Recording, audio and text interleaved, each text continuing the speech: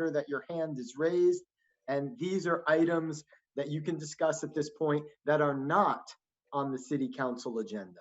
So anything that is not on the city council agenda, if there's an item that is on the city council agenda you would like to discuss, please wait until we get to that item on the calendar. Thank you so much. Thanks, Mayor. First, we have Crystalline. Crystalline, go ahead. Good evening, everybody. I wanted to kick it off with some super fun news.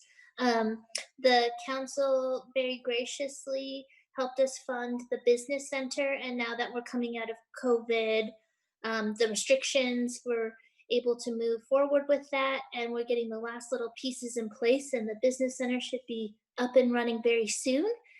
So we're really excited to be able to help people start new businesses or better overcome their business hurdles. So just really appreciate you guys helping us with this and really helping this come to fruition. It's been a passion project of mine, and just wanted to send my appreciation. So thank you. And we'll have a little ceremony of some sort to celebrate it. So coming soon. Thank you. Very good. And then Vice Mayor Brownstone asked if we could, Jessica, he thought it worked out really well last week. We asked, I guess, with 30 seconds left of public comment, if you want to just give people a heads up type of thing. So sure. I think that's a great thing to continue. Thank you, Robert. Yep. Feel free. Go ahead. Next, we have Mary Bernier. Mary. Thank you. I would love to thank the council for two recent actions. It's especially wonderful for the people involved. The first one, of course, was the vote on the minimum wage for everybody in town. And it was so super to see every single council member very much in favor of that, and given all the reasons that you had for why you were voting the way you did. The second one happened last night, or well, early in the evening. With the tremendous help of Matthew Chidester and Victor, there was the first nighttime testing for COVID. And this is a super, extremely important thing for people who aren't able to get time off work during the day. So I'm just so very grateful for you to have helped make that happen too. A lot of places are obviously sticking with the project baseline that just does it, daytime hours, which doesn't reach everybody. And I wanted to make a correction. When I was speaking before your vote on the minimum wage, I didn't expect to say what I ended up saying, but I was wrong with the comment I made about Tres Amigos Taqueria. I have since learned that I don't want to blame it on the church lady, but that what I was told wasn't true, that it looks like they are following that law that is being enforced by the Department of Labor, Wage and Hours Division. And I just want to apologize for saying something incorrect. Thank you very, very much. Mary, very good. Thank you for that. That's it's a rare public to open up like that. I appreciate it. Thank you for correcting and following up. Next, we have Brent Turner. Good evening, City Council staff. My name is Brent Turner. I'm going to make a public comment. I don't know the exact order of the agenda tonight. I'm assuming that there is a local plan conversation later, so I'll hold my comments there. But just regarding COVID, we had a conversation today at the San Mateo County Board of Supervisors, and I think there was a realization that with recent findings, it is and has been prudent for us to avoid gatherings, even the outside gatherings that are preferable to the inside gatherings. I think there's some new information that needs to be noted, that with the spikes that are occurring, not so much right here locally in this moment, but in other places in the US and certainly inside the White House, and now, as we are hearing breaking news, inside the Pentagon, which is affecting our national security. We need to be very conscious. Again, first and foremost, I think it should be said that we want to protect the children in the school systems. So if this council could show extra sensitivity to our school children, I think the town would appreciate that. And I look forward to the other subject coming up later. Thank you. Thanks, Brent. Very good. And next we have David Ablobi. Hey there, can everybody hear me? Yep. Cool. I just wanted to address you all briefly. First, again, to hear me choke on a hair. That's pleasant.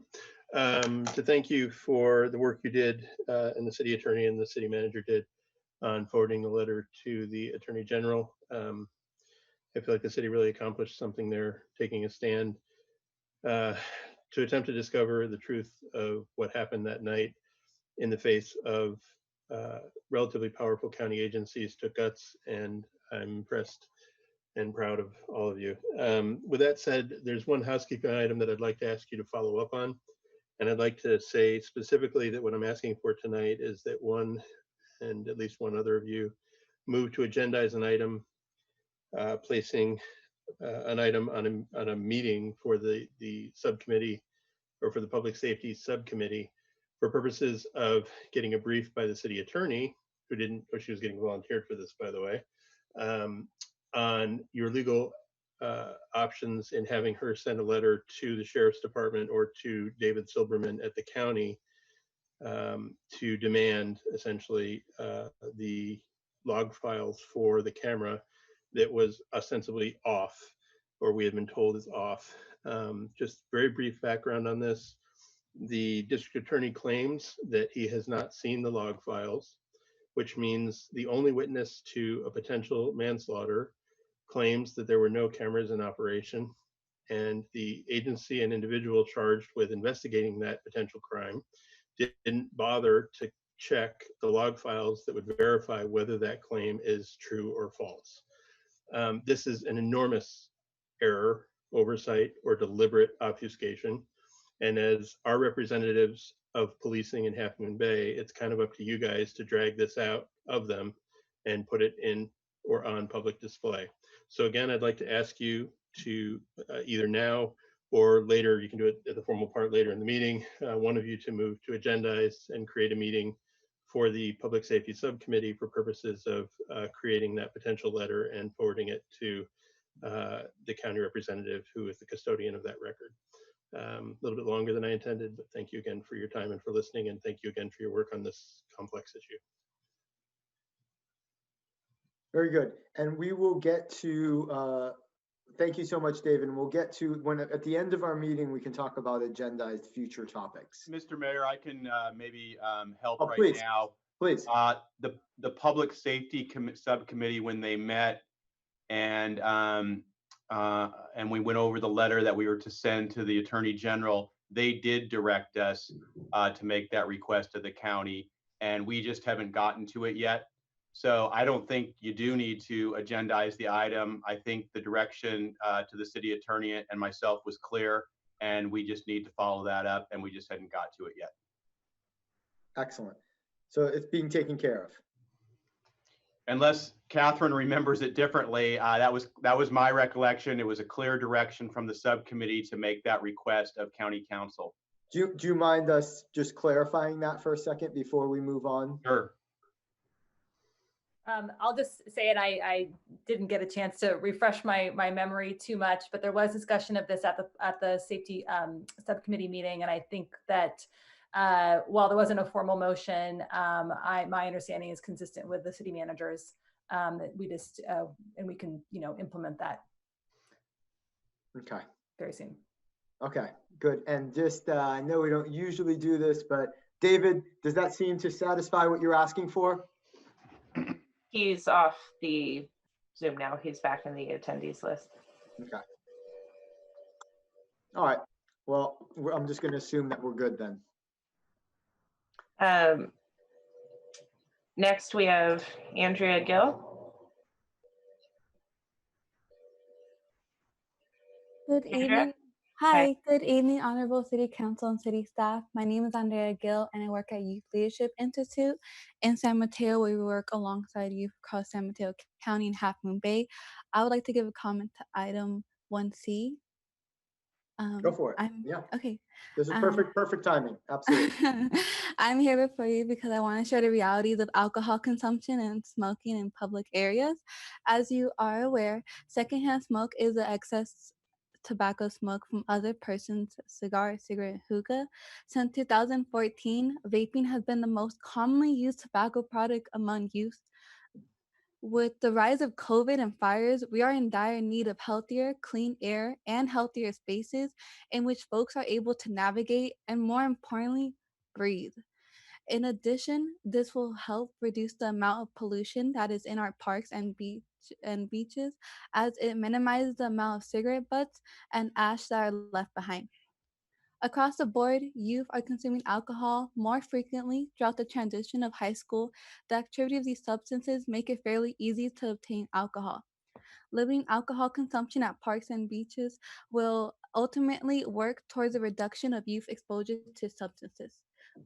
We appreciate your commitment to improving our communities, and thank you for your time and space to share out.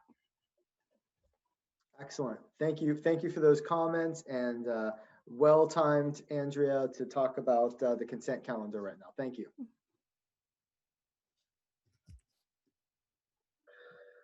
Okay. That is the end of public forum. Very good. Very good. All right. Well, I will move on to proclamations and presentations. There are none. There are none. Very good. And then I will move on to the mayor's announcement of community activities and community service. So last night, I met with representatives of the Boys and Girls Club and our Coastside Soccer club teams. And we talked about what we can do to get club soccer back going in Half Moon Bay. I think we came up with a start date of October 17th.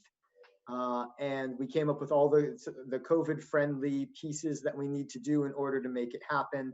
We're doing a big push at this point to get youth socially distant, but back on fields to make sure people are moving around and having the athletic,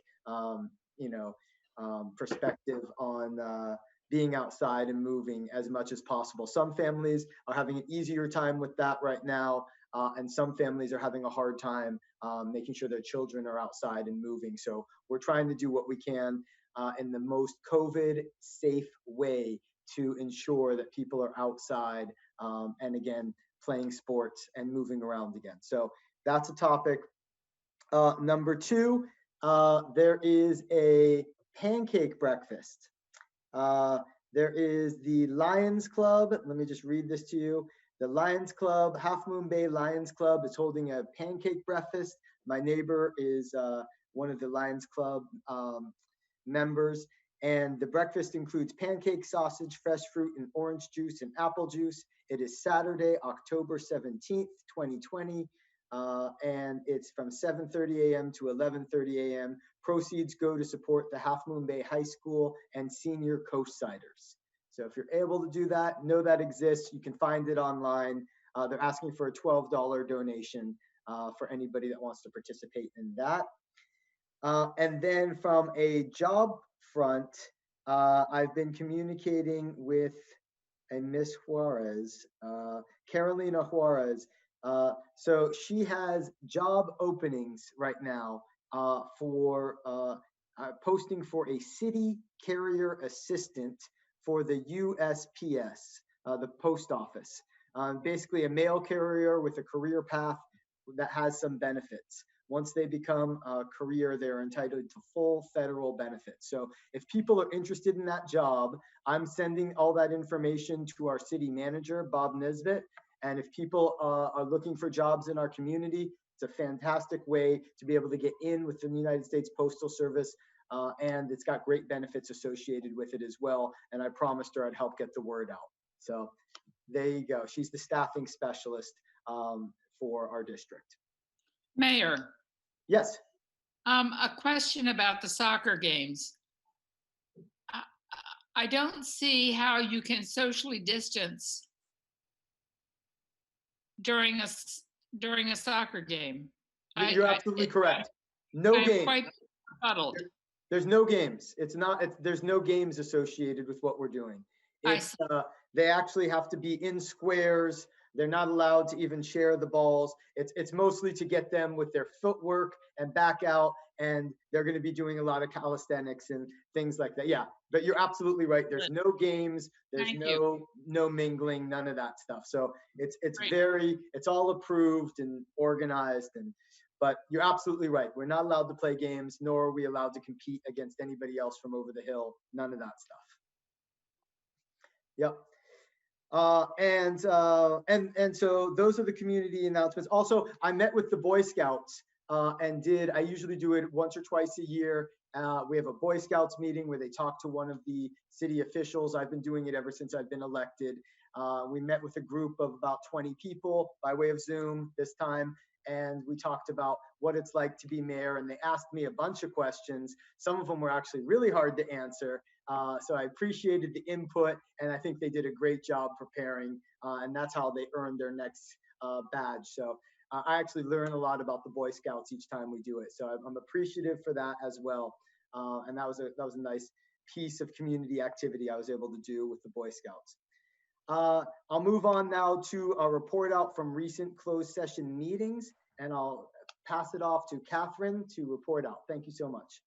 Great, thank you, Mr. Mayor and Council. The Council met in closed session prior to this regular meeting to discuss one item of existing litigation. That case is City of Half Moon Bay versus Granada CSD and Montera WSD. The Council took no reportable action. I did, however, want to note that the Council met in closed session. It was exactly a week ago on September 29th. And it did take reportable action with respect to one item of anticipated litigation. The council discussed the significant exposure to litigation based on receipt of a Coastal Commission appeal of a coastal development permit to align city user fees with state parks for the Poplar Beach parking lot. And the council unanimously voted in favor of authorizing the city to defend in that appeal before the Coastal Commission. And that is the conclusion of my report out of closed sessions. Okay, excellent, thank you. And then I will move on to city manager updates to council. Thank you, Mr. Mayor, members of council, members of the public. We have 3 updates today, one on COVID-19, one on the CZU fire, and one on climate change. Three of the big issues of our time. Yeah. So we'll kick it off with Deputy City Manager Chittister. He has a great update on our new testing that started, that you heard about during public forum. Matthew. Thanks, Bob. I think actually Jessica is going to kick it off with some information about just where we're at, and then I'll take it from there. Yes. Colleen, if you could go to the next slide, please. Thanks. So on September 22nd, which was about 2 weeks ago, San Mateo County advanced from the purple tier to the red tier, which allowed a number of businesses to modify operations, which included restaurants being allowed to open indoors at 25% capacity. Retail has been allowed to open indoors with 50% capacity. Same for shopping centers, indoor swap meets. Personal care services were allowed to open with modifications, and those include things such as hair and nail salons and barbershops. Museums, zoos, and aquariums at max 25% capacity. Places of worship were allowed to open at max 25% capacity. Indoor movie theaters and gyms and fitness centers indoors at 10% capacity. Bars, breweries, and distilleries where no meals are served remain closed. Next slide, please. So today's report from the state health department showed that San Mateo County is not meeting the metric goals required for moving forward with additional economic reopening. 4.3 new cases per day and a positivity rating of 2.6%. And as a reminder, if a county's metrics fall within 2 tiers, the more restrictive applies. So you'll see that for the positivity rating, we would fall in a lower tier, but the 4.3 new cases per day still keep us in the red tier. Additionally, today, the state added a third indicator, which is called the health equity metric. And under the metric, each county must ensure that positive test rates in its most disadvantaged neighborhoods do not significantly lag behind the county's overall positivity rate. And so for a county to move to a less restrictive tier, those disadvantaged neighborhoods, measured by a variety of social, health, and economic factors, must come within 5% of the overall positive test rate required for that tier. And in San Mateo County, the positivity rate for vulnerable communities is 5.3% compared with an overall county positivity of 2.6%. Tier assignments are reviewed every Tuesday, and counties can move between tiers every 3 weeks. Next Tuesday is the first Tuesday that we would be eligible to move if the 3 metrics align with the next tier. San Mateo County Health has updated the number of positive cases as of yesterday to 10,309. And with that, I'll turn it over to Matthew, who will discuss testing. Thanks, Jessica. So as was shared by one of our wonderful public speakers earlier, last night we were able to officially kick off our COVID testing here in Half Moon Bay under the new curative self-administered test kits.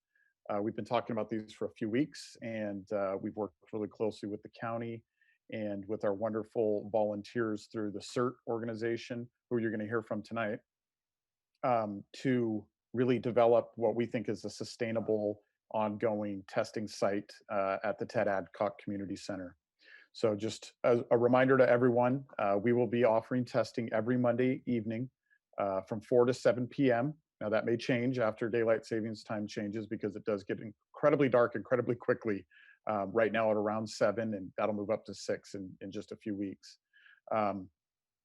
The purpose or the idea is to provide a testing site that removes as many barriers as possible. And one of the major barriers we heard about previous testing sites was the daytime testing is really hard for individuals that work, especially those working in low-wage jobs, service jobs, farm workers. And we wanted to make sure that tests were available for them. The registration process is much simpler than past tests. You can register online. You can see the link here on this page. You can also see there's a QR code if you scan that with an iPhone or a QR code reader on any other smartphone. It'll take you right to the registration page.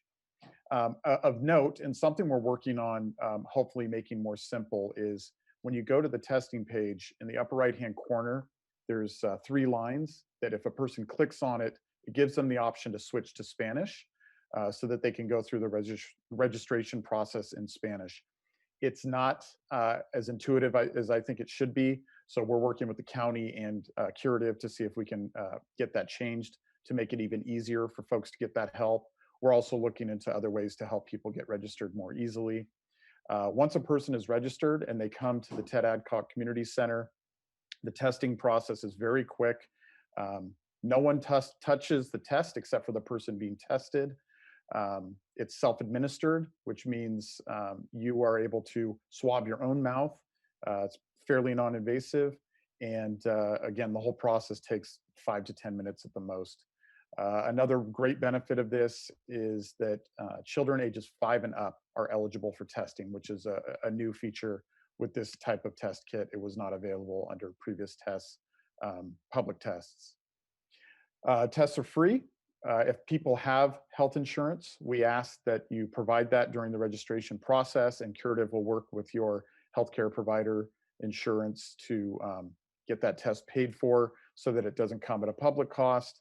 Either way, it should be no cost to the individual. If a person doesn't have insurance, the bill is paid by the county, which we're really grateful to the county for making this available and working with us to get this site up and running. As we said before, next slide, please. The ability to do this work would not be possible without the support of our volunteers. Can I get the next slide? I don't know if it's not advancing. Okay. Oh, there we go. Here's a couple of great shots. We also want to thank the Half Moon Bay Review. The upper left-hand picture is Sarah Wright, one of our local writers for the newspaper. And she came to just learn more about the event last night and to write an article, and decided while she was there to go ahead and get tested. And we're really grateful that she was able to go through that process and document that through a nice article today and a great picture from our local photographer there. So again, we're grateful for all the community support we're getting. The nonprofits in our community are an important part of getting the word out and helping people getting registered so they can participate. Last night we had 30 people tested. We hope to see that number increase exponentially over the next couple of weeks. And once this site is truly up and running and really humming along, our hope is to go out into the community. I believe the next site that we'll get up and running will be targeted at seniors and take place at the senior center on Main Street. We're also working with Abundant Grace to make sure our homeless residents get tested, and looking at farms and other large employers as an opportunity to get folks tested on at their work site on lunch breaks so that they don't have to take time away from their work to do this. So again, grateful to the support of the council for allowing staff to take the time to do this. I think it's important for the community. Especially grateful to the Coastside Fire Protection District and our CERT volunteers for providing the help we're going to need to make this really an ongoing effort. And we hope to provide it at least through the end of the year, and as long as we need to until we get this disease under control. Any questions? Yes. Matthew, I just clicked on the website and it takes me to the website, but not to the registration. So it's a little confusing. I don't know how to get to register. I'm assuming you don't have to register online, that you can just walk up and register, but it's a little misleading. Maybe it's just me, but I just tried to go there and I can't get to any registration. Yeah, thank you for sharing that. And yeah, obviously, whether it's you or not, this process should be seamless and simple. So I'd love to connect with you maybe tomorrow and we can walk through it and see what's happening. But you're correct. You do not have to pre-register if you want to come and get tested. We will be registering people on site. It just adds probably about 10 minutes to the process. So for us to be able to process as many tests as possible each week, the more people that can pre-register, we want them to. But again, we'll have bilingual support, registration on site. More than anything, we just want people to show up and get tested. So thank you. Thank you. I just want to say, Matthew, wonderful work. It's really important, and I really appreciate it. So thank you very much. Matthew, I had a question. Do you happen to know offhand? So if, I mean, this is fantastic, having ongoing local access to testing is what a lot of people have been asking for. And as we move into winter where things might start spiking, we don't know. I think it's going to be great. Just one quick question. So if someone, to say, as you said, to keep costs down, if someone uses their private insurance, do you offhand know if they would still have to pay, a lot of insurance, you have a deductible and stuff. Do you know if this kind of thing is automatically free or, the deductible has to be satisfied first? Yeah, there's legislation in place that requires insurance providers to cover the cost of COVID testing at no charge to the individual. So if you provide your insurance information during registration, Curative works with your insurance provider, it gets paid, and an individual should never have to pay for this, either out of pocket or through their insurance. Great, I think that'll even further incentivize more people testing. Thanks a lot, fantastic work, appreciate it. So I have a quick question. So say somebody tests positive, what sort of follow-up is available for them in terms of next steps? That's a great question. So as people go to this testing site and leave, they're providing information, again, in English and Spanish, and we want to make some other languages available also on what to do if you test positive. If somebody does test positive,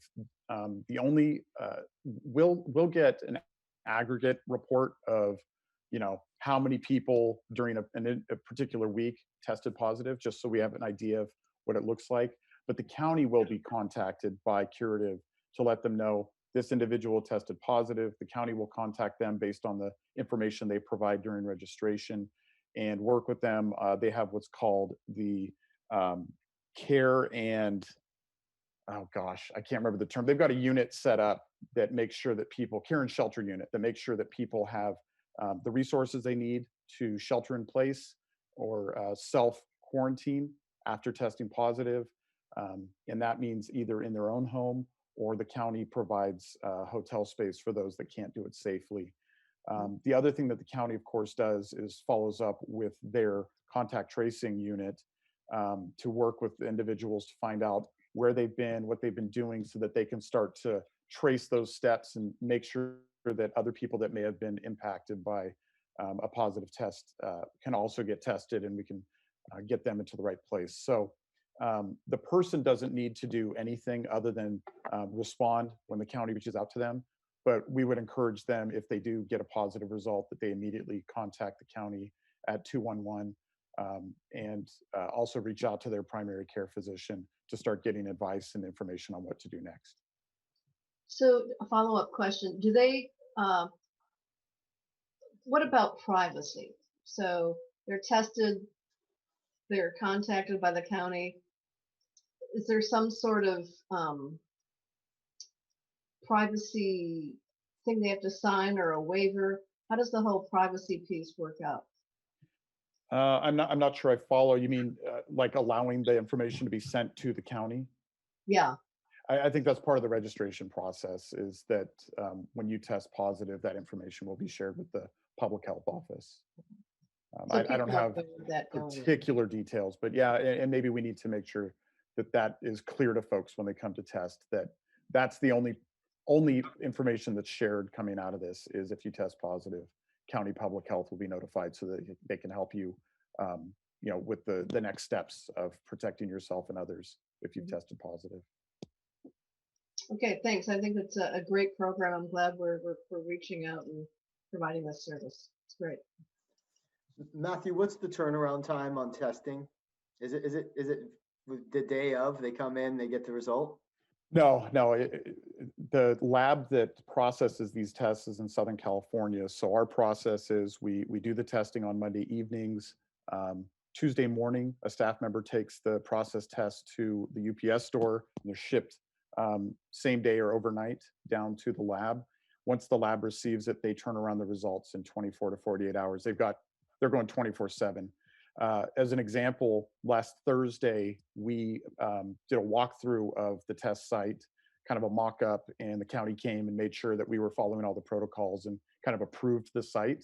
And as part of that process, we tested several of our staff. And so that was Thursday midday. And most of our staff got the results on Saturday and Sunday via text or email.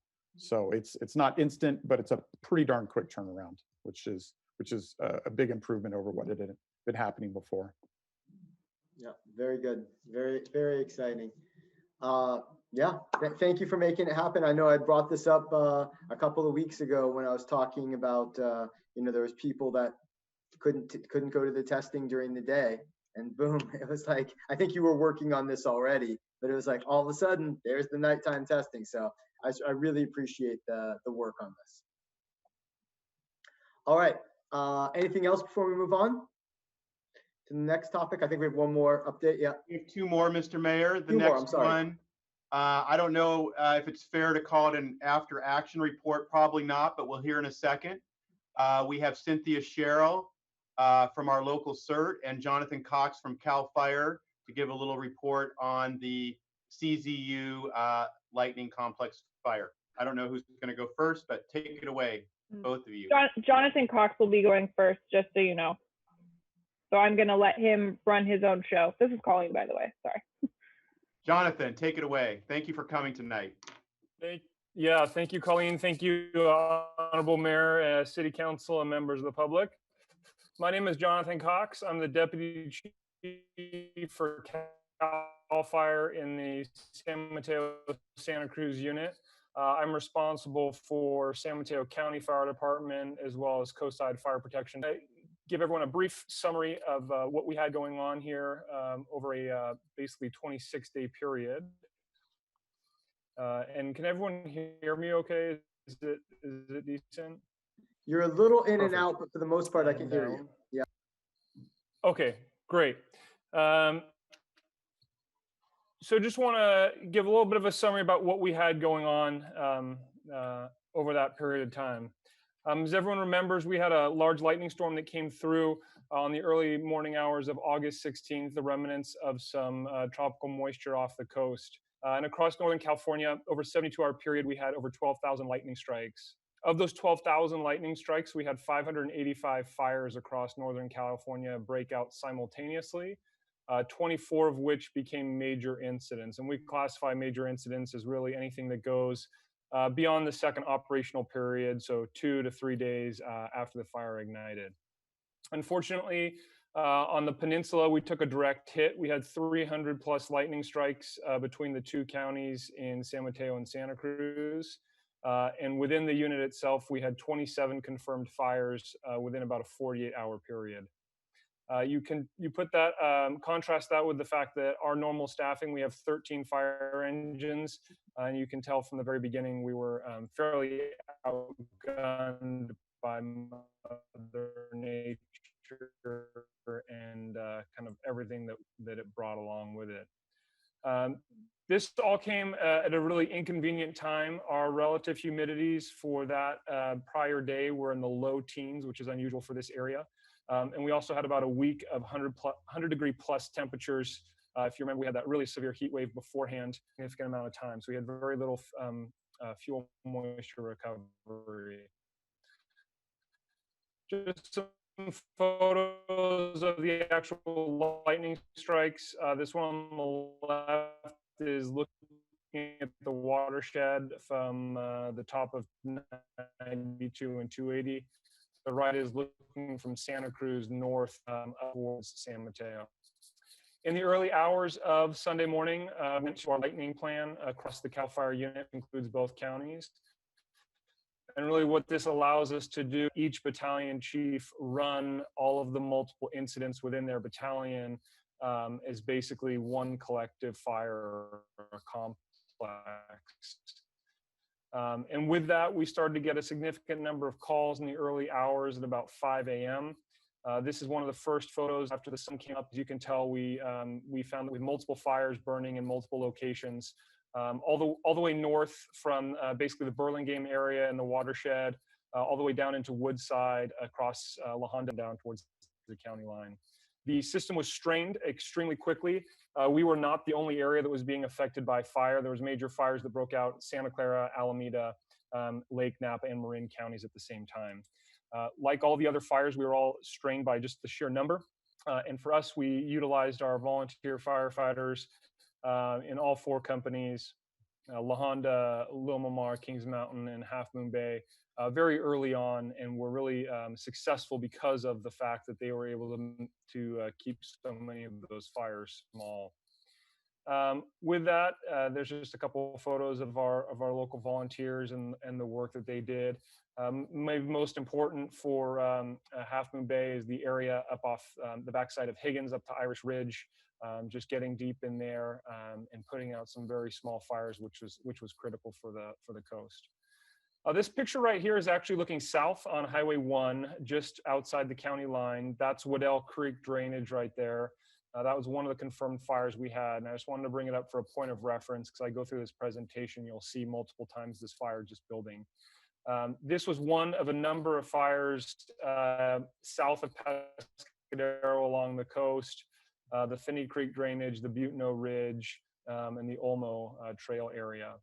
This is about the same time on Sunday morning, looking at the upper Buteno from the Skyline area.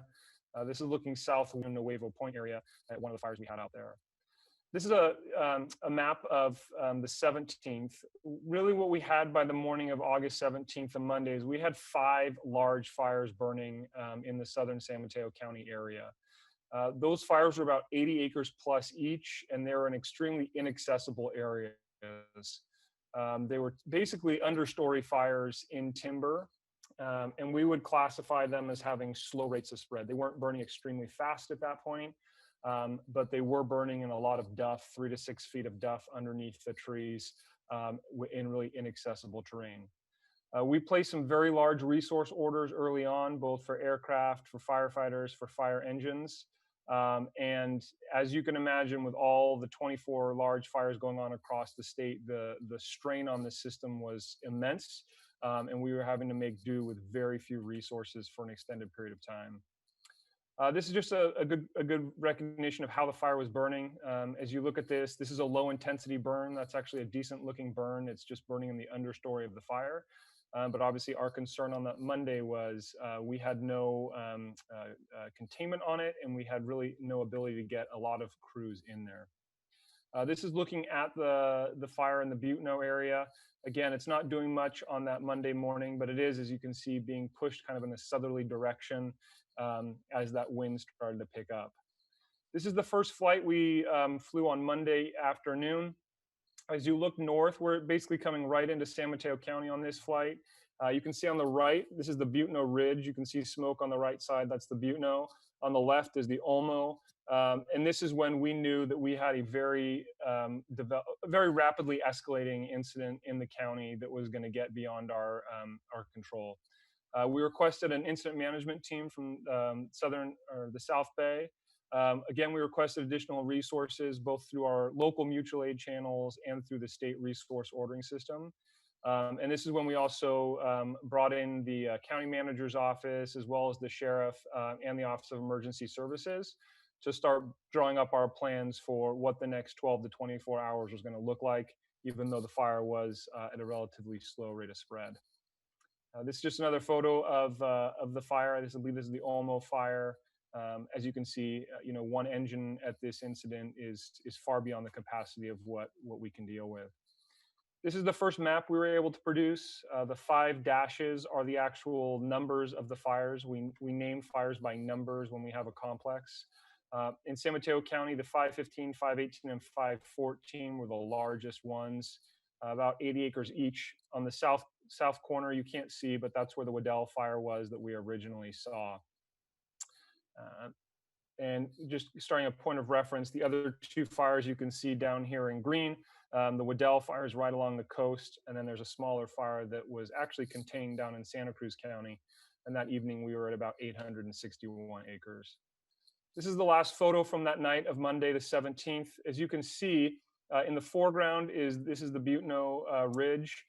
You can see the main fire. We're basically right over Lomamar right now, looking south.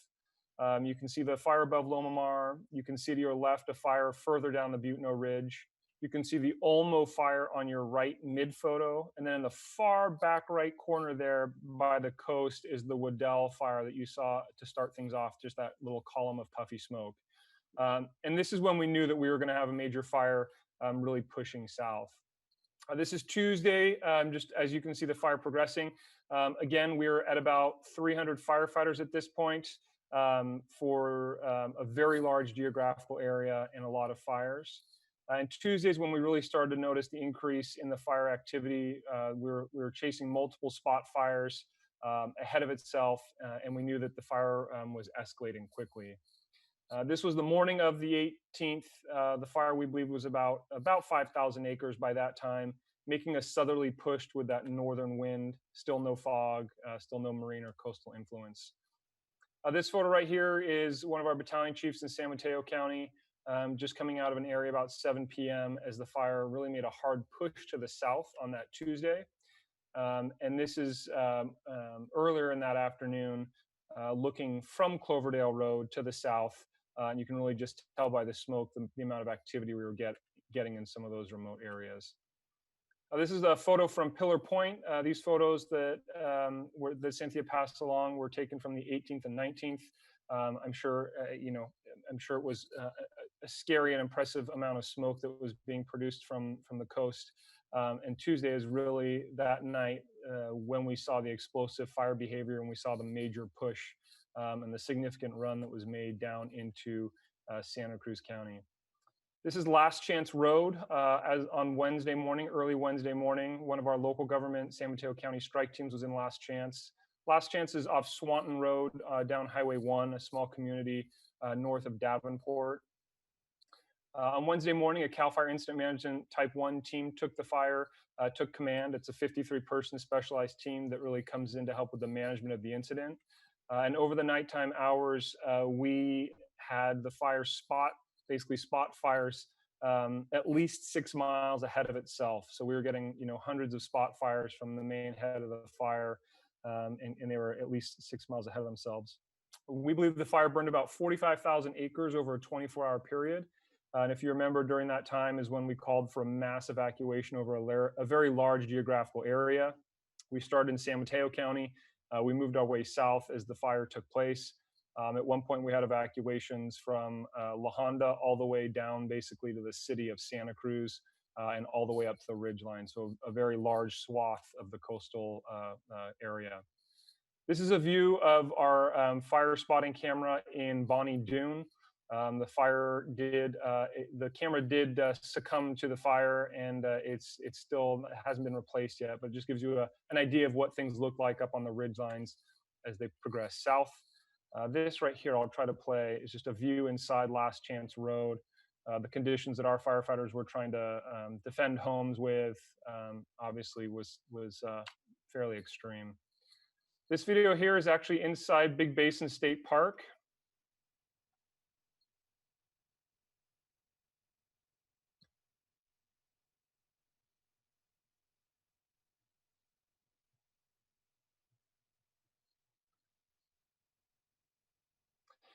That strike team in there was actually stuck at that moment. They were trying to defend the historic structures inside the state park when, as you can tell, the fire just really ran through that area and really kind of devastated a lot of those old growth trees in there.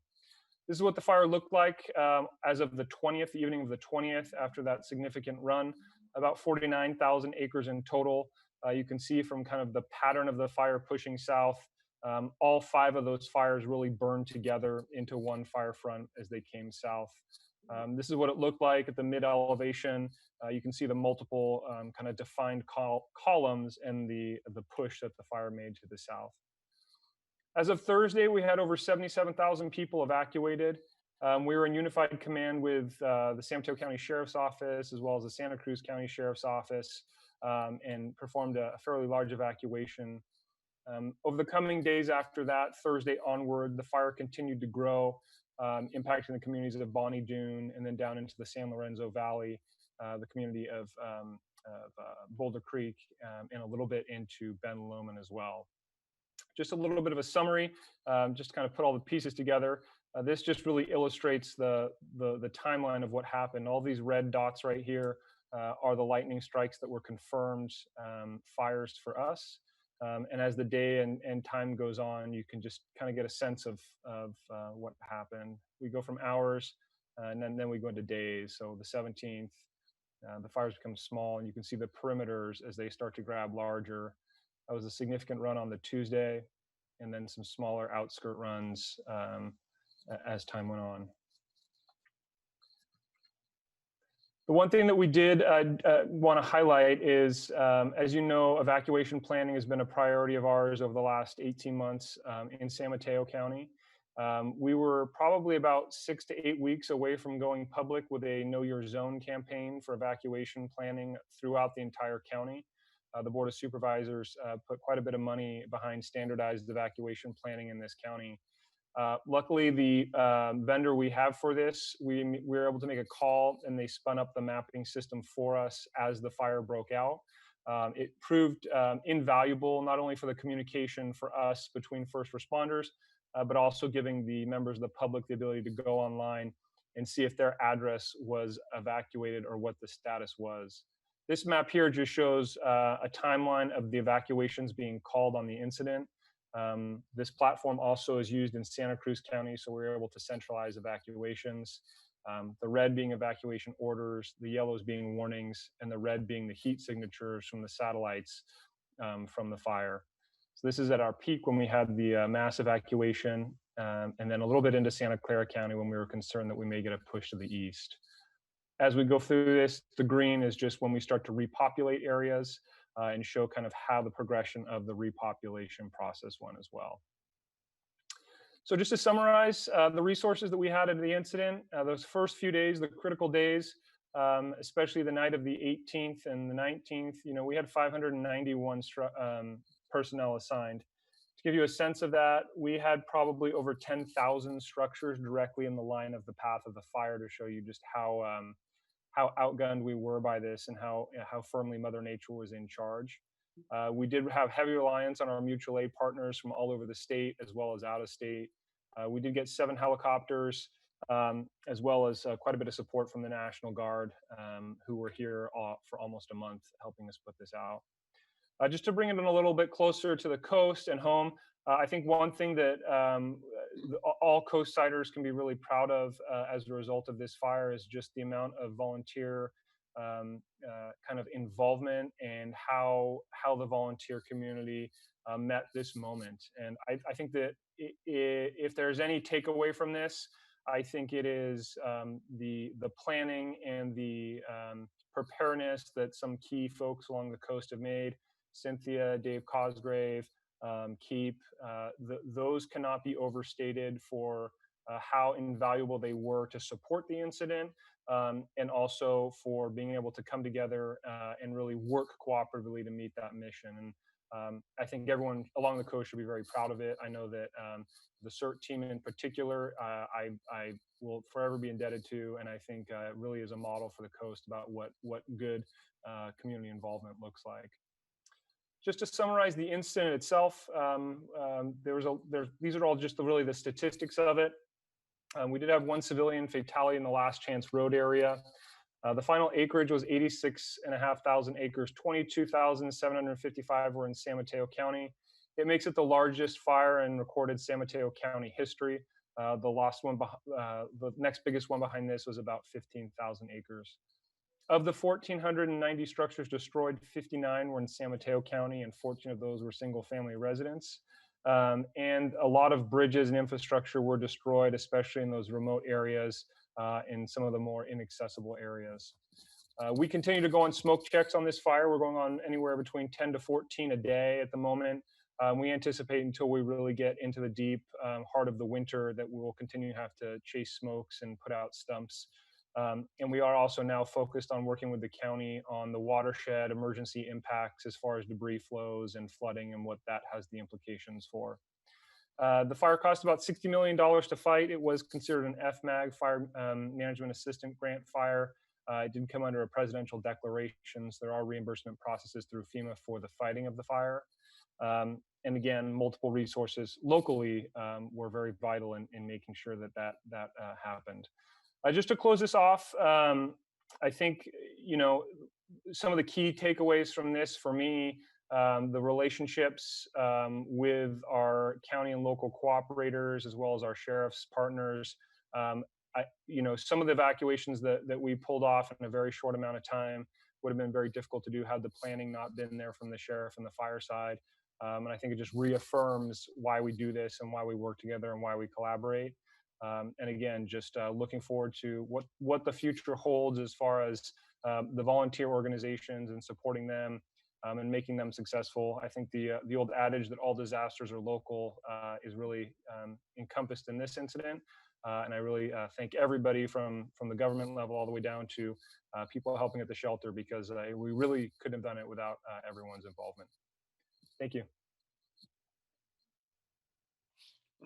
Hey, Jonathan, may I ask one question quickly just before we move on? And I know Cynthia is going to go up next, and thank you both for all your help with this. Just for my own education, containment. When I hear that a fire is 20% contained, from my perspective, uninformed citizen, the whole thing, I think of 80% of it being not contained, which makes me worried. But as I learned more about it, I started to understand that 20% containment actually means a lot more than the percent of 20% being contained. So can you just, we have a lot of people here tonight. I figure it's a great opportunity to talk about what the definition of containment actually means. Yeah, I think that's a great question. So we consider containment after there is literally a piece of hose line or a piece of dozer line, or someone has scratched a piece of hand line, or it's burned up to a road. And that piece of line has been what we call tested. And we usually like to test line for at least 24 hours, preferably with some wind behind it. So we may have a dozer line around a part of a fire, and we're not showing it as contained yet, because that division supervisor, the person responsible for that geographical area, does not believe that if there was some sort of wind or an extended heat on it, that it would hold. So it's a misnomer, because it may say 20% when we're closer to 30 or 40%. The kind of rule of thumb is once you start to get into the double digits and see a couple of days of significant rise, that's when you start to realize, okay, there's some significant progress being made. Very good, thank you. All right, and let's move on. I believe Cynthia is doing the second half of the presentation. Yeah. Thank you so much, Perfect. Mr. Mayor. We appreciate, I appreciate the opportunity to come and talk to you tonight.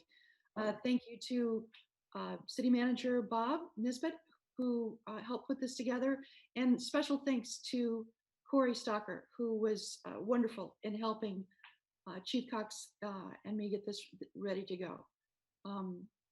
Chief Cox, I just want to start by saying thank you so much. So inspiring to see what you stood up to with the resources that you had and the difference that you made in the lives that you saved. So, thank you. Thank you. Just as Chief Cox described the CAL FIRE Unified Command response to the fires, I'll share a brief overview of COSIDE CERT and our allied professional and volunteer emergency social service agencies' local response to the pandemic and the wildfires. Next slide, please. So without going into detail about what COSIDE CERT is and does, since this is City Council, it's like telling Noah about the flood. Here's a quick review of the fast facts. When the COSIDE CERT Fire Protection District Board of Directors voted unanimously to sponsor COSIDE CERT on May 2nd, 2019, we had about 350 members. 17 months later, we have more than 1,500 local members, including 245 certified CERTs and 108 FCC licensed ham operators, many of whom are both CERTs and hams. We can explain later why that's important. We are the fastest growing emergency response group on the peninsula. COSIDE CERT goes beyond free online and in-person emergency response training to organizing neighborhood to neighborhood emergency support networks in 32 local neighborhoods. Alongside the Half Moon Bay Amateur Radio Club, we are coordinating walkie-talkie networks in each neighborhood and ham radio communications between networks to the DOCs set up at fire stations here and in La Honda Pescadero. We are currently organizing the Great Coastside Shakeout with 18 neighborhoods and La Honda SC4 Aries to stage an earthquake drill this Saturday morning, 10/10, and measure participation from Montero to rural South Half Moon Bay. None of this would be possible. If you're interested, cosidecert.com, just go right there, sign up. None of this would have been possible without the steadfast commitment and leadership of COSIDE CERT's founding program manager and lead instructor, Fire Battalion Chief David Cosgrave, who has just celebrated his 30 years of fire service on the COSIDE. Chief Cosgrave has been teaching CERT to prepare COSIDE residents for whatever comes since 1999. Next slide, please. So COVID, Chief Cosgrave made sure we had the first COVID information posted on cosidecert.com in January, a little bit ahead of the curve. Our first actual COVID preparedness communication went out on March 7th, and we got a good review from Dr. Scott Morrow, who is one of our local residents, and received the communication just as part of the COSIDE CERT communications. SI shelter in place began on March 13th, and we immediately pivoted from the training process we were in at the time to changing our roster, which became our biggest asset during COVID, our ability to communicate. Unlike emergencies where we are trained to respond in multiple modes of communication, anticipating that we would have lost telecommunications. In this case, we had it all the way through. So we immediately went to how we could get to our 1,500 plus people in less than an hour. We began, because the CERTs had been trained since 1999, we had leaders, CERTs who were leaders in most of the organizations on the coast side. KEEP, City Council, MCC, Half Moon Bay Review, Senior Coastsiders, Red Cross, ARIES, LEEG, Coastside Hope, Peninsula Humane Society. All of these groups have CERTs in their leadership. So it was easy for us to communicate very quickly with all of those individuals. And we fanned out doing a whole variety of different types of activities, which of course you've read about throughout this, this whole COVID period of time. At the city's request in June, we began to assist county OES with COVID testing, which is still ongoing. And we put in about 384 hours on that testing site, which occurs 2 Tuesdays on, 2 Tuesdays off. We've reported 7,570 volunteer hours to the state between April 20th to August 16th. When the fires broke out, I stopped reporting COVID stuff and went to fire stuff. So, but if in our grant, we track volunteer hours, and the grant uses $27.20 an hour as a idea of what type of contribution those volunteer hours are worth. And at that rate, we've contributed $206,000 to the COVID response in this region. The reason we do that is because we won a grant, and the state wants to know how good is their investment for what they have put to us, what have we given back? And that's how you get that number. Next slide, please. So as Chief Cox just beautifully described, when the lightning occurred on the 16th, we immediately began preparing for mutual aid missions, especially supporting branch 3 and 4. We began, Chief Cosgrave activated the CERTs on a mutual aid mission supporting 3 and 4 at their DOC, beginning 12-hour shifts at La Honda Fire Station 57. On August 20th, when the La Honda and Pescadero evacuation orders were issued, we immediately returned to Half Moon Bay and set up a DOC at Fire Station 40. And what that was a backup in case Fire Station 57 became endangered directly by fire. All of the people who were there could come to F40, and we would have everything prepared for them. We would have the message boards set up, we'd have the phones, we'd have the ham radio set up, we'd have everything ready to go. So we set that up initially as mutual aid, and it immediately became an information source where when we were at La Honda, the major things that we were doing there were serving as information.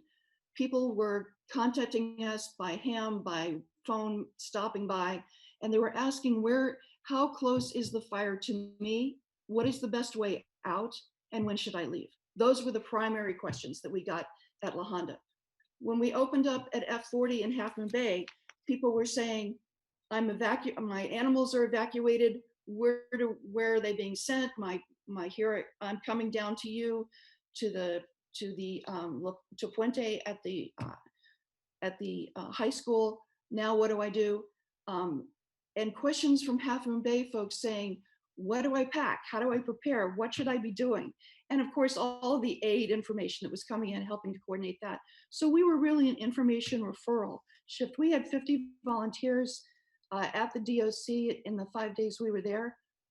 We had another 50 standing by. So, and we were deploying. The major thing we did in our 4 days there and our day and a half up at La Honda was mutual aid, sending our CERTs to the various points with other agencies calling us and saying, I need a CERT, I need a ham, I need large animal experience, I need a Spanish speaker, whatever they needed, Mandarin, we sent people. We learned many, many lessons, and we got the hams and new radio. Next slide, please. So what we learned was mutual aid.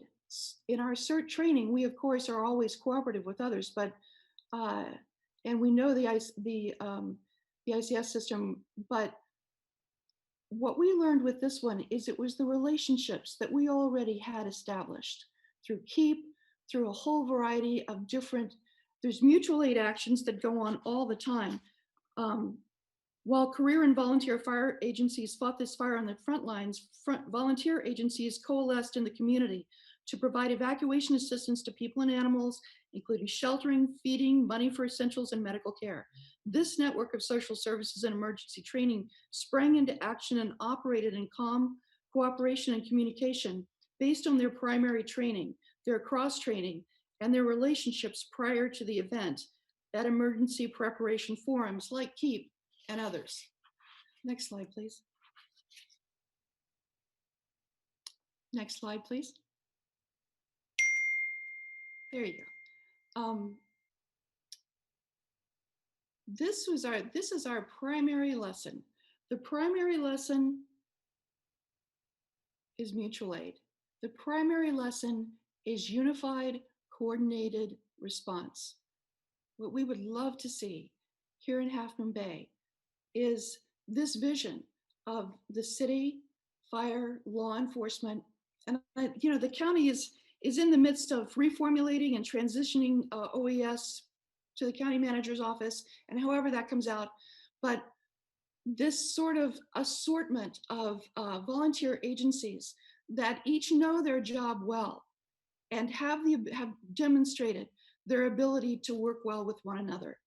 This is, we hope to work together more closely going forward with the city, with law enforcement in the county, and of course fire, to help have a unified, coordinated response. If we did this well without actually practicing with one another, imagine what we might be able to accomplish if there was a more concerted effort towards this end. We are all trained in our individual areas of focus, and multi-agency events happen all the time. A mutual aid response on this scale is unprecedented in recent community memory. We all learned a lot. Going forward, a unified coordinated command with local city, fire, and law enforcement, coordinating hand in glove and observing ICS protocols would help us all achieve an even better community response and serve the common goal of calm, clear communication and coordination during public emergencies. The last slide, please. So based on relationships, performance, and mutual respect, we hope that the emergency response plan that we can all work on together will result in a unified, coordinated response to whatever emergency we continue to face in the future. Thank you. Cynthia, great. And I got to do a little shout out. I had to go get this information. I'm gonna put it up here. Thank you. But don't forget that there is this Saturday, 10/10 at 10 a.m. and I'll let you talk to it unless you want me to continue. But please continue. You want me to continue? So you can participate at home or come to the neighborhood command post at Poplar and Highway 1. There is a 15-minute Zoom webinar at 10 a.m. Again, this is 10/10 to learn about coastside earthquake safety. The link and Zoom webinar is on this attachment. The presenter is Battalion Chief David Cosgrave of the Half Moon Bay Fire Protection District, and will provide additional instructions. And then they want you to use the backside to let you know and put this up on your garage how many people actually attended. Again, this is we would be honored to have all the residents of Arletta Park participate in a coastside earthquake safety webinar and coastside Great Shakeout communications exercise. Oh, so, awesome, Mayor. We have an amazing on our street.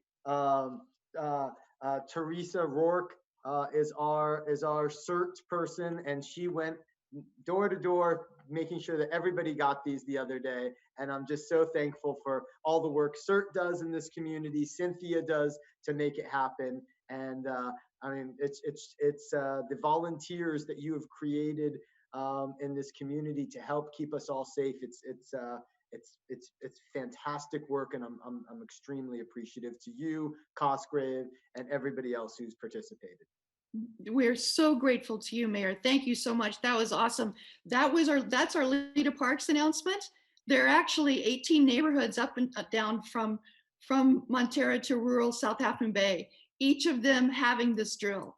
So we anticipate a great response to this, and your plug here really helps. So thank you very much. My pleasure. My pleasure.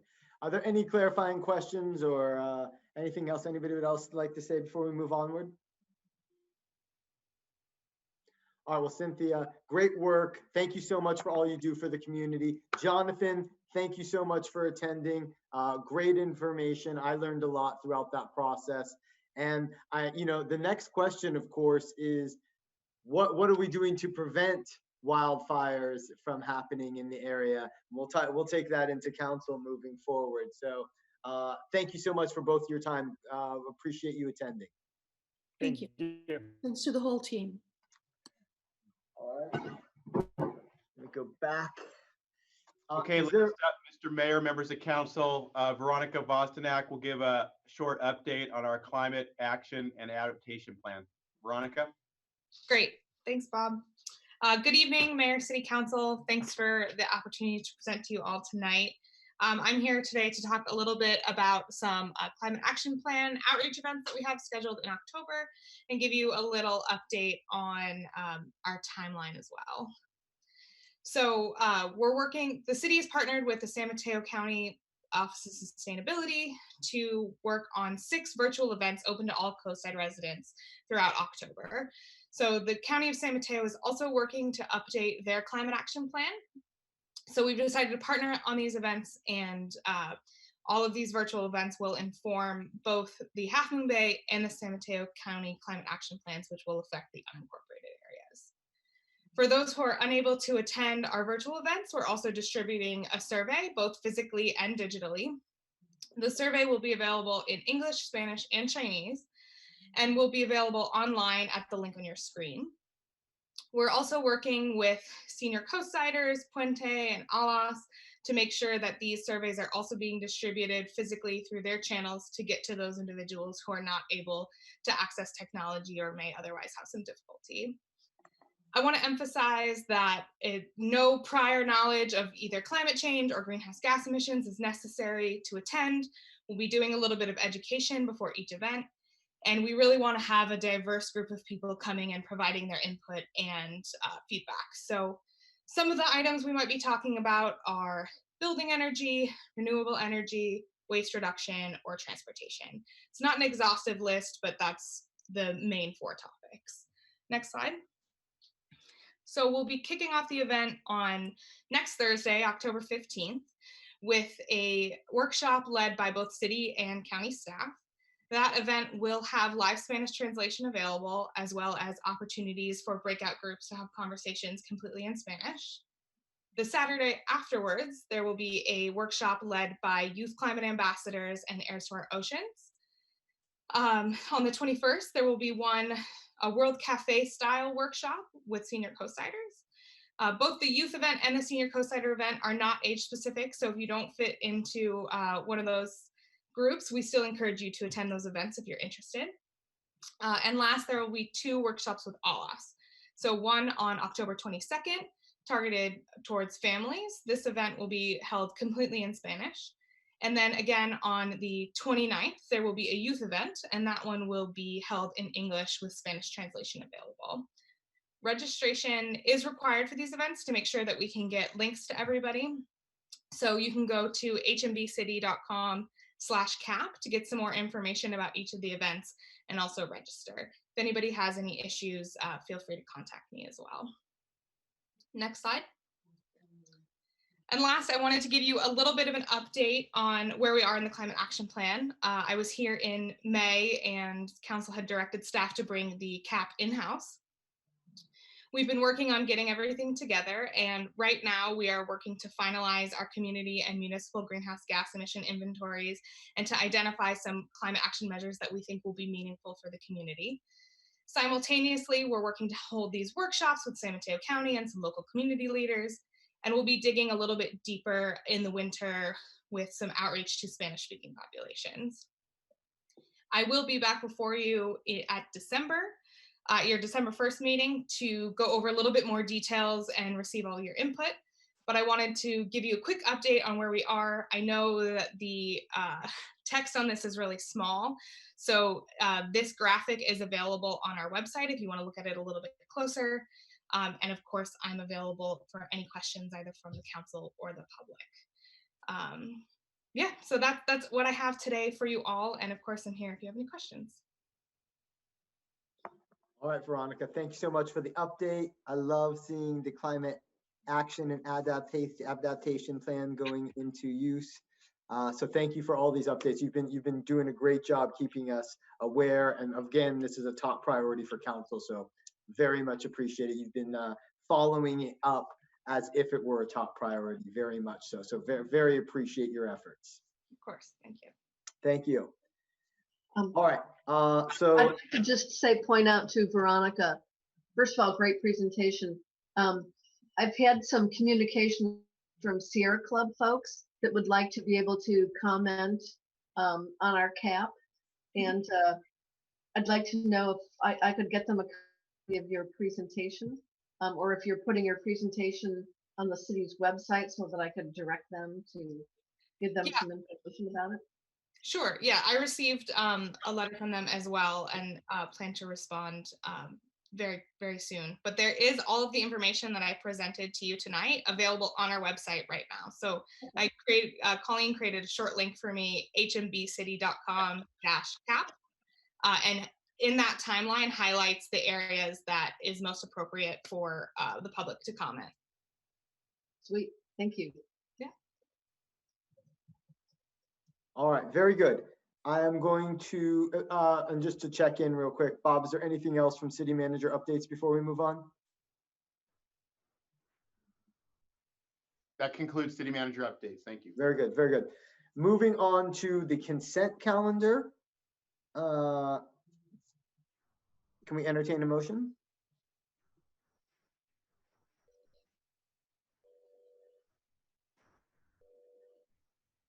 Vice Mayor Brownstone? Yeah, I'd like to pull an item. Go for it. Wanted to pull item 1E.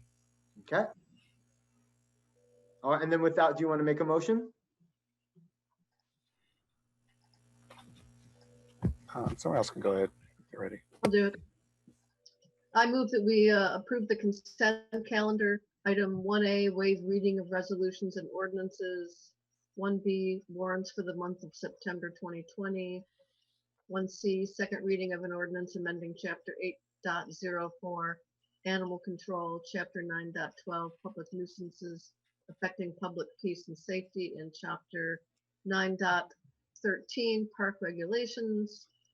Item 1D, an ordinance repealing Section 7.30 of the Half Moon Bay Municipal Code, entitled Polystyrene-Based Disposable Food Service Where Prohibited, and adopting a new Chapter 7.30 entitled Disposable Foodware. Item 1F, resolution in support of campaign to increase promotion and enrollment in California's low-income rate assistance programs. And 1G, termination related CZU complex fires. And do we have a second? Second. Excellent. And Jessica, will you kindly do the honors? Yes. Councilmember Reddick? Yes. Councilmember Rohrbeck? Yes. Councilmember Penrose? Yes. Vice Mayor Brownstone? Yes. Mayor Eisen? Yes. Motion carries unanimously. Excellent. And Vice Mayor Brownstone, would you like to talk to item 1E? Yeah, I need a little more clarification on why we're moving ahead with a letter like this if, we already have the scheme set up by the state, right? Purple, red, orange, yellow, green. And I'm not sure why we're jumping the gun on this. We're in the red right now. And I would assume that the hotel and hospitality industry is already, working with the state to figure out how and when they can have groups of 50 or more meeting. And as the letter is written, it seems kind of vague to me. It's basically requesting organized gatherings of 50 people or more be permitted. And it's so general. I mean, I know they compared it to, well, we already have religious events that are allowed. But most of those other events that are allowed, worship, are for very short durations. The language that I'm seeing here, what does that mean? Does that mean you could have a 3-day event for 50 people, over 3 days, and hope that everyone over those 3 days follows all the guidelines? I mean, it's like, it's almost like a conference, right? And you can have food and alcohol. And it strikes me as all, when we hear about all the other events going on where people have contracted disease, right? Because people weren't necessarily following all the protocols. The question in my head is, who monitors this? Who would monitor a 3-day event, carefully to make sure people are obeying all the regulations, and people are meeting in small groups, maybe large groups? It seems like a lot, and I don't know why we wouldn't wait for the state regulators to figure this out. Because right now, even all the way down to green, just general meetings like this aren't allowed, right? So I guess I'm not understanding why would we necessarily be jumping the gun on this. I mean, I do understand all the other considerations in terms of income and how dependent we are on hotel income, but this also seems to have a number of potential risks possibly associated with it. And, I wouldn't want us to have a headline that, because of a Half Moon Bay event, lots of people got sick, right? That almost would kind of work counter to, keeping the industry healthy. So, so I was just kind of wondering if you get more clarification or any thoughts on that. Yeah, no, good questions, all good questions. I'll let our city manager try to respond at the start, and then we can go from there. Sure, Mr. Mayor and Councilmember Brownstone, I'd be happy to. In terms of your question about kind of what prompted it, the motivation, I think the first time it came to our attention was that we noticed the city of Burlingame had drafted a similar letter. And then when I was talking to the mayor of Burlingame at our recent groundbreaking event, and she confirmed that it was something that they did and kind of gave her reasoning for why their city did it. And then in the past week, we've also had conversations with the general manager from the Ritz, and also Dana Dahl, who represents the hotel industry here in Half Moon Bay. And I think Matthew also talked to Chrislyn from the chamber to see what they knew about this. And so they did know that there was discussions going on, at least regionally. I don't know if they're also going on at the state level. Maybe they are.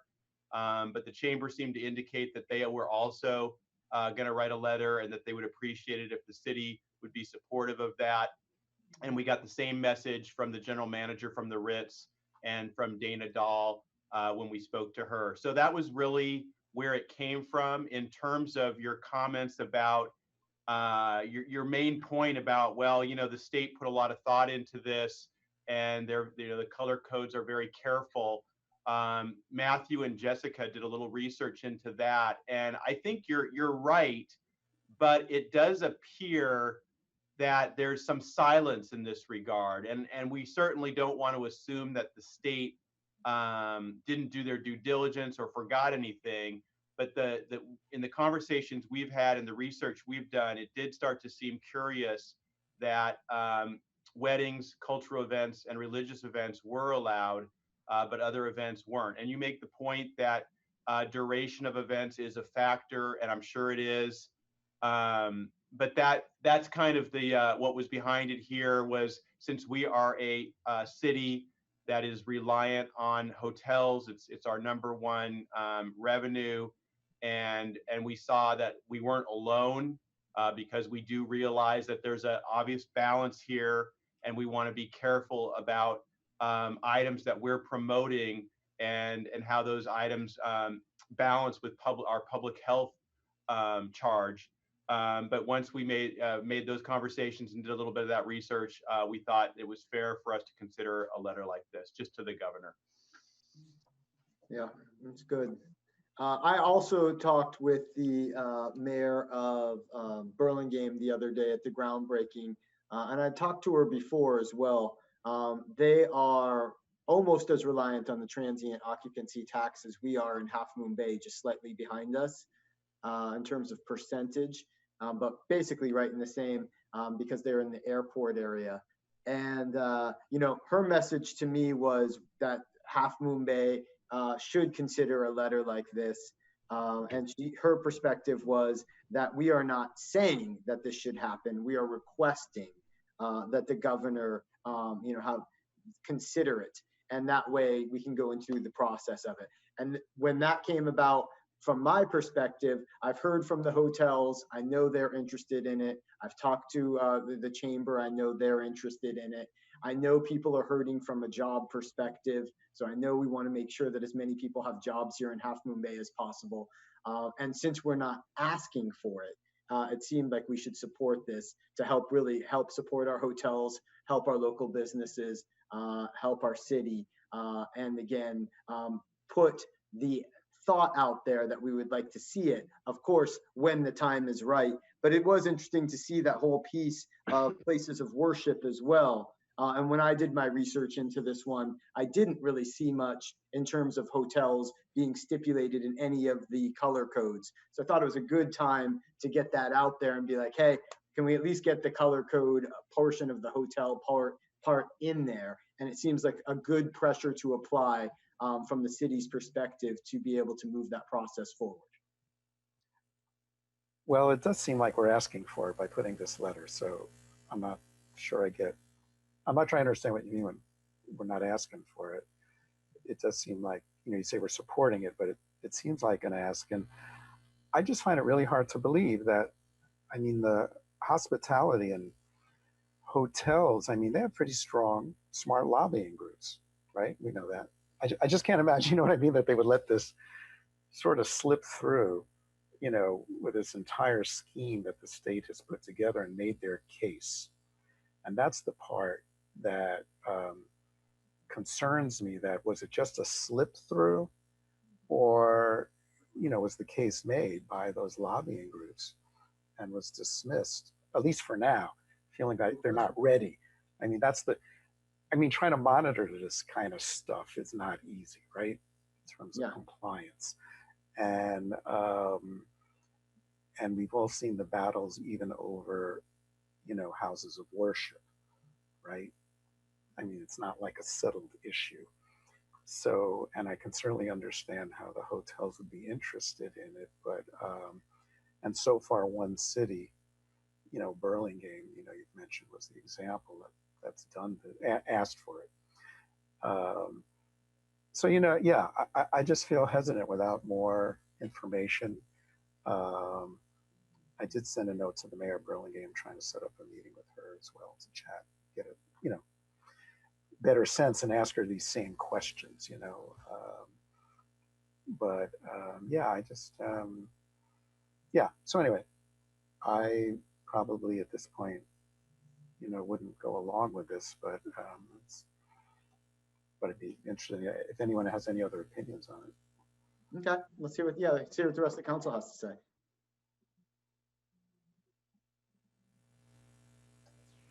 Mayor Eisen, we also do have Crystalline with her hand raised if you wanted to.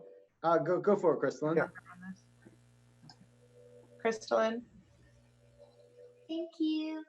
I wanted to recognize Councilman Brownstone's concerns and acknowledge and really just put that the letter would also help with the clarity that we need. So because the state has been willy-nilly about the rules that would go along with it. There's lots of interpretations out there about what is and is not allowed and how to do any type of group activity. And people get creative about it and whatnot. And so the letter also helps push the state into coming out with more definite guidelines. And if they were to allow the meetings, and even if they, found a number in the middle that they felt comfortable with, or whatever the case may be, at least we would have some definite guidelines to follow. And then just wanted to note that the San Mateo Silicon Valley Conventions and Visitors Bureau created a very similar letter, and all of the chambers signed on to it. So at this point, more organizations are starting to put these letters together. And again, just really want those guidelines so that we can follow the rules and make sure that we do things on the right path. But there just really isn't super clear guidance at this point. Yeah, and going along with that, so South San Francisco Chamber of Commerce did this letter, Burlingame Chamber of Commerce did this letter, San Mateo Chamber of Commerce did this letter, Redwood City Chamber of Commerce did this letter. Obviously, we're doing this letter as well. San Mateo County Economic Development Association sent this letter as well. And so there is, and Burlingame, obviously City Council, and there's other towns now considering sending this letter as well. So I think it's there's quite a bit of movement on this topic locally right now.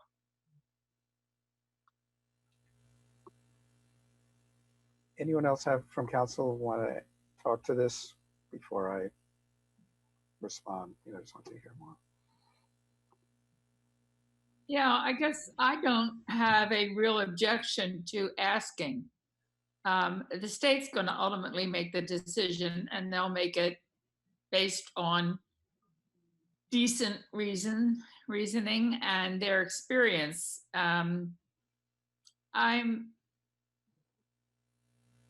I don't think we as a city have the job of monitoring public behavior. I mean, so far as I know, we don't go out and ticket people who don't wear masks, or ticket people who are 3 feet apart as opposed to 6 feet apart and not social distancing.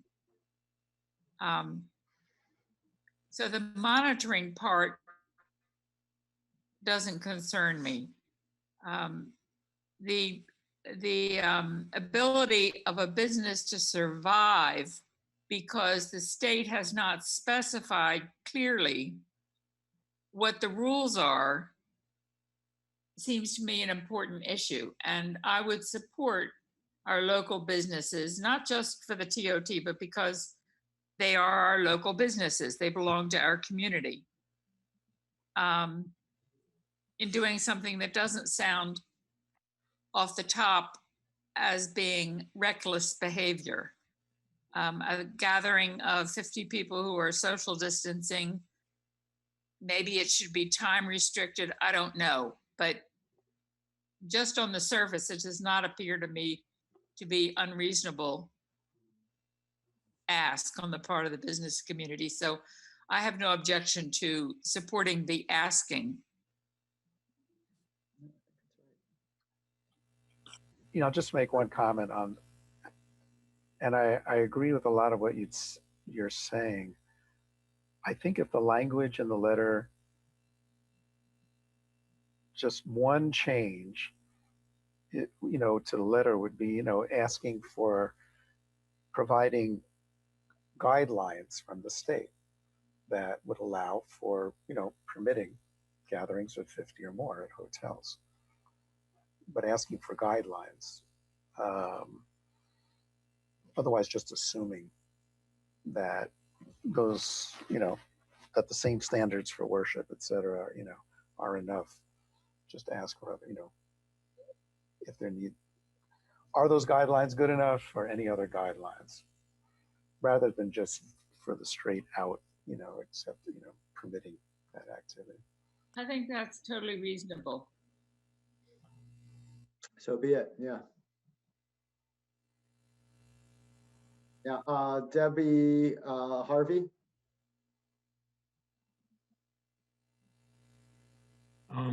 I guess I agree with Vice Mayor Brownstone that that small change makes sense, and otherwise I'm in favor. Cool, yeah. Debbie? I'm kind of on the fence about it, you know, reading about what's going on in this country related to transmission. You know, the culprit is people. You know, we're seeing it like, you know, the White House and things. We're seeing it like in churches.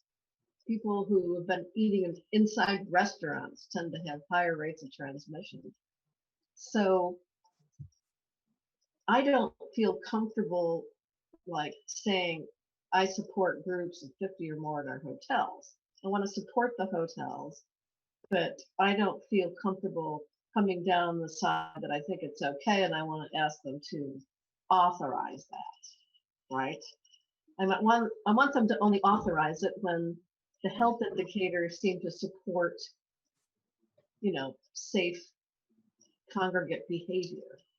I'm not criticizing the chambers of commerce for, you know, seeking clarification and getting, you know, fair treatment compared to, you know, churches and other social gatherings. But I don't feel comfortable using my public position to advocate for groups of 50, groups up to 50. I don't feel like that's something that I have the expert knowledge to, you know, make it such a decision. No. So I'm kind of hanging back on this. But we're So just are asking you- for clarification, but I just don't feel I can use my public position when what I'm seeing, the data I'm seeing says that groupings of people, especially indoors, are a problem. So yeah. And that doesn't mean I don't support our business or want to see, you know, steady improvements, but I want steady improvements consistent with health outcomes. So, so are you okay I'm more? probably hanging back on this one after what I thought today. Are you okay more with what Robert suggested in how to go about it, or does that still make you feel uncomfortable? Could you reframe that, or, you know, tell me again what it was you're thinking? Yeah, Robert, you want to try to reframe that? Well, the language right now states, on behalf of the city, hoteliers and work for members, the city council requests that organized gatherings up to 50 more people be permitted. The only thing I'd be comfortable is if the request is that the state require more guidelines, specific guidelines around more organized gatherings other than worship, such as regular meetings, how many people, you know, 50, I don't care if we say 50, but what would be required? What are the guidelines that would be required? And see what kind of answer we get.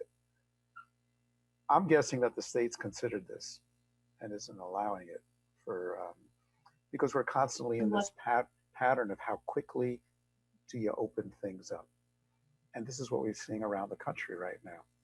A lot of places opened up certain things too quickly. Now there's hot spots and a whole retraction. The same to all groups, right? As opposed to just, we're going to let churches, but not, you know, I want to see a rational policy relating to, right, you know, gatherings of people to conduct business, to worship or whatever it is. But there has to be a rational policy, not cherry picked depending on who's screaming the loudest.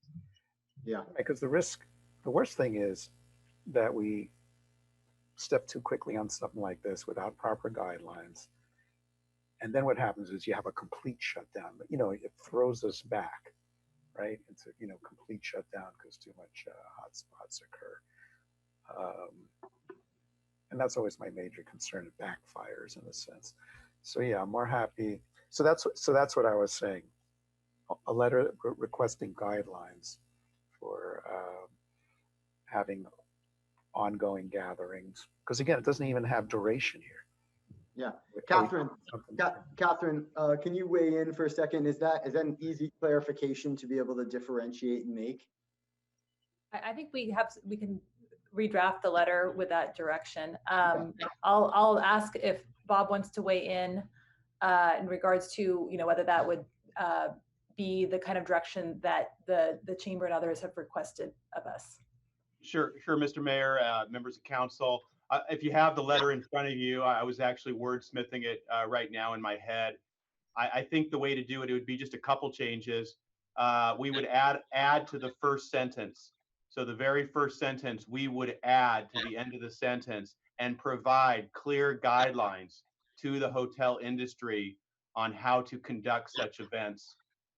And then the sentence that Councilmember Brownstone read, the second sentence of the third paragraph, I would agree, we would just delete that sentence. Get rid of it. Yeah, I'm in.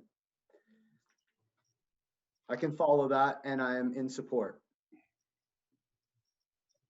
And I like being able to advocate on behalf of the businesses of our community. And I like also, I also don't want to use I don't feel like I know enough to be able to really advocate on behalf of here's what I'd like to see. But what I do know is I'd like to see a definite understanding of the guidelines. So I think it's a great clarification, Robert, from I'm in.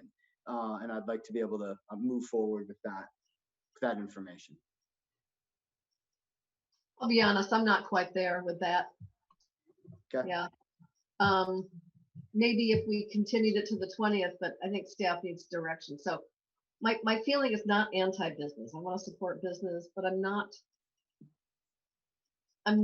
clear on what it is we really want to be asking for here. But I feel comfortable, supporting here. So I need to, give more thought to this. I'm just not ready tonight. But. So would you like to wait till the 20th to see what some of that redrafting looks like for us to consider it?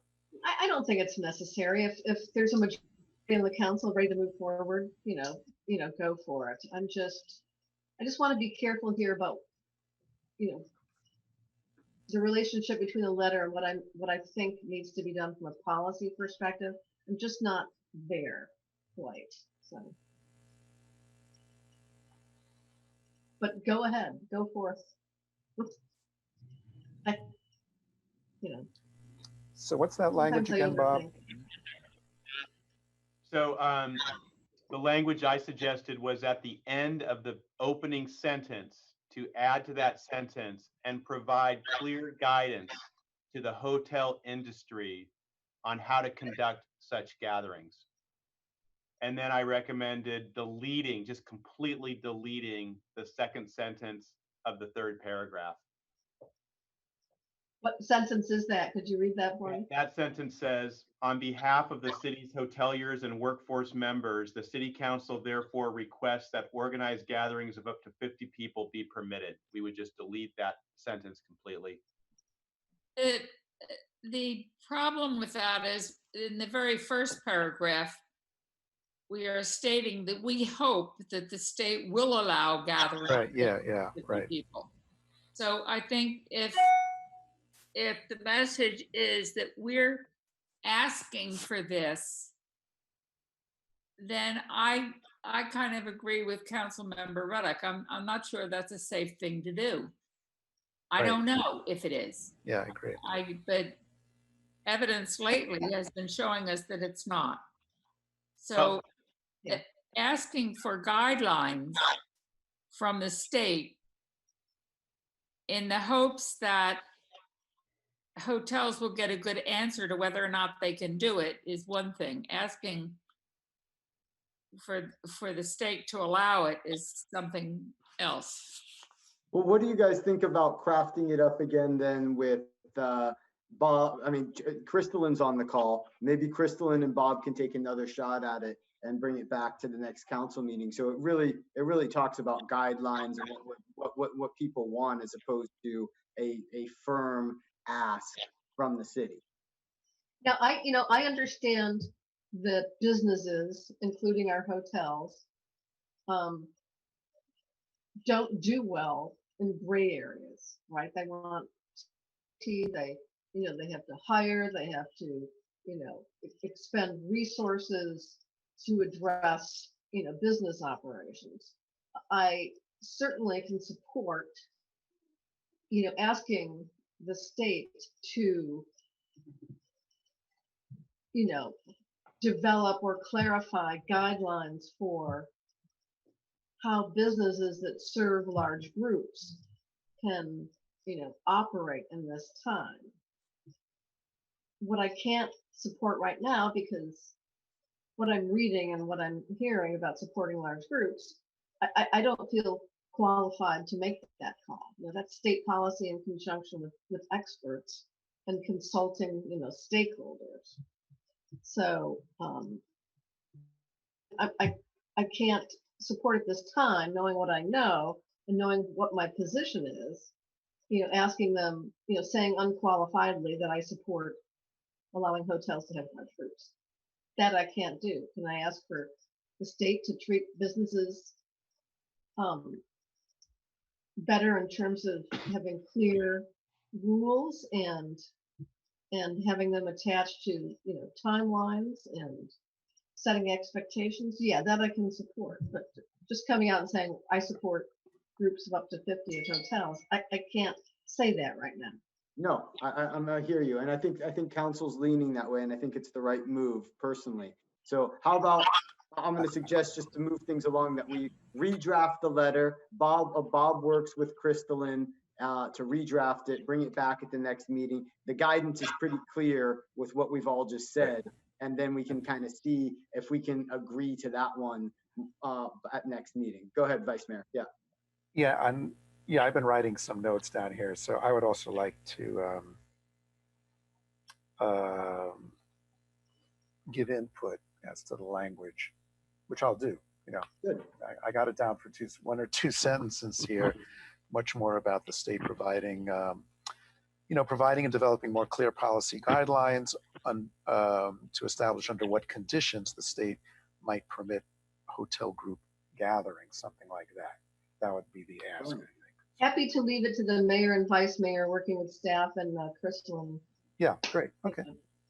But if the majority of the council feels like they want to move forward, fine too. I'm just, I'm having a bit of a personal issue with this about, like I said, like I've already explained. No, I think that's across the board. So I don't think anybody doesn't feel that way.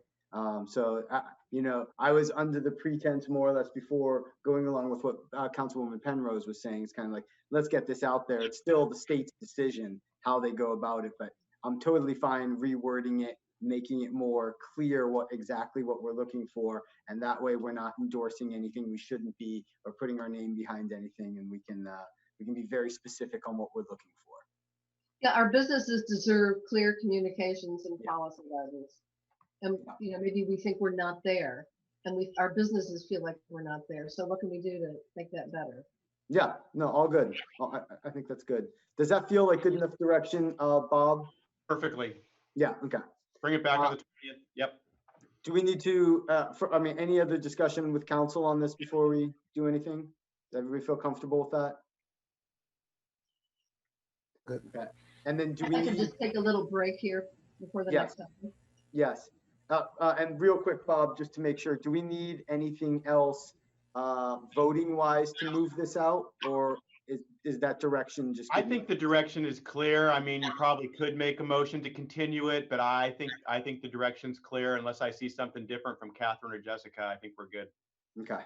We're fine. Okay. Good. Excellent. Well, in that case, then that will take care of the consent calendar. We need, it sounds like, a 5-minute break, maybe, or let's return at 9 o'clock. We'll take an 8-minute break, and we will start with ordinances and public hearings, which will be the local coastal land use plan public hearing. Thank you. Yep.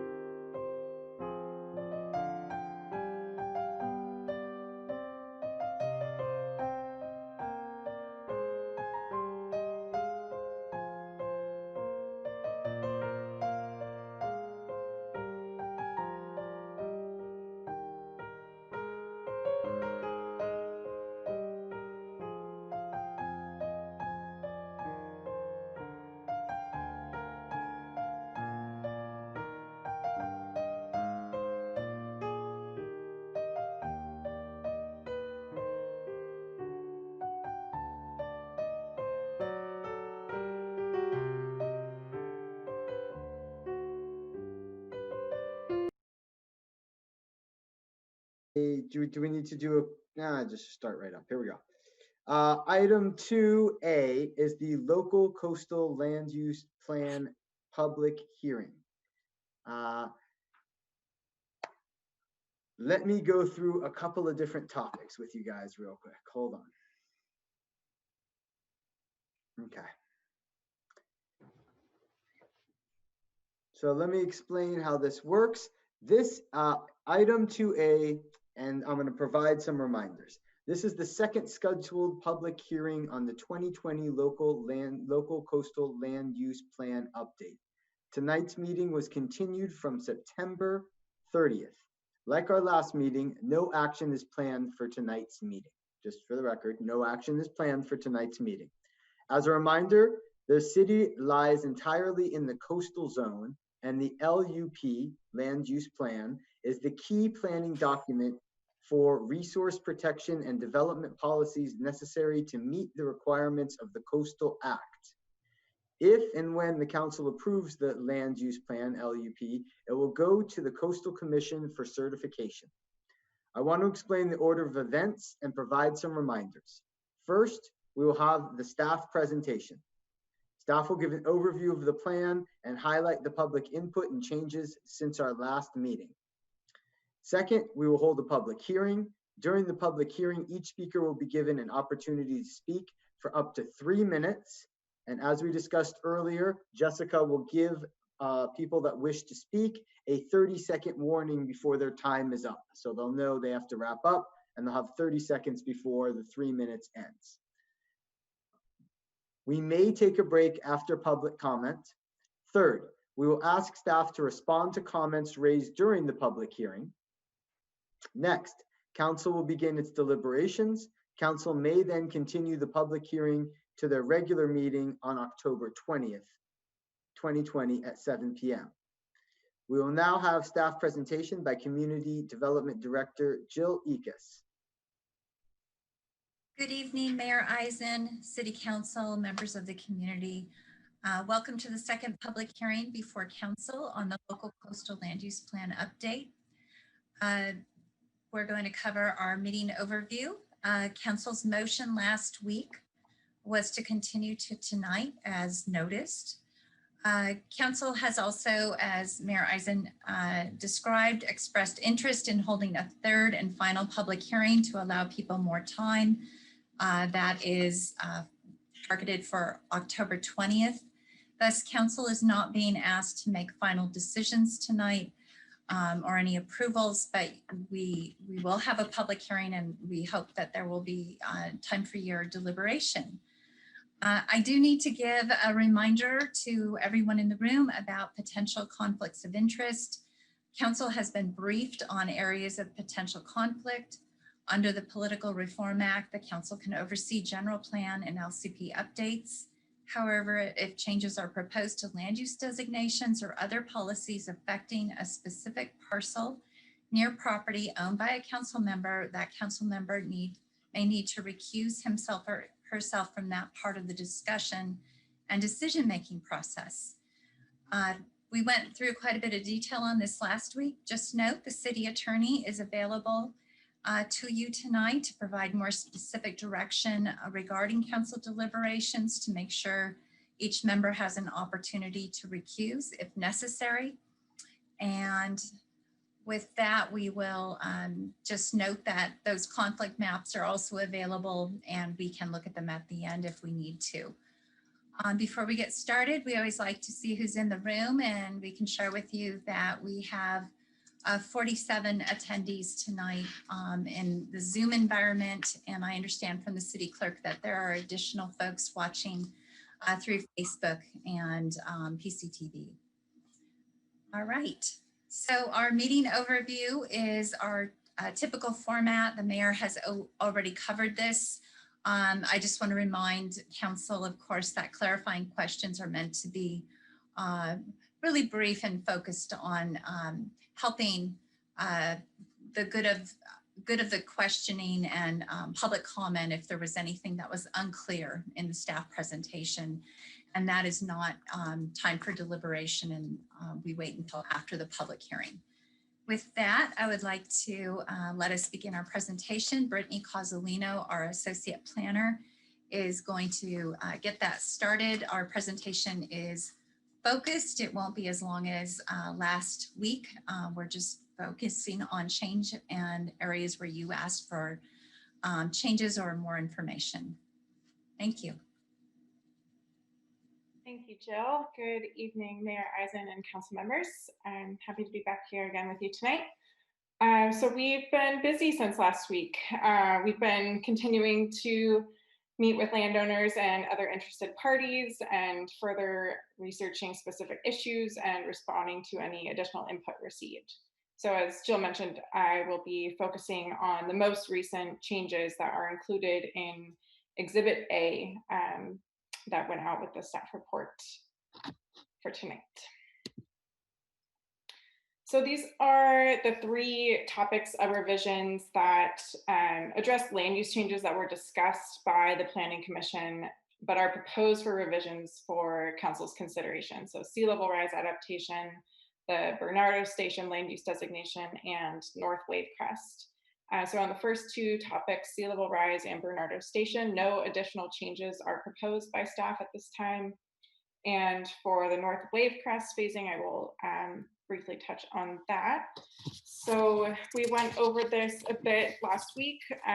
The existing land use plan does allow phased specific plans for the North Wave Crest PD, specifically 2 or more. So staff is proposing to carry this forward with some parameters. So we've put forward new language to further clarify how this master planning could occur in phases, and that it would need to cover at least an area the size of a paper subdivision within North Wave Crest. So there's boundaries around this as well. So not only generally specifying the size, but also making sure that any phase that occurs will be done in a way that provides meaningful open space area, habitat buffer zones, and any other elements necessary to protect the ecosystem functioning as a whole. Which brings us to our next topic. So council expressed interest last week in bolstering the ecosystem function protections in the land use plan update. And while chapter 6, natural resources, is the main chapter for carrying out these types of habitat protections, it's such a strong community priority and coastal act requirement that methods to do this are really laced throughout the land use plan update. So we have proposed several additions to more specifically address ecosystem functioning and resilience with some contextual language in chapter 1, references to comprehensive PD master planning in chapter 2, and clarifications on how this would come up in the content requirements for biological studies in chapter 6. Overnight accommodations was also a topic of interest at last week's meeting, as we presented on possible ways that RV parks and other types of small scale overnight accommodations could be compatible with protecting ag soils. So we have provided some clarifying language on this in the ag chapter, chapter 4, on this topic. So the remaining revisions are all minor in scope, intended to be for clarification purposes primarily. This slide was presented to you last week. We did add some clarifying language to several of the PDs just to note some changes to more accurately reflect site conditions or site constraints. Here, just would like to call out that we did add a little bit to Nurseryman's Exchange to describe the drainage system there a little more accurately, and to identify the green infrastructure opportunities on the site. And we wanted to highlight a comment letter that we received from a state parks environmental scientist. These were really specific and technical edits to chapters 5 and 6. We're really glad to get this expertise from a local employee of our state parks. The comments were all reviewed and supported by the biological consultant that the city has been working with on the land use plan update. So you will see those in Exhibit A as well. And you received a memo this afternoon that is now posted on the city's website for the city council agenda. And this conveyed additional letters and emails that were received after the staff report went out on Friday. And I would just like to take a second to focus on the new correspondence regarding 2 hillside properties. So 3 hillside properties, I should say. So I'm going to focus on southernmost first. So this is 14.5 acres in one parcel under common ownership with these other 2 parcels outlined in white here. So this parcel is currently in the low density residential land use designation under the existing land use plan. It was considered for the new rural coastal land use designation while this plan was under Planning Commission review, but it was ultimately recommended for approval to council with the with maintaining the existing low density residential land use designation. So I just want to clarify there are no changes proposed to the land use designation for this parcel for the land use plan update. So these other 2 parcels here, again, all under common ownership, they are they total about 330 acres. They're currently within the city's open space reserve land use designation and corresponding open space reserve zoning district. This zoning currently allows for 1 dwelling unit per 50 acres, although the intent of the designation as a whole is to reserve ag and open space lands for any future demand of more urbanized uses. So the reserve land use designations are proposed to be retired with the land use plan update, the open space reserve and the urban reserve land use. And this was in response to the Coastal Commission's direction last September to more effectively protect the ag and open space areas outside of the town center. So this land use, these parcels needed redesignation. And in addition to that, there are a number of site constraints for development of these parcels that I'll click through quickly. So first, this is our scenic and visual resources figure in chapter 9. You can see the thick black line is the 160-foot contour line showing where the elevation changes to the hillsides. There's long-standing policy and zoning standards that limit the amount of development of new structures that can occur over this 160-foot contour line. And you can see that this entire hillside property is, almost entire hillside property is above it. This is our ESHA summary map in chapter 6. So this upland hills area contains critical habitat for 2 special status species, the California red-legged frog and the Central Coast steelhead. And here we have our fire hazards map in chapter 7. So it shows the entire hillside in the very high fire severity zone. And as we saw from Chief Cox's presentation earlier this evening, this is a great danger for any existing or new development. So we did carry these parcels forward as the new open space for conservation land use designation. It does permit 1 dwelling unit per legal parcel for a natural resource personnel. So these two parcels here could, under that new land use designation, be allowed up to two dwelling units. So that would be from about the 6 that they would be allowed now under the open space reserve to 2.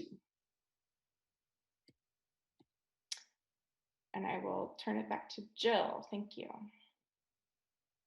Thank you. Wait, so I'm so sorry. Was that from a letter we had received today? Those land uses? I'm trying to figure out, I guess, whose those are, more or less, in my own way, without being directly. But was that a letter that we'd received recently? You received a letter today, Mayor Eisen, from an attorney representing the property owner. The property owner is Keaton Earham. Yes, okay, just checking. Okay, very good. All right, and now we're going to pivot to our second topic for our presentation. Last week, Council asked about build out. We're not going to get deep into the numbers so much as give a little more depth with regards to the significance and the planning context for infrastructure planning. We use 3 points in terms of development amount in this plan. We have an existing baseline that was set at 2018. This plan has a planning horizon of 2040. The 2040, having a planning horizon, typically 20 years is really common, which is why we've settled here. It really helps foresee infrastructure needs over the life of the plan. It's also very good, and we'll talk about this in a few minutes, to check in at about 10 years and just look and see if your plan needs a tune-up. Monitoring is very important to indicate slower or a faster pace over time in terms of moving towards a planning horizon build out. Now for local coastal programs, we are also required to prepare a maximum theoretical build out. We refer to that often as MTB, a little bit less of a mouthful. And this is really our best effort to consistently apply assumptions citywide to account for every possible what if condition if a property could develop. We do not anticipate maximum theoretical build out to ever occur. This is a planning exercise. Determining MTB and infrastructure needs for such a high level of build out, however, is a really helpful exercise for long range planning. It provides a means for constructing a scenario that is expansive throughout the entire city, and it's also conservative. And by conservative, we mean that the numbers are big. They're meant to be exaggerated to some extent because we don't intend to plan to use every single bit of infrastructure capacity. That is not what we're doing here. So we just wanted to share a little bit more about 2040 Horizon and MTB. And then on the next slide, we're just focusing in briefly on residential build out because that seems to be of most interest to community members. This is the existing number of units in Half Moon Bay as of 2018 was about 4,800. We note that the 1996 land use plan maximum build out would have added, this is net new on top of the 4,800. It had potential capacity for almost 3,700 units. This land use plan has a lower maximum theoretical build out capacity. And it's really mostly because we have a lot of land trust ownership now that has brought down some of the build out. We've also looked at development constraints and we have a more realistic sense of what could be constructed. We also have a really big shift in the plan because the reserve designations aren't going to contribute to significant build out numbers as they did back in the previous document. Another question that council had last meeting was, what about accessory dwelling units, ADUs? Are they counted? How were they thought of here? Well, we counted 500 ADUs in this build out. We counted each ADU as half of a single family housing unit. So the number 2211 there that you see in the table, you know that now that includes 250 units that would be a proxy for 500 accessory dwelling units. Now we know that some ADUs have a lot of folks living in them. Some of them have maybe only one person or are even held empty at a long period of time. The assumption that we've made here results in thinking of them as having half of the typical occupancy of a unit in Half Moon Bay, which is about 2.6 persons per household. So we're assuming about 1.3. We're going to need to study that over time. We have a lot more ADUs coming through now, and we can see what that means. And if this is a solid assumption, it tracks with what council recently approved with sewer rates. It also tracks with communications that I've been having with other community development and planning directors in San Mateo County and what they're seeing for their ADU occupancy. Next slide. So what you understand now what goes into the maximum theoretical build out. It's everything we can possibly fathom. Dialing back to the 2040, the planning horizon build out, this is really a constrained scenario. It's constrained based on economic conditions and growth trends, really studying what a really long range trend going backwards. And then we had economists look several years ago when they were studying kind of the baseline conditions for Half Moon Bay, making projections about what would continue going forward. We also have Measure D, which is a governor on pacing of residential development. So all of those things were considered in that 2040 build out number. Next slide, please.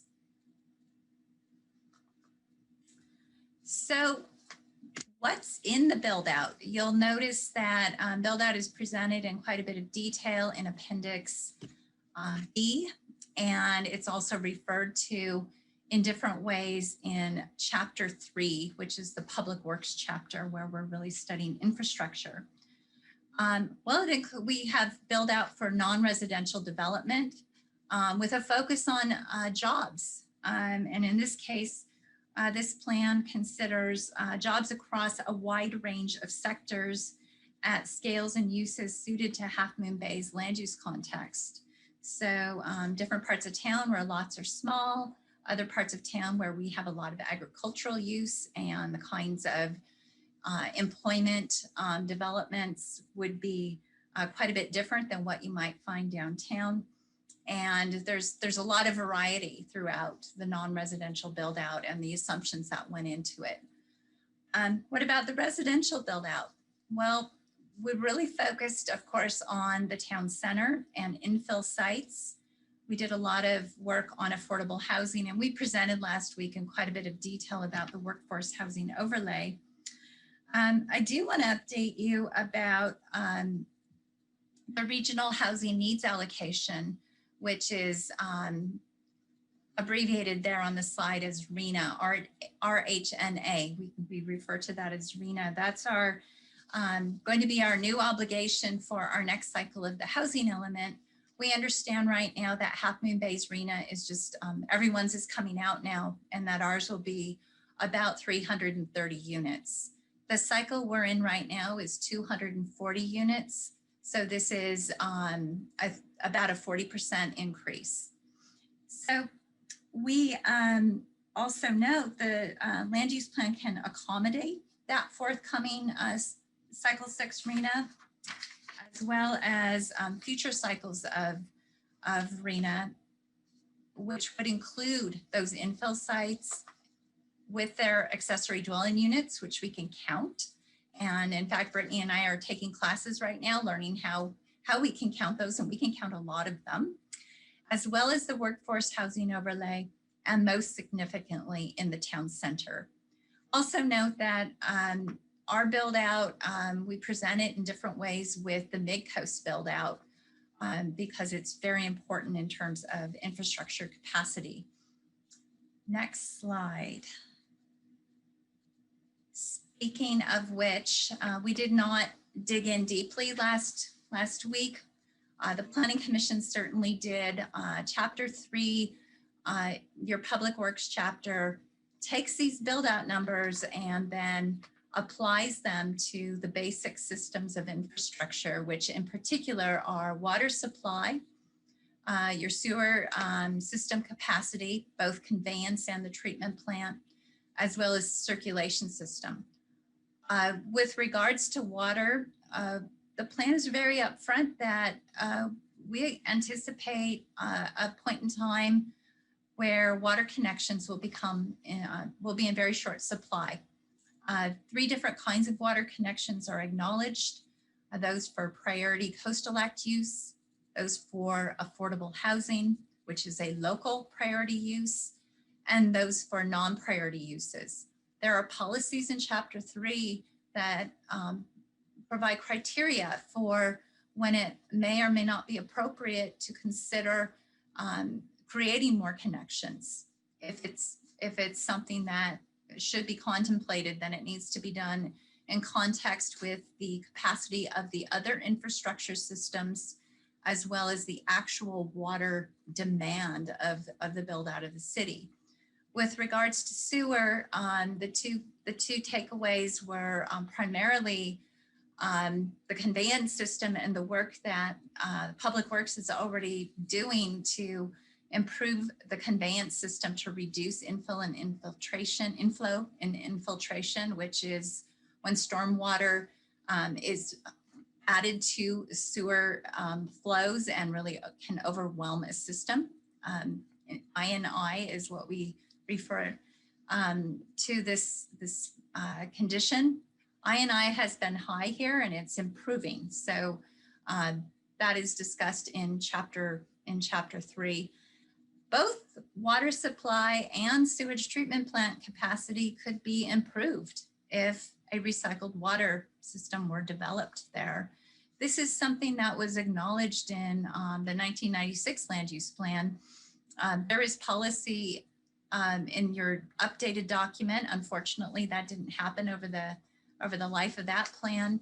We certainly would hope that it would come into play during the scope of this plan. We talked about circulation last week, the town boulevard, and focusing on density in the town center and trying to discourage higher trip generating uses north of Highway 92 due to the intense congestion that is so well documented in that area. And next slide, please. So we pause here and just recall the General Plan Advisory Committee and their guiding principles.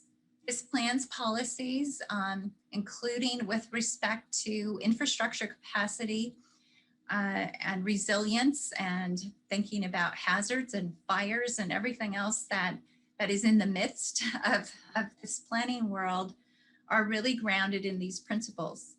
The policies and land use approach do not foreclose on creative and efficient approaches to development, especially in the town center, while protecting both the natural environment and community character. We also need to really acknowledge again the Planning Commission's oversight in transforming these guiding principles into the draft land use plan that's before you. The ad hoc committee was an extraordinary asset to this work, and the commission as a whole continues to follow each step of the way as it's coming before you, Council. And they've even expressed how eager they are to get involved in the implementation work that will come to follow. Next slide. So staff is wrapping up here. We just want to make sure our next step slides show up before we get to public hearing. because they include important dates. So council really gracefully wanted to give the community some more time. So that October 20th date we put out in the staff report. It's gone out in all of our notification. This was part of your motion last week. We continue to invite folks to meet with us. We had a lot of meetings last week as well as this week leading up to this session tonight.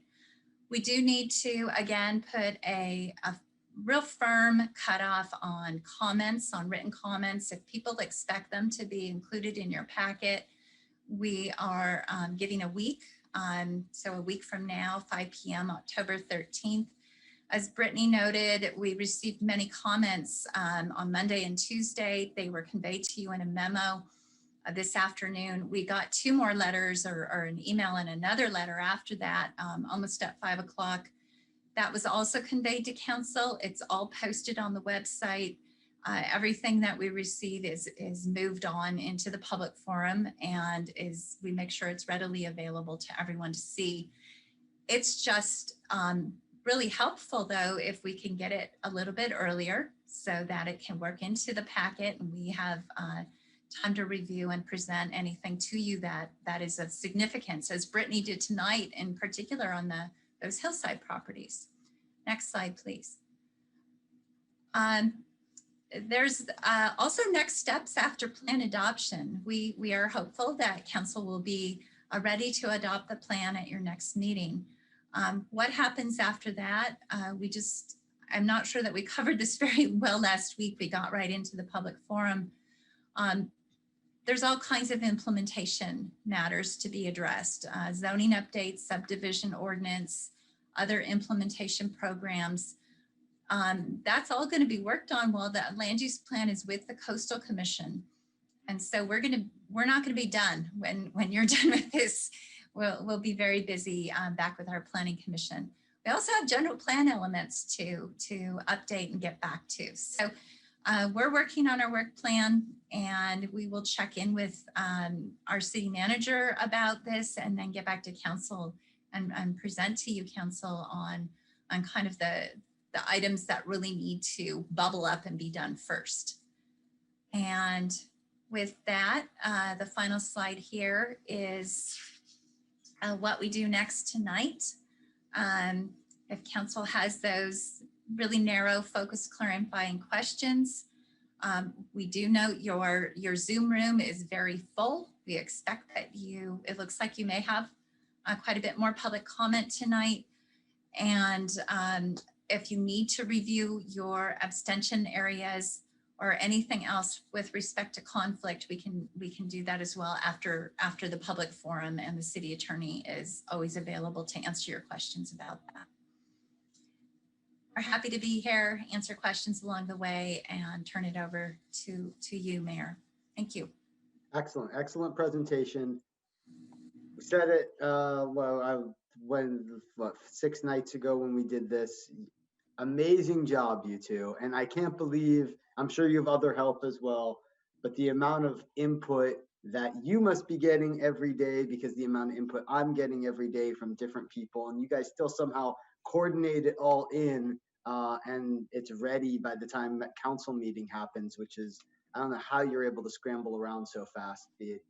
I'm very appreciative. And I'm sure council, I know that I speak for council as well on that topic. So thank you. I do not personally, we've been through this already. I'm not sure council will have that many more clarifying questions at this point. We've talked about this a lot in depth, in detail, but I'll open it up at that point. And then obviously we look forward to hearing from the public. Are there any clarifying questions? I just wanted to also say, it's really a remarkable job. It's like a PhD thesis, the way you put this together, showing all the tracking of all the revisions. It's incredibly useful to us, incredibly useful to the public, an incredible amount of work and comprehension of such a huge task. So really can't say enough to Jill and team and staff for putting this together. So thanks again.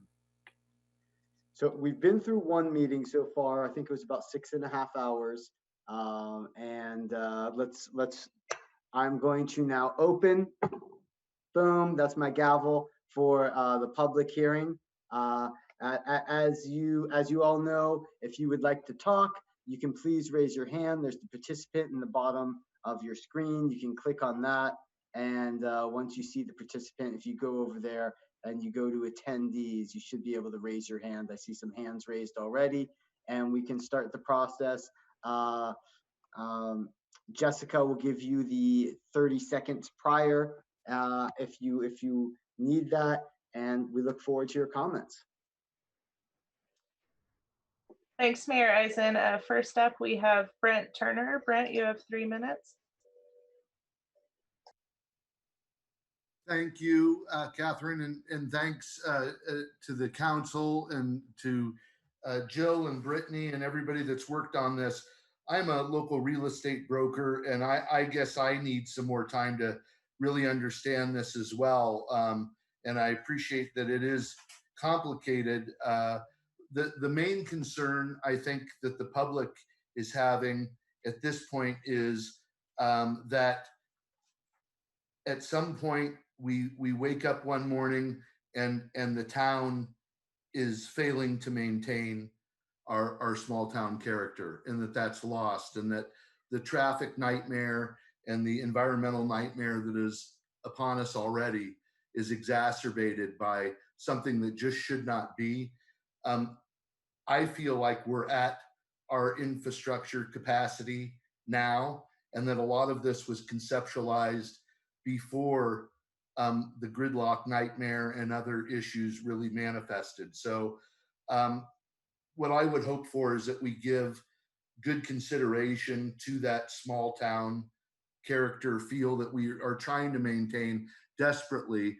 I don't know if anybody's ever lived down in Southern California. I'm from Redwood City, but spent a lot of time in Southern California. It's a disaster there. The one thing that keeps us, a reasonable place to live is the fact that we're not overdeveloped here yet on the coast side. And I think now we have a moment to really protect ourselves from that predicament. And we're already seeing on weekends that the neighborhoods and the people of the town are suffering. So I would just hope and implore you to rethink and stall, and even just find out from these developers that want to make money off the territory, how much is it going to take for them to go away? I mean, what's it really going to take? Analyze what everything would cost us in the long run, and just give them their money up front rather than waiting and going through the process or ruining the territory. Let's just pay them off and get everybody at the table and say, how much do you folks need to just get out of our situation so that the people of the town can retain the quality of the town? Thank you. Good comments. Thanks, Brent. I mean, I just want to make sure people end on the call. I'm just gonna quickly put a plug out there. This plan very much deals with infrastructure, traffic concerns, and absolutely has the small town feel as the focus of the general plan. And I'm sure that Jill and Brittany can attest to this, and the rest of council. But when we went and had our subcommittee to talk about this plan, the two things were preserve open space and retain the small town feel. And I know that everything that Jill, Brittany, council, everybody else has worked on has been with that vein in mind the entire time. So I just want to make sure that any misconception that's out there, it's very important to note that is the goal of this plan. Let's move forward. Next, we have Brad Steinweed.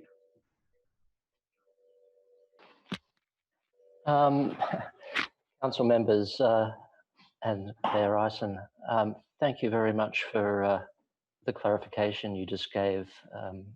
It was much appreciated and understood. My question to you, sir, is if that were the case, why were the new revisions made regarding overnight accommodations allowed and put into this current plan based on Mr. Massara's letter. Jill, do you want to take notes and respond at the end? We're doing that right now, and we'll be happy to respond. Yeah. So just so you know, Brad. Yeah, Brad. We'll get to this. Okay. And if I still have a minute perhaps please. left, I was delighted to hear from Jonathan Cox and Cynthia and Veronica earlier in the meeting. And the things that they spoke about regarding the fires and evacuation preparedness, again, go to the request that we don't have any more large development, particularly north of the city, where there is already gridlock most of the time. Thank you. Thank you, Brad. And next we have Crystalline Geek. Hi. I just wanted to give a kudos to staff and Jill in particular and Matthew. At the last meeting, we had some chamber people bring up some concerns, and we had a wonderful meeting with Jill. She was able to explain the different parts of the plan to us in great detail and did such a good job that my brain did not turn into SpaghettiOs, which I was fully expecting. And I think everybody walked away from that meeting with a better understanding of the goal and vision of the document. And we just really, really appreciated the time that Jill and the team gave to us. So kudos and thank you very much. Well done. Well said, Crystalline. Thank you. And one more, we have Mark.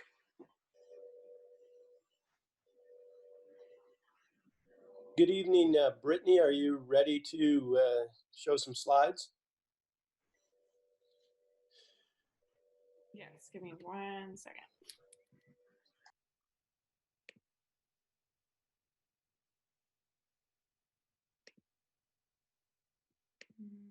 Okay, sharing screen. Honorable Mayor and Council members, if you can hear me, I'm Mark Massara, and I represent approximately 95% of the Surf Dunes PD area.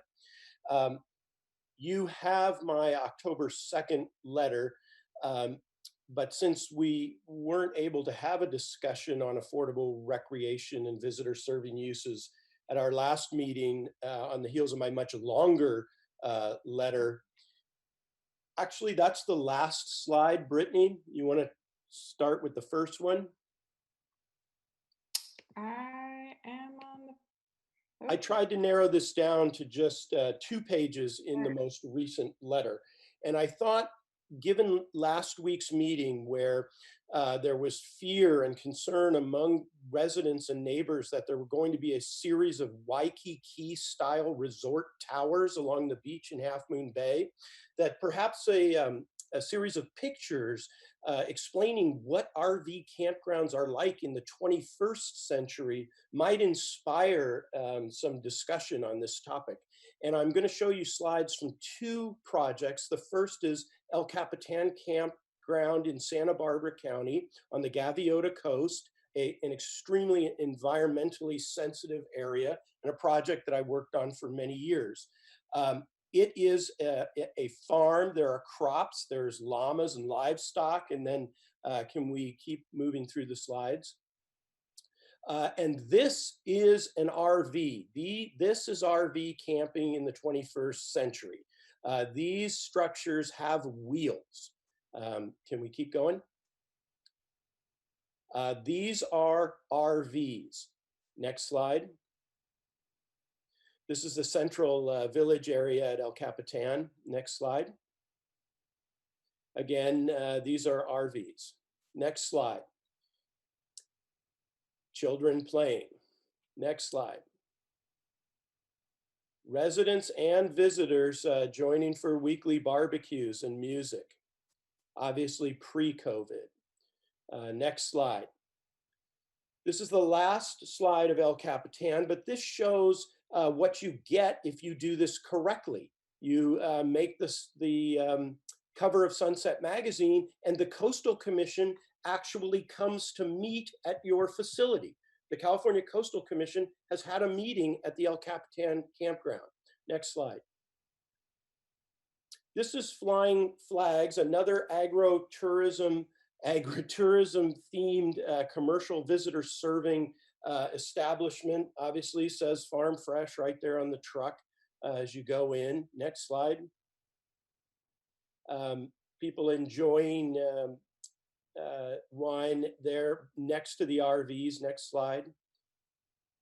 These are RV campgrounds. Next slide. Picnic area, really quite beautiful. Nothing like 30 seconds. Nothing like the RVs that you see today in Half Moon Bay. Next slide. This is eatery. Next slide. Pavilion, barn-like, lovely structure. Next slide. This just shows that while Half Moon Bay may not know Flying Flags, they certainly know Half Moon Bay. Last slide.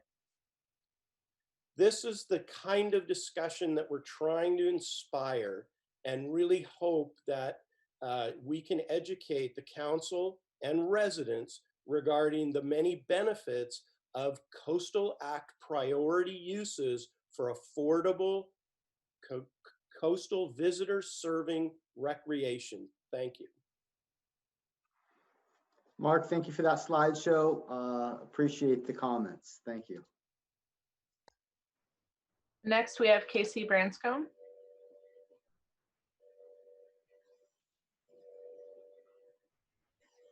Okay. Thank you, Council, for hearing me. Can you hear? Yes. Okay, great. I won't bore you again. I've spoken and written at length about the potential impact of your proposed extinguishing of the urban reserve on the handful of larger family farms like mine, equine operations that represent the zone.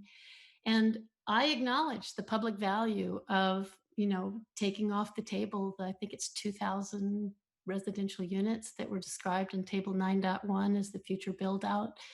But I want to ask, I really want to beg you that please, in doing this, dig deep and fully support or even enhance those specific individual policies in this proposed LCP that are intended to support the continued commercial viability of the farms. Our farms are economically really fragile. We're not big developers with large net worths. I've offered my tax return multiple times at Planning Commission hearings. And I think you may not understand that the fact that table 9.1, at least my bank, Wells Fargo, uses that future residential build out potential as part of the justification for my commercial line of credit and for my mortgage and construction loans. So if you take that land use category and all that future growth off the table, the residential growth, which is where the money is, there's not much money in horse breeding or growing artichokes and vegetables. If you take it off the table, then we really do need those ancillary uses, the supplemental uses, the flexibility of on-farm employee housing. We got to get our costs down. And we've got to have some level of flexibility or exemptions or at least support in recognizing that we have to make our living off the land. So some of the regulatory constraints that make sense for PDs or residential subdivisions are death cookies for farmers. And I think Jill has done an amazing job of threading the needle here. And I just ask you to hold the line, support the family farms of Half Moon Bay. Thank you very much. Very good. Very good. Appreciate the comments, and you've done a great job educating us throughout the time period. So thank you. Thank you. And next we have Kimberly Williams. Hi. I want to respond to Mark Massara's presentation on, especially with regard to the LCAP example that he gave. El Cap is a very rural area. Nothing, while Half Moon Bay and surrounding environs are rural, they do not come close to what El Cap is like. And I would also like to say that the local Surfrider chapter of Surfrider Foundation does not necessarily support the kind of development that Mark Massara is presenting before you and speaking in support of, and that the devil is in the details on those kinds of developments. And while, yes, those RVs that he showed look very nice, the details of how many there would be and the infrastructure to support the surrounding community of those RVs could be extensive and require a lot more thinking to develop something of that nature. So I would like to express on behalf of San Mateo County Surfrider Foundation that we would advocate caution on that, and that we not necessarily support that plan. And then lastly, I'd like to ask Ms. Akes, what is the final deadline for comments? Because that was unclear to me in what you said earlier. Thank you. Very good, Kimberly. Thank you. And Jessica, is there anyone else? There are no other speakers. Excellent, excellent. All right. Well, based on those speakers talking, I'm gonna let, I don't know, Jill or Brittany, do you need a few minutes to gather your thoughts before you respond, or are you more or less ready? I think we're more or less ready. Brittany's going to go ahead and respond on the specific question about revisions related to accommodations and agricultural uses. Thank you, Jill. So we made some clarifications on how the overnight accommodations would work as an ag supplemental use. So this is a new category that we've introduced to add that flexibility that Ms. Branscombe was speaking to for ag property owners. It is limited to 20% of a site, and the uses allowed are intended to, in one way or another, be connected to the primary ag use, be soil conserving, and ensure that they are sited to maximize preservation of prime soils. So the revision that Mr. Steinweed was speaking to was made to clarify that overnight accommodations could be considered this type of ag supplemental use, but it needs to be done in a soil preserving way, such as with no or limited pavement, or in a temporary or seasonal type of use. Thank you, Brittany. So just as for all the plan developments, none of the revisions affected land use allowances from the Planning Commission draft. And what she just described was a clarification that came forth, not really from the property owner here, but from all of the input that we had asking questions about that. And the definition was already included in Chapter 4 for agriculture. The uses were already listed for the PDs. And this is wholly consistent with what we've been working on for these plan development areas. And we're happy to meet with anyone who would like us to walk them through those different parts of the plan. I only have two more things. One is we just want to thank Crystalline at the Chamber. She spent a lot of time with us over, I don't even know how long, for as long as she's been with the city, and has been just really great at making connections with business folks, real estate professionals, and others who wanted to get to City Hall and weren't maybe comfortable or didn't know who to reach out to. And she just facilitated meeting after meeting, and it's been really, really helpful. And we look forward to working with the Chamber and their various committees as we move forward with implementation.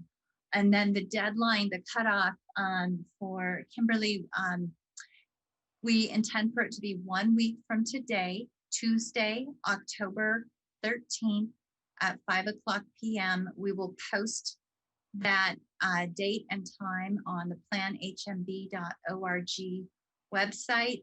It will also be noted in any staff report materials. Obviously, if people submit more things, we will convey them to council. It is to everyone's advantage, though, for the good of being able to really review your materials, to give council the courtesy of getting them in time so that we can convey them in their packet and they get posted on the web. We try to get everything up there. This is a transparent process. If you write us something about the plan, it's going to be posted on the web. So we think that works really well for everybody. And we appreciate all the comments we've received. They're excellent. They're very helpful. And if council has any questions about any of the comments that you received over the last few days, please let us know.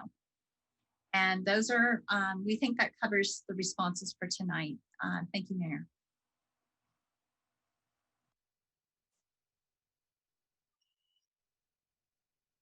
Very good. And I would imagine council's been through this many times at this point. So I'll put it back to council to talk about, and we can go from there. Mr. Mayor,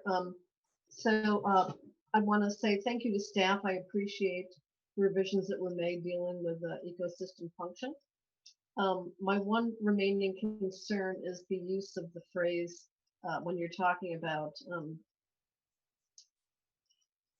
the appropriateness of lower cost accommodations, and you use the phrase soil conservation. So as somebody who does projects, you know, it's common to think about soil conservation as, you know, you cut, you grade, and then you place the soil someplace else on site, you know, maybe use it to, you know, boost the soil or you know, reduce depressions and things like that. So I'm not sure about the phrase soil conservation. That could be, you can still move the soil, but it has to remain on site and it has to have a beneficial, you know, use, as opposed to minimizing soil disturbance and protecting soil and soil structure. So I'm a little bit concerned that the phrase soil conservation might mean you can move it as long as you keep it on site or beneficially reuse it. So I think what we were trying to say is we want to minimize soil disturbance, you know, protect soil, as opposed to, you know, opening the door to possibly grading and relocating soil and that sort of thing. So I just wanted to, you know, ask staff to clarify your thinking on the phrase of soil conservation.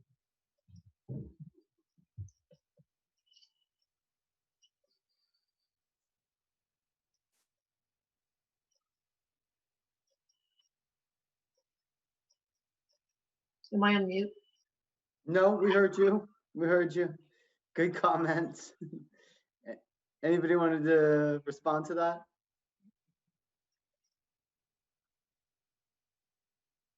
I think we really appreciate comment, Councilwoman Reddick. That's exactly what we mean by soil conservation when we're talking about prime agricultural soils. So we will go back and take a look at that. Your language is excellent, and we can double check how other LCPs address it as well, and look back at our Coastal Commission guidance on this too. So we understand the comment. Thank you. And yes, it could, we're balancing cut and fill, and that is not the intent. Yeah, it might just be like a paragraph with e.g. protect soil structure, minimize disturbance or something. So you use the phrase, but then give an explanation of intent or something like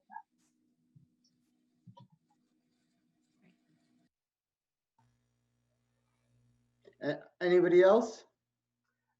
Yeah, Jill or Brittany, I was just wondering, would it be useful to give an example of what a permissible overnight accommodation would look like on agricultural land? Conforming accommodation, what you had in mind, what you envisioned when you.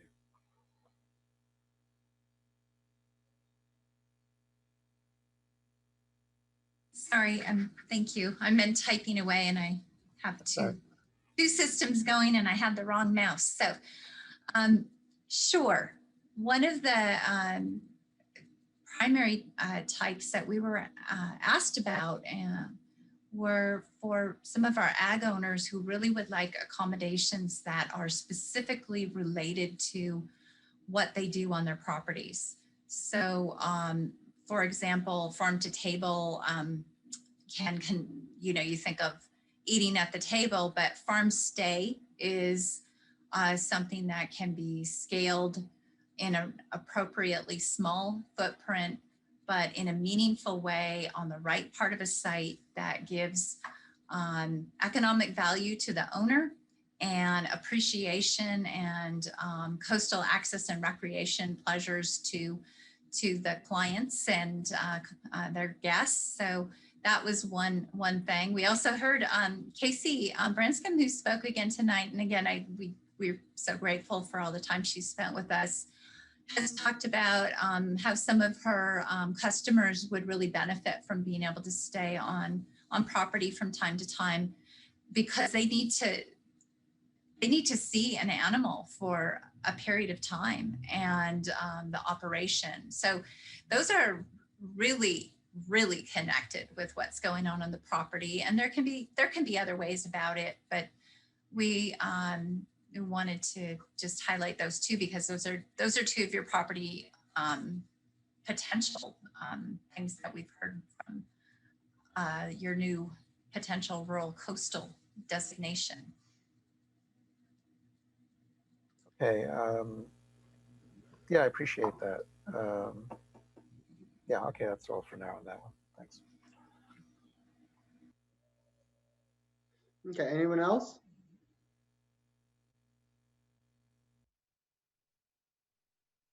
No, just to say thank you again to Jill and Brittany and the team. A fabulous job, just fabulous. And it's more than just you guys in planning, it's also Catherine and Bob and Public Works and everybody else on city staff who has to be involved in one way or the other with the LCP. And I appreciate that their input has been taken seriously. And I think we have very, very competent people who know what they're doing and are working together to make it, to preserve our small town Half Moon Bay. So thank you.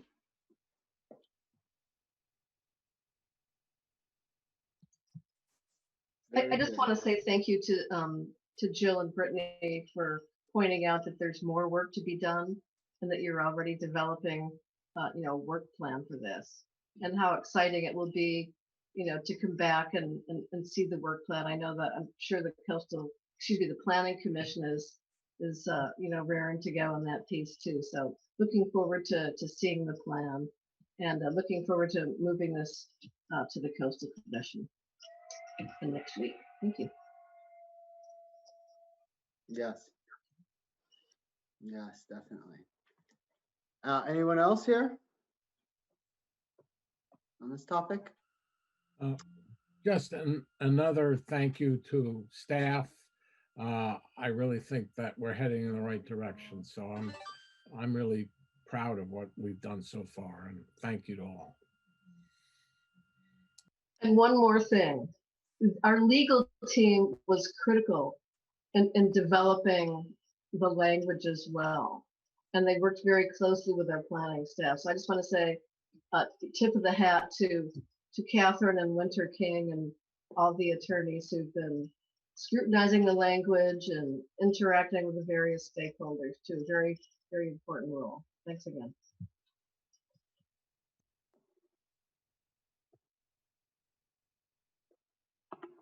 Excellent. I agree.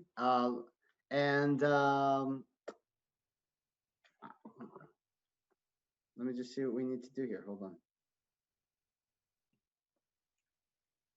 Mr. Mayor, if I could suggest potentially, if you want to entertain a motion to continue the public hearing to the council's next regular meeting on October 20th.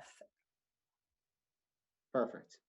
I move that we continue the hearing to our next council meeting on October the 20th. Second. Excellent. And Jessica, will you kindly do the honors? Yep. Councilmember Reddick, Yes. Councilmember Penrose, Yes. Councilmember Rohrback, Yes. Vice Mayor Brownstone, Yes. Mayor Eisen. Yes. Motion carries unanimously. All right, very good.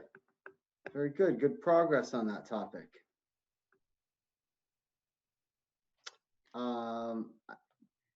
Yeah. Trying to figure out the closing and the opening of these meetings. All right, we're going to move on to resolutions and staff reports. Item 3A is the Poplar Beach parking permits access to all. Thank you, Mr. Mayor. I assume John Dowdy is in the process of queuing up the presentation. He'll make a short presentation. This is essentially a cleanup of an item that was before you, I believe in July, adjusting the rates for the Poplar Beach parking lot. Subsequently, it then went to Planning Commission and they issued a coastal development permit.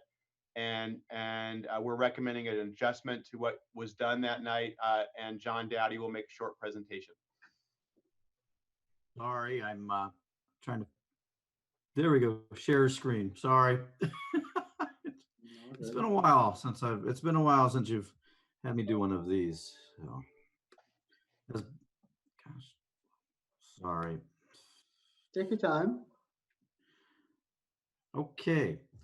As Bob indicated, we are always in a state of evaluation and assessment of what we can do to make things better and to try to work through issues and as they come around and as they're identified by either our own staff, by staff of, say, the Coastal Commission, or from our community members.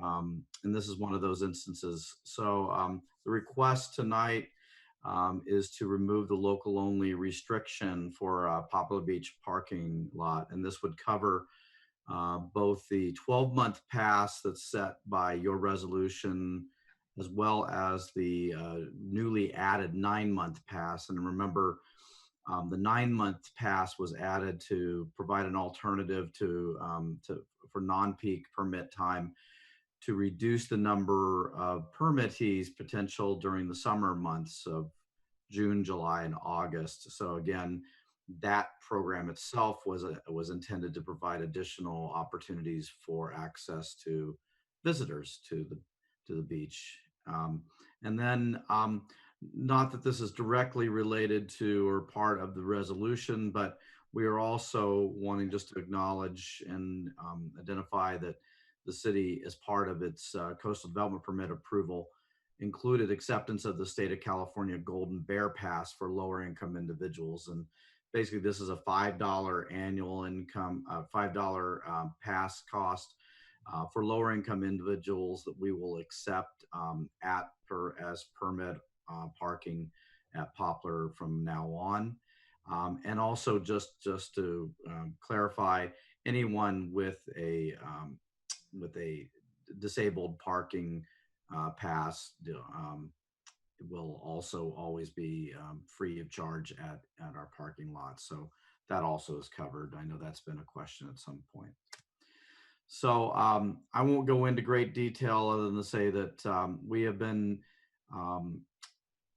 charging for parking at that site and having the permits in particular since 2016.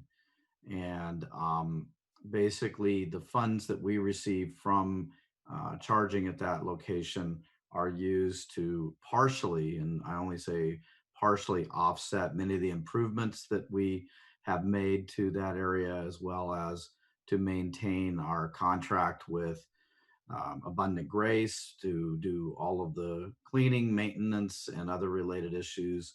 And what I can tell you is that what we collect in revenues is far short of anything and everything that we are responsible for and pay for during any given year for coastal access improvements and the beach. So again, the critical piece to this is in 2011, the council at that point. John, sorry to interrupt you. Are you sharing, if you're sharing a PowerPoint, I don't know about others, but I can't see it. Oh, I'm sorry. Yes, I thought I hit share screen. I'm sorry. Everybody, goodness. It was working for me really well. Sorry. Golly.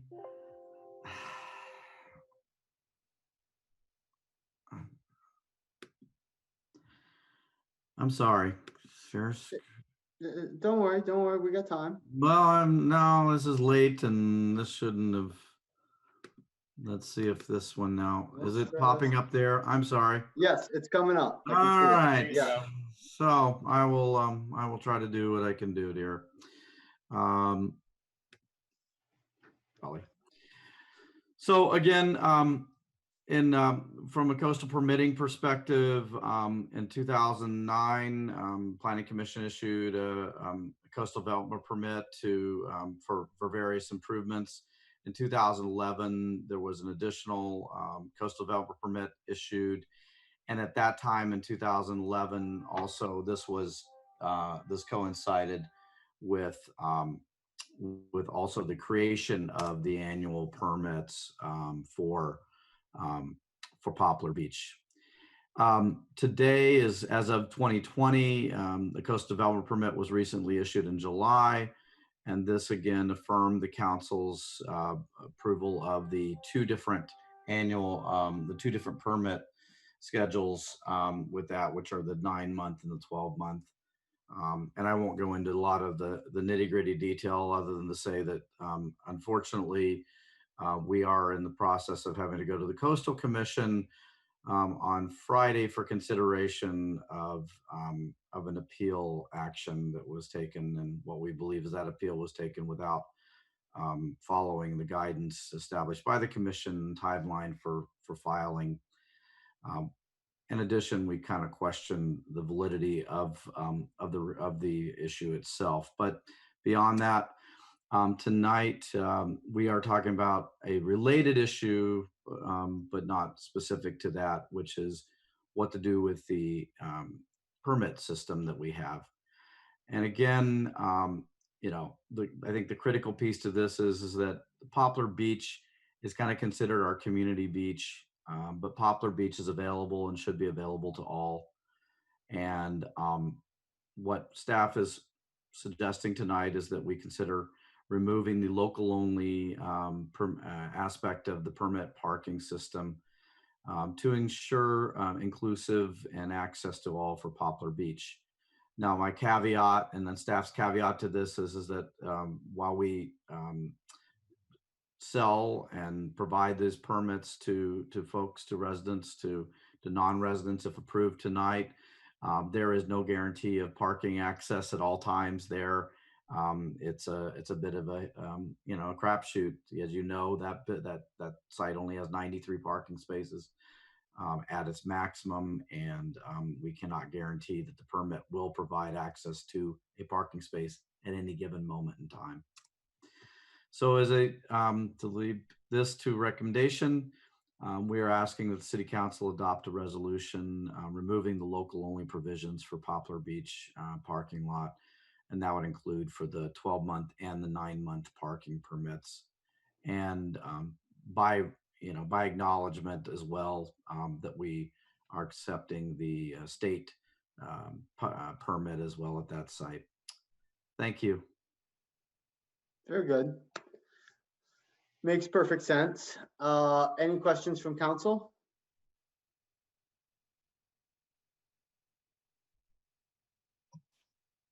I moved go ahead.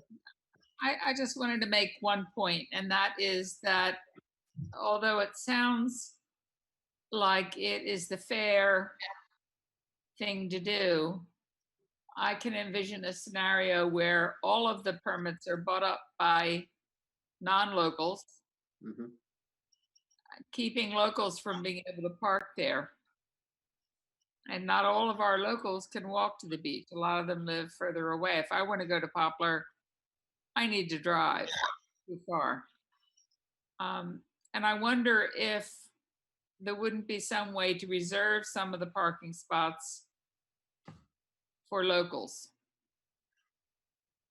Maybe it's not possible, but it's just worth a question anyway. If Mayor, do you want me to take a whack at that one, or you want to hold? Please, it's not me. Yeah. I think the bigger issue may be what I alluded to earlier, which is that we're selling permits for parking spaces that may not be available when anybody wants to go, because it's a first come first serve, and if you arrive early in the day and get your spot and pay for that spot, you're there for the duration. No permit will get you into that space. I think that from what we've gathered from our conversations with the Coastal Commission itself, they are going to have significant issues with any suggestion that we set aside parking spaces for locals. They may have suggestions and ideas about setting aside spaces for other purposes, but they would have, I think, significant heartburn over any idea of setting aside spaces for the locals. And again, but this is again 93 spaces.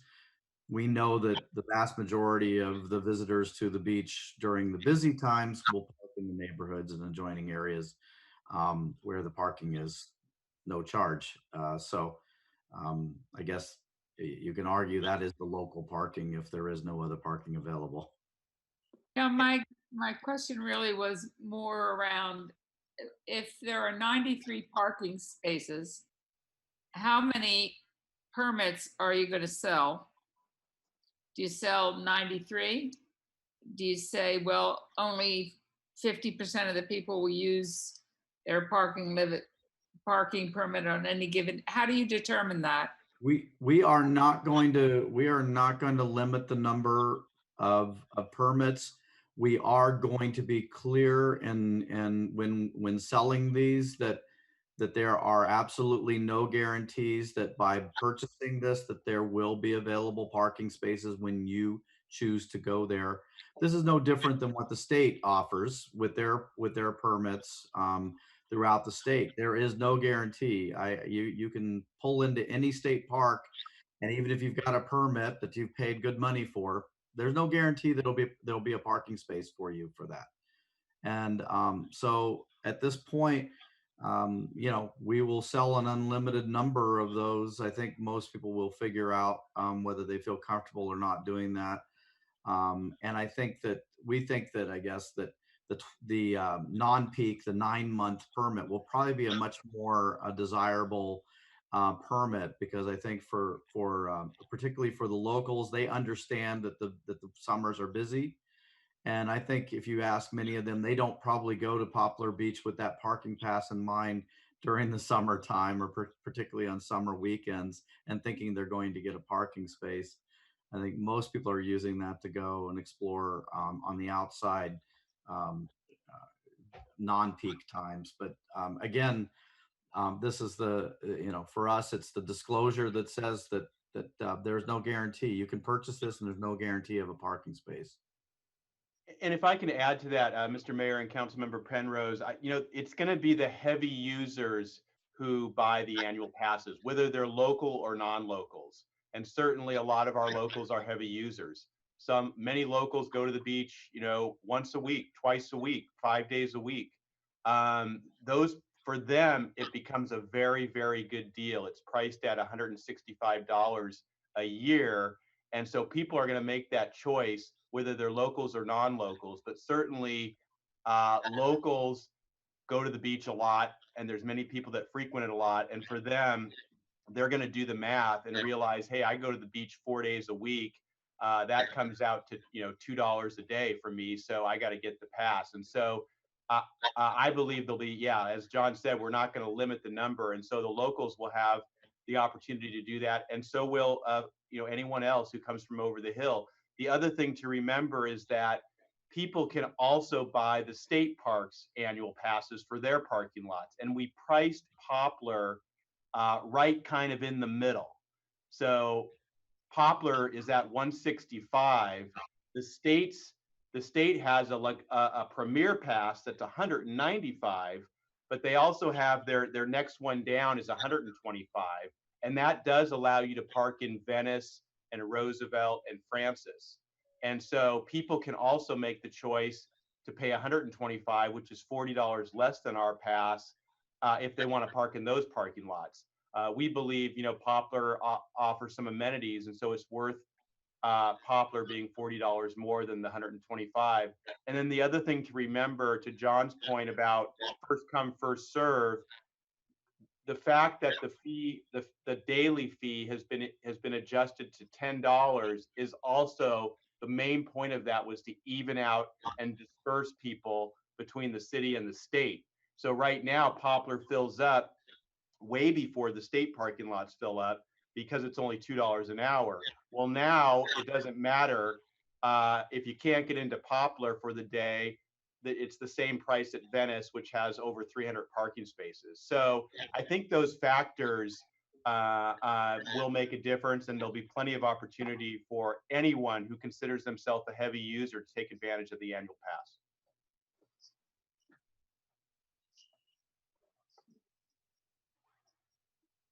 Good. Any other clarifying questions here?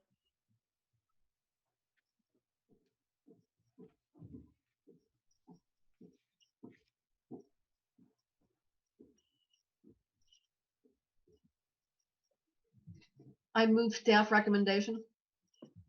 Second. May we go through the roll call? Councilmember Reddick, Yes. Councilmember Penrose, Yes. Councilmember Rohrbeck, Yes. Vice Mayor Brownstone, Yes. Mayor Eisen. Yes. Motion carries unanimously.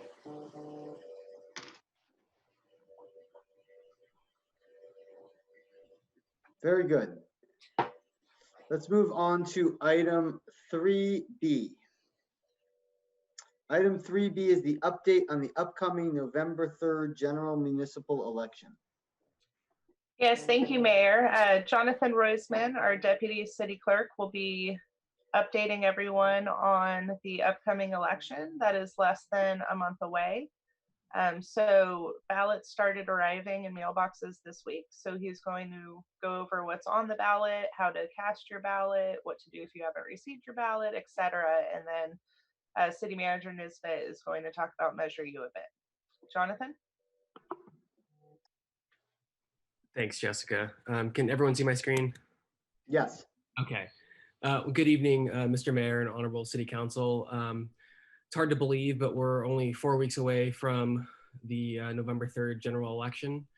At the local level, Districts 2 and Districts 3 council member elections will be occurring. And we also have a ballot measure, Measure U. And I will go into, we'll discuss voting and turning in your ballot, and turn it over to Bob for the measure.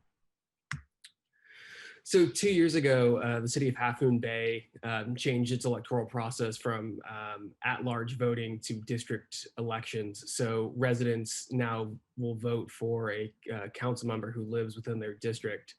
Half Moon Bay now consists of 4 districts with an at-large elected mayor. 2 of the districts, 2 and 3, will be up for election on November 3rd, while the other 2 districts and the at-large mayor will be up for election in November of 2022. So there are a couple of wrinkles this year. One, with COVID-19, all California registered voters will be receiving a ballot in the mail. Ballots started arriving yesterday and will be continuing through October 27th. And also because San Mateo County is one of the counties that participates in SB 450, known as the Voters' Choice Act, you have multiple ways that you can vote here in San Mateo County. San Mateo County actually did this 2 years ago in 2018. It was one of the first counties to implement the system, and it's continuing to do so this year. So under SB 450, voters can mail in their ballots. They can drop them off at a ballot drop box, or they can drop them off at any county vote center. And if you don't receive your ballot for whatever reason, you can request one from the county, or you can pick one up at any vote center in the county or at the Registrar of Voters office. This year, there'll be a total of 45 vote centers in San Mateo County. You can vote, if you're a San Mateo County resident, registered voter, you can vote at any of these centers. There'll be a 4-day vote center here in Half Moon Bay at the Emergency Operations Center. Here you can see the times and days that they'll be open. From October 31st to November 2nd, the vote center will be open from 9 to 5. And on election day, the vote center will be open from 7 in the morning to 8 p.m. All 45 of the vote centers will have those same hours. And currently there are 3 vote centers that are open now where you can vote if you choose to do so in person. We also have a number of ballot drop boxes available 24 hours a day. They were all opened up beginning yesterday so that you could drop off your ballot. We have 3 in Half Moon Bay, 1 outside of City Hall in the parking lot near the side door. There's also one in New Leaf inside once you enter. And there's also one at the Senior Center that's not open to the public, and it's for residents only. There are at least 39 ballot drop boxes in the county, so you can drop off your ballot at any of those drop boxes in San Mateo County. And there's a link here where you can go to check if you just happen to be elsewhere in the county and you want to drop off your ballot. So for voter registration, the deadline is Monday, October 19th. If for whatever reason you haven't registered to vote, there is conditional voter registration. And what that means is you can go to a vote center or to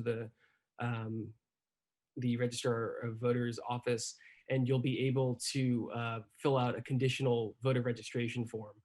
And you'll receive a ballot and you'll be able to vote. And once your information is confirmed, the ballot will count. You can do that up to the day of the election on November 3rd, but if you are a conditional voter, you do have to do so in person. So again, October 19th is the last regular day for voter registration. And there's a link here on where to register to vote. And Bob, I'll hand this off to you. That is my cue. Thank you, Jonathan. This is something that's been a priority of council all year, and staff was directed, over a year ago now, to look at revenue sources, look at enhancing revenue, and that led to this process of considering a raise to our transiency occupancy tax. So in fast forward to July of this year, we were before the council twice, I think July and maybe early August. And it was at that point that the council did vote to put a measure on the ballot, and you approved the 75-word ballot language that will accompany this tax measure. And so at that point, it did not have a letter yet. And so for the first time today to the council and to the public, I'm introducing Measure U.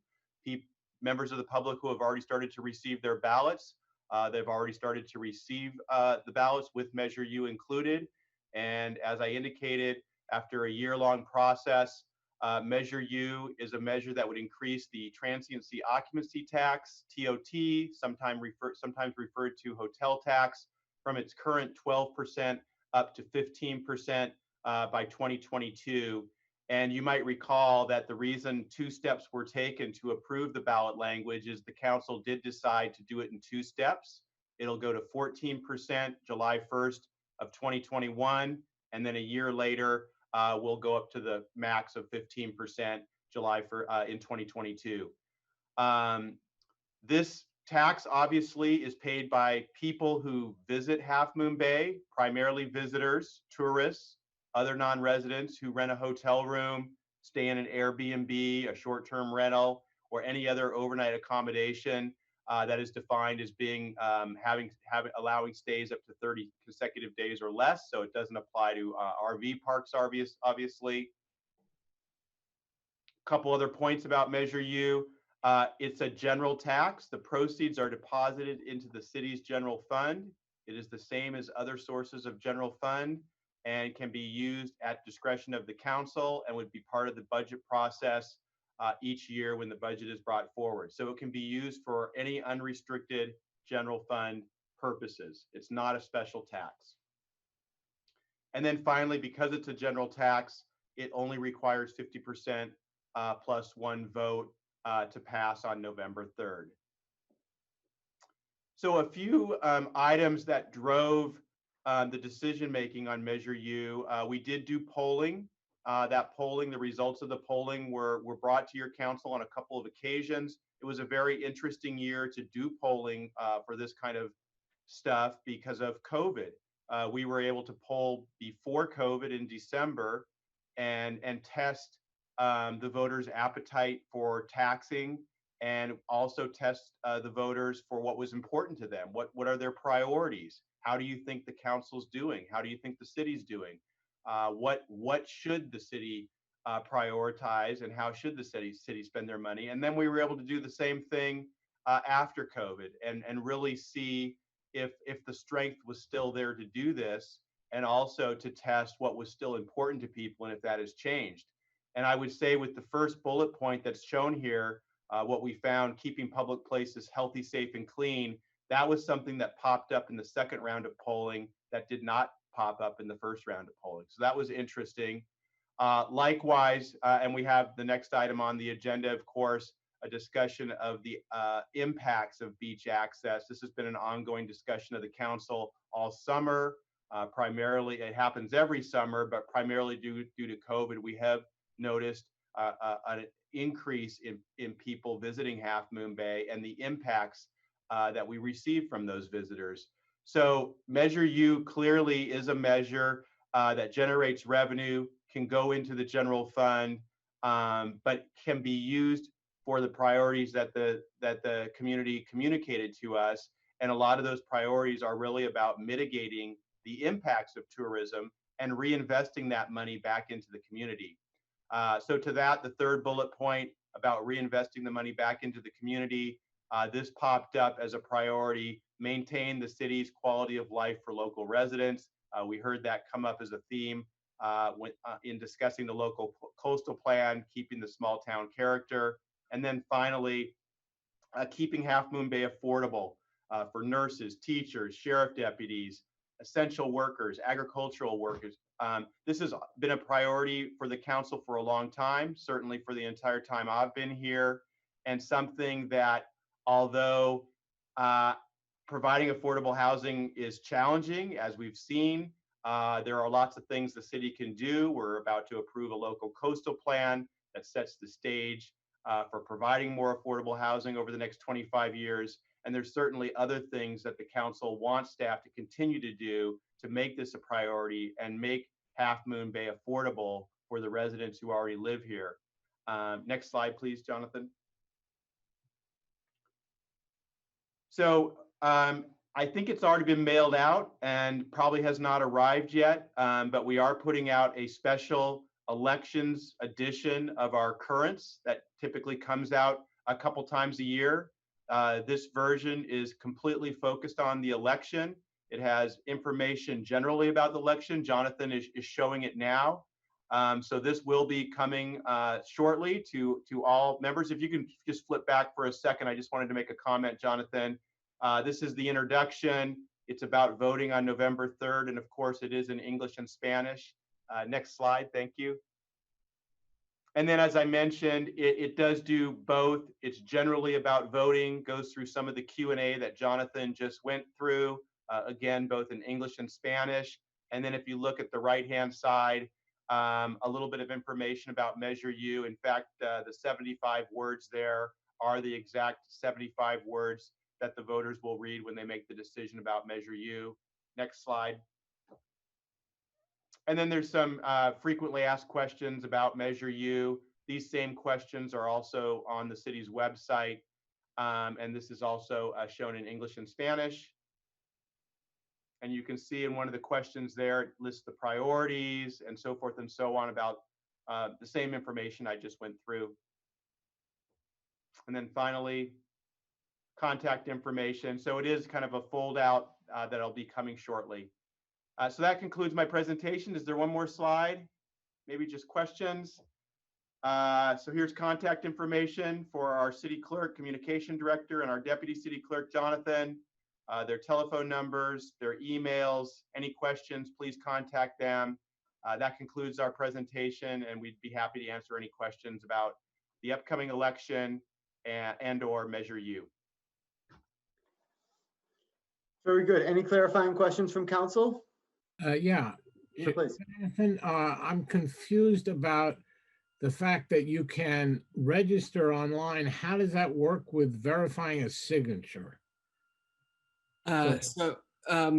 Your signature, it's generally verified through your DMV records. So they'll be looking at the signature that you have on file when you were last at the DMV. That can cause issues because people's signatures do change over time. So in some cases, it might be more than a decade for someone's signature to have been updated, and it might look different now. But if there is an issue, they will contact you to ask for additional information. But if you're a 16 or 17-year-old and you register online, you don't have to have a DMV signature. How does that work? I'll have to get back to you on that, Harvey. I'm not sure off the top of my head, but I will get that information to you as soon as I can. Thanks. From what I understand, and Jonathan will double check, but when you pre-register online, they mail you a registration card to sign and send back. But we'll double check for sure. Right. That would make sense. Thanks. Good question.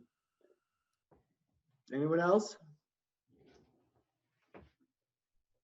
All right, well, I don't think any further action is needed on that one. May we move to 3C,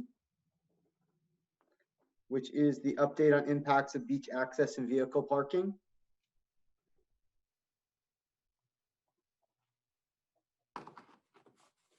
Good evening, Mr. Mayor, members of council.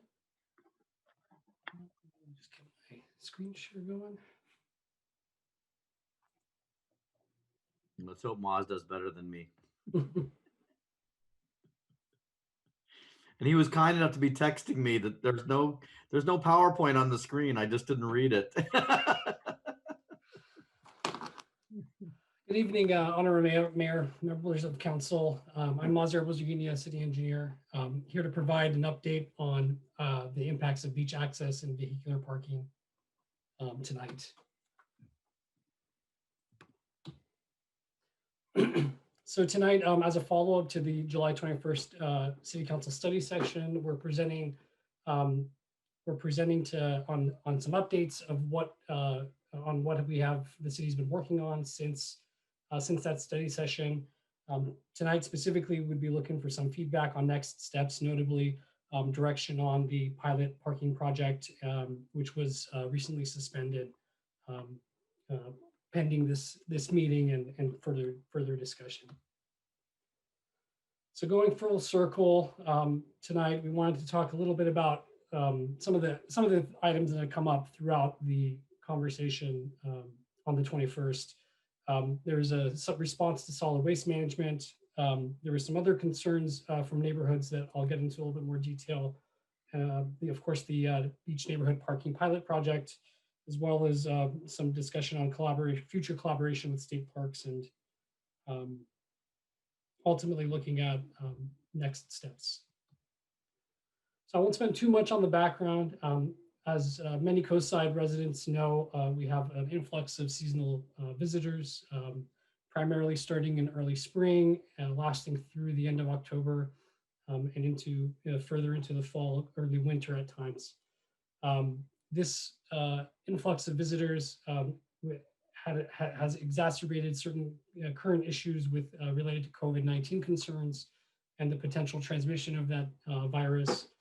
And that all culminated into this council study session on July 21st of this year to discuss those impacts associated with beach access and vehicular parking within the community, given that it was highlighted by some of the more recent COVID-19 concerns. I won't spend too much time on the waste management response. I know that we've done, members of our Public Works Department, Jennifer Chong and Veronica have provided many updates on some of our solid waste management response, educational sign campaign, trying to get the information out on keeping the beaches clean and providing receptacles, looking at additional capacity for certain areas where the foot traffic was higher and the accumulation of garbage was higher than anticipated. There's been relocations. We've changed our approach with response to litter management. Obviously, this picture here, these used to be those the solar compactors, the big bellies, if you will. These aren't garbage compactors, and they were put here given that they have higher capacity than normal trash bins. But even for this location, it wasn't enough. And so these were actually refurbished and relocated to other areas closer to Carter Park on the bottom right of your screen, and also at the end of Miramontes Point Road at the Manhattan Beach access down there. We've also increased over time the Abundant Grace routes and frequency as the council has opted for additional services to deal with a lot of the concerns that have been brought up with litter and trash abatement. Some of the other concerns that we have had issues with are really, we received quite a bit of concerns leading up to that July 21st with complaints of human waste and which is obviously concerning on private property. We understand that this has happened in certain cases, but the frequency of it is, it's hard to determine how often this is happening. So one of the things that staff did was conducted a survey of the coast side, extending from Surfers Beach at the north down to Manhattan Beach at Miramontes Point Road, just to get an idea of how many facilities are available on the coast side through different, through the coastal trail and close to the coastal trail. We counted about 51 restroom facilities, some portable, a few permanent, and 10 that were actually inoperable, located through this study area. They were relatively distributed. They were distributed relatively evenly throughout the coast. I have a map here, and I'm sorry if it's a little hard to read.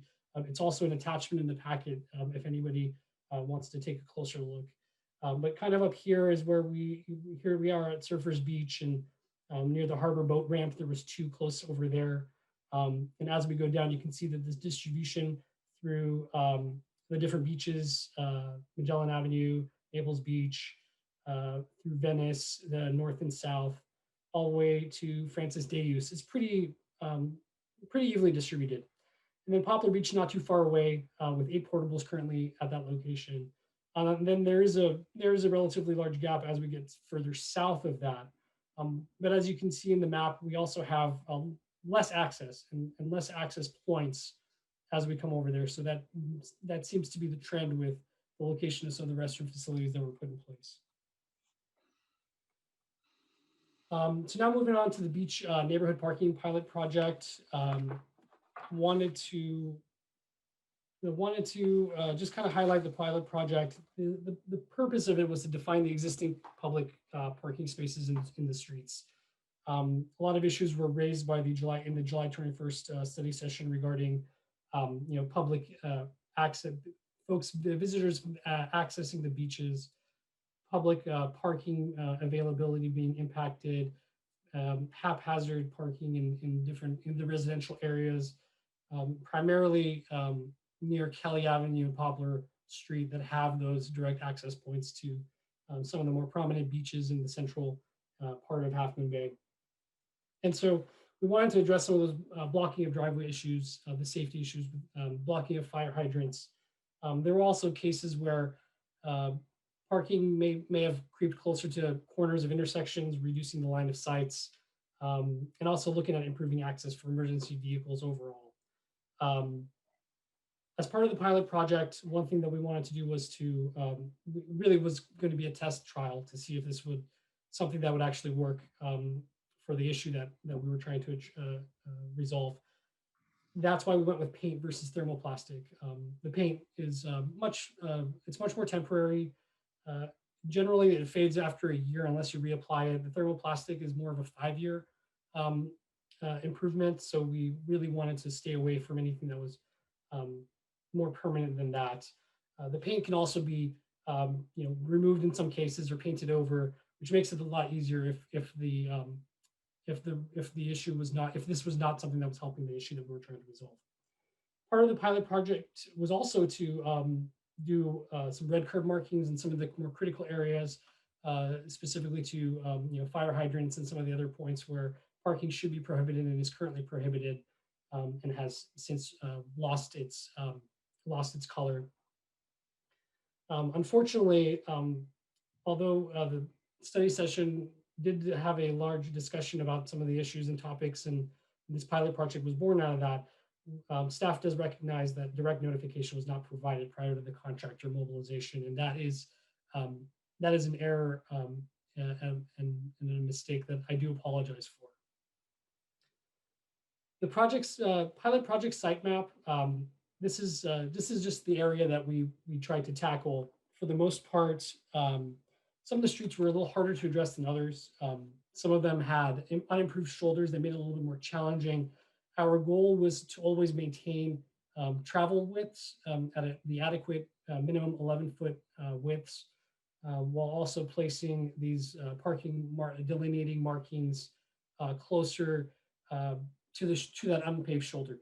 There were some cases where that just wasn't possible, and the paint would not stick to unimproved shoulders. So in some cases, we were looking at alternatives to try to address some of those issues without paint.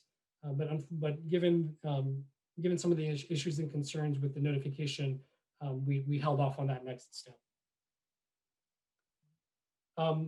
We received a lot of responses to our notification for this meeting, for the October 6th meeting. Community input overall has been mixed. There's been some supporting of the concept. There are some folks that are not happy with the concept. Obviously, one consistent was the disappointment in lack of early direct notice, which was an error on our part. The project objective was really to provide that relief to some of these most impacted beach neighborhoods. And that's why, again, we were in the map, we focused really on the areas close to Kelly Avenue and Poplar Street to try to address some of the overcrowding and parking concerns that were brought up. Given the response from the community and the lack of notification, staff suspended the work to allow additional community input, which was provided even up to today for tonight's meeting. And so tonight, that's what we're going to be. We'll have an opportunity to have more of a discussion and get comments from the community for this particular item. Last, I want to just touch a little bit on collaboration with state parks on parking management. The city owns one coastside beach with parking, with a public parking lot. And apologies, this is an older number of 93 spaces. State Parks owns a larger majority of this and approximately account for 760 public spaces that are available.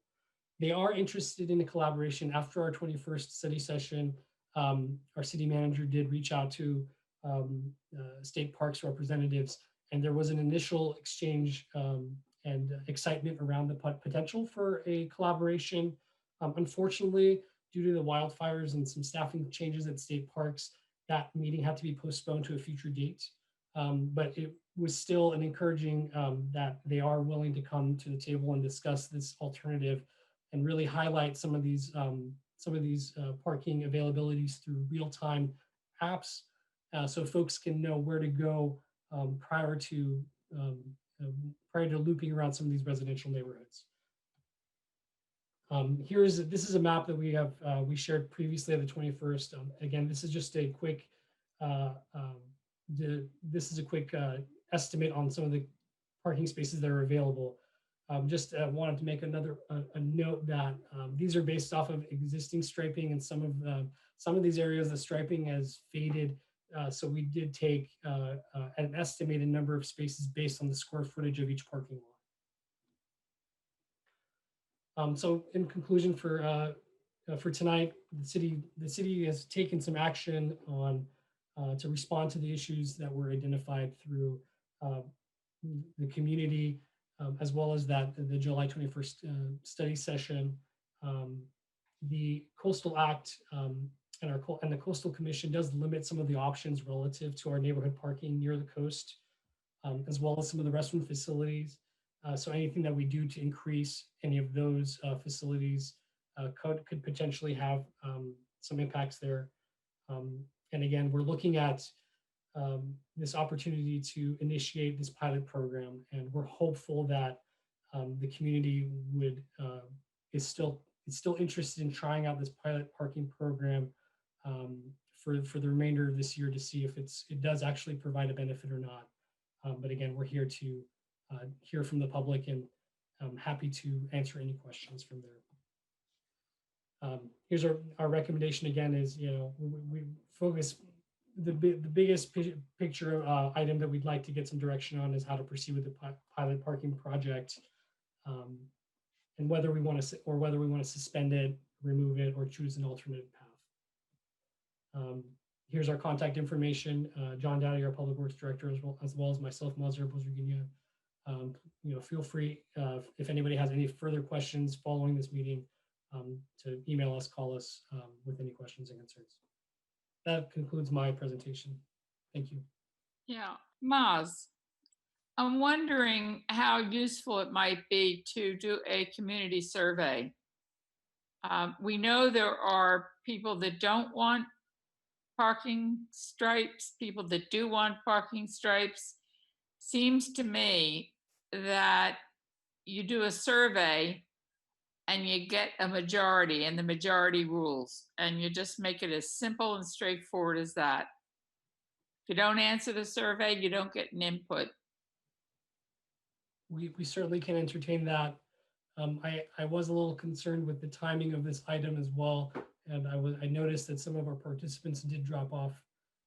So I mean, that's certainly, if that's the direction of the council, staff can certainly go that route. You're concerned with the timing of a survey, are you? No, just I meant the timing of the item tonight. I was keeping track of our participants, and obviously it's later in the evening, so we may have lost a few folks that were interested in having a conversation on this topic as well. If I could, I do suggest, if I'm sure you have, and I know we received even additional emails. I would say that we received a pretty good sampling of neighborhood response via the emails and correspondence, and I think it's fair to say that there wasn't strong support to continue the program. Again, I think that sometimes that can be a little short-sighted, and I think there was still some lingering upset over the lack of notice directly provided to them. And so I think there are some of those issues, and certainly we can hear from them and then make some decisions. If it makes sense to do a survey, we're happy to do a survey. But I do think you have a fairly good sense from the emails coming, and there were more than just a couple or 3 in there. I think there were quite a few, and some positive, some supportive, but from my read, the majority of them not, and for varying reasons. So not even a clear agreement on the reasons why they didn't like the idea of the pilot program, but there's some themes there. I think that it's often the people that don't like something that are going to speak up. The people that like the program may be either afraid to be vocal about it because of their neighbors, or may just think it's going to be okay and go ahead and do it. Why speak up if you like a program? So I think the survey is going to give you a better, clearer picture of how many people want it. If I could suggest a thought, and I know there's going to be public comment, as opposed to a survey, which is generally intended to get a response from a broader scope of people. We've been looking at some other cities and how they approach different issues in terms of traffic safety, traffic calming, and everything. And one of the things that some cities we've seen do is they actually do a ballot that goes out to each one of the affected properties, and they then basically look into say if there's at least 50 plus 1% in support, then they go with it. So they do a mini ballot, and then you're really getting the folks, and in that way they can do it without repercussions, because it's tough because there's going to be addresses. So the same argument kind of comes out to say if people are concerned about what their neighbors are going to say, the question is, are they comfortable casting a ballot? But that I would suggest if there's a desire to look beyond that point and do that that we maybe consider that as an option, and really singularly focus on those homes that are directly in the wake of this, and they can vote on it, and we can do a thumbs up, thumbs down, at whatever threshold you want, 50 plus 1, 65%, 60%, whatever the council would choose to do. So food for thought. I went door to door yesterday on Filbert, and just knocked on doors all the way down the aisle just to get a sense. And it was interesting, and people were vocal, willing to talk about it, which was interesting. I had a mask on, I'd go to the door, I'd stand way far back, and then I just kind of asked people, hey, what are your thoughts on the striping project, so I can get a sense? I know you received something in the mail recently, went through the project.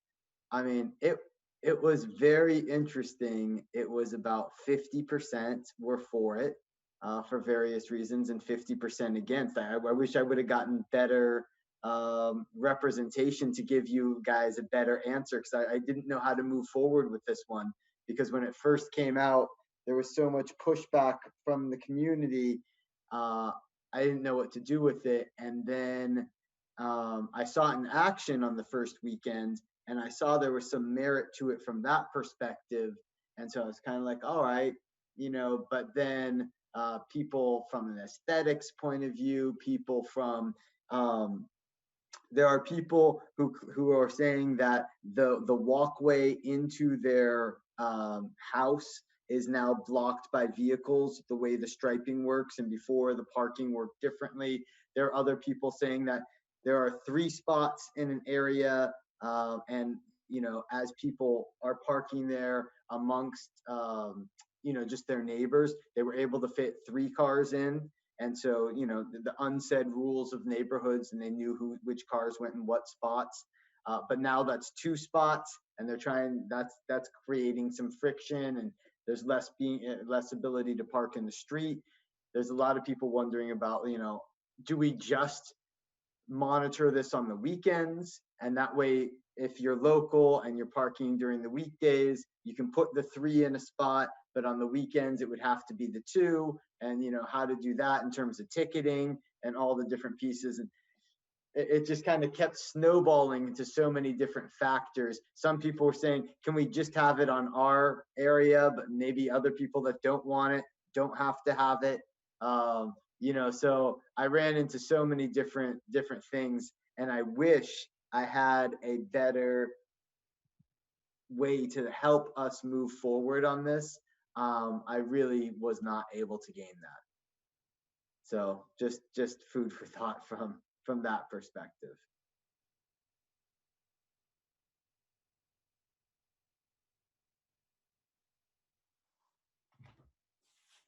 Yeah, not very helpful, right?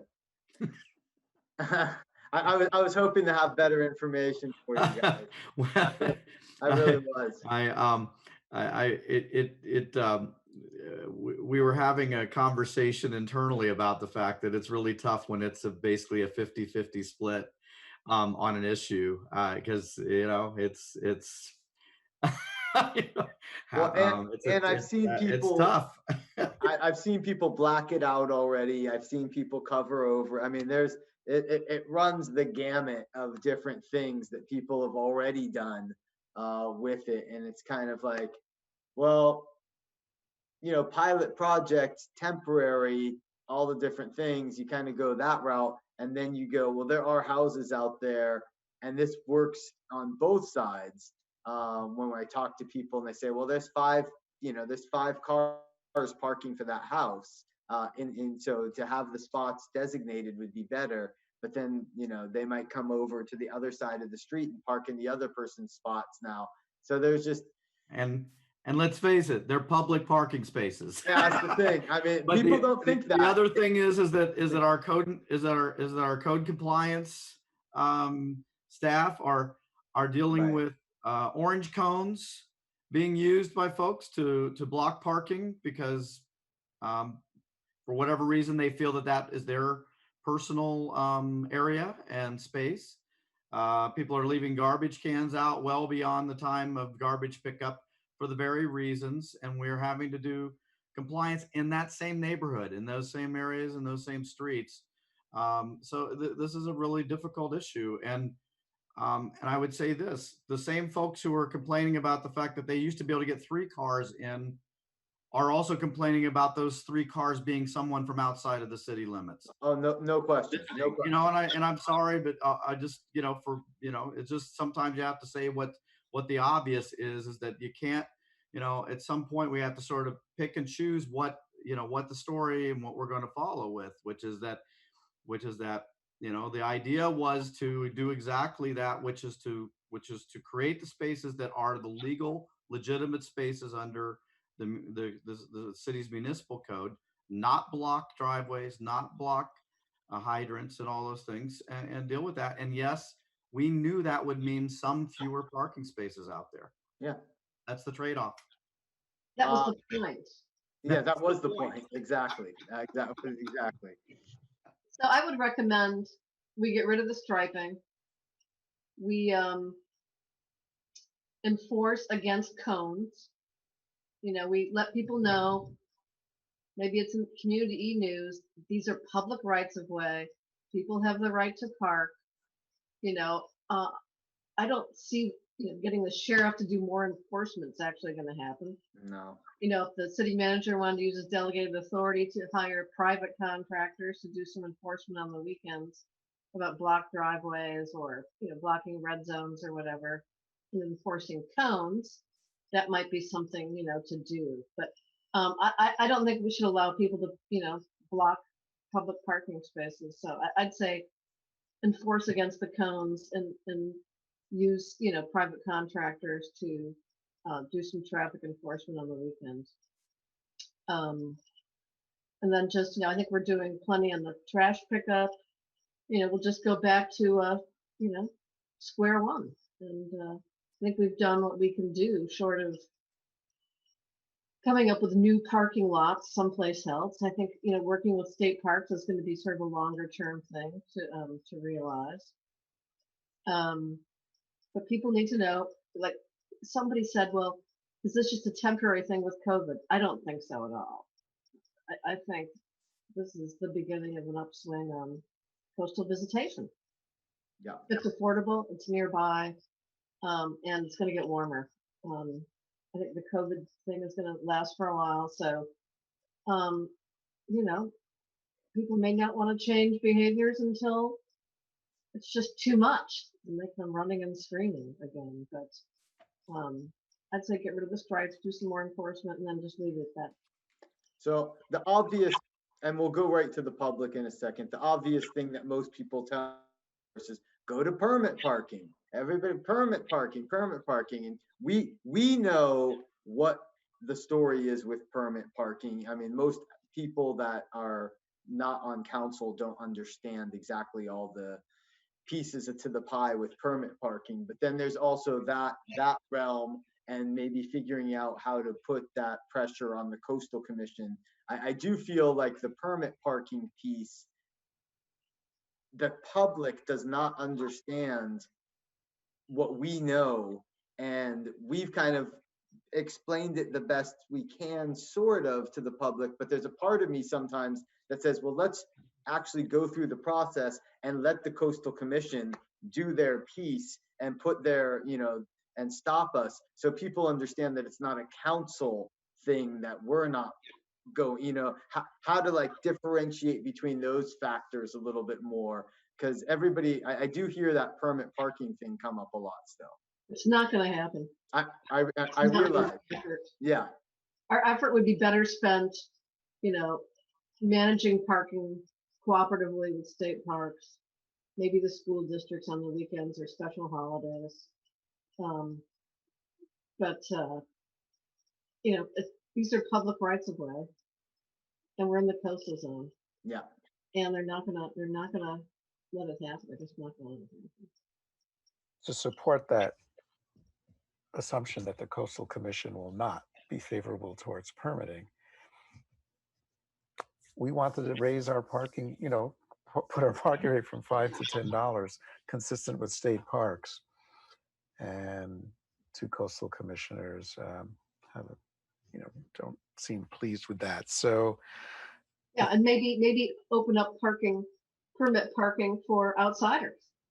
Let somebody buy a parking permit to park in, I'll say Lorraine neighborhood, not just relegated to visitors. How would people feel about that? I think let's take some public input and then we can come back. What do you guys think? Yep.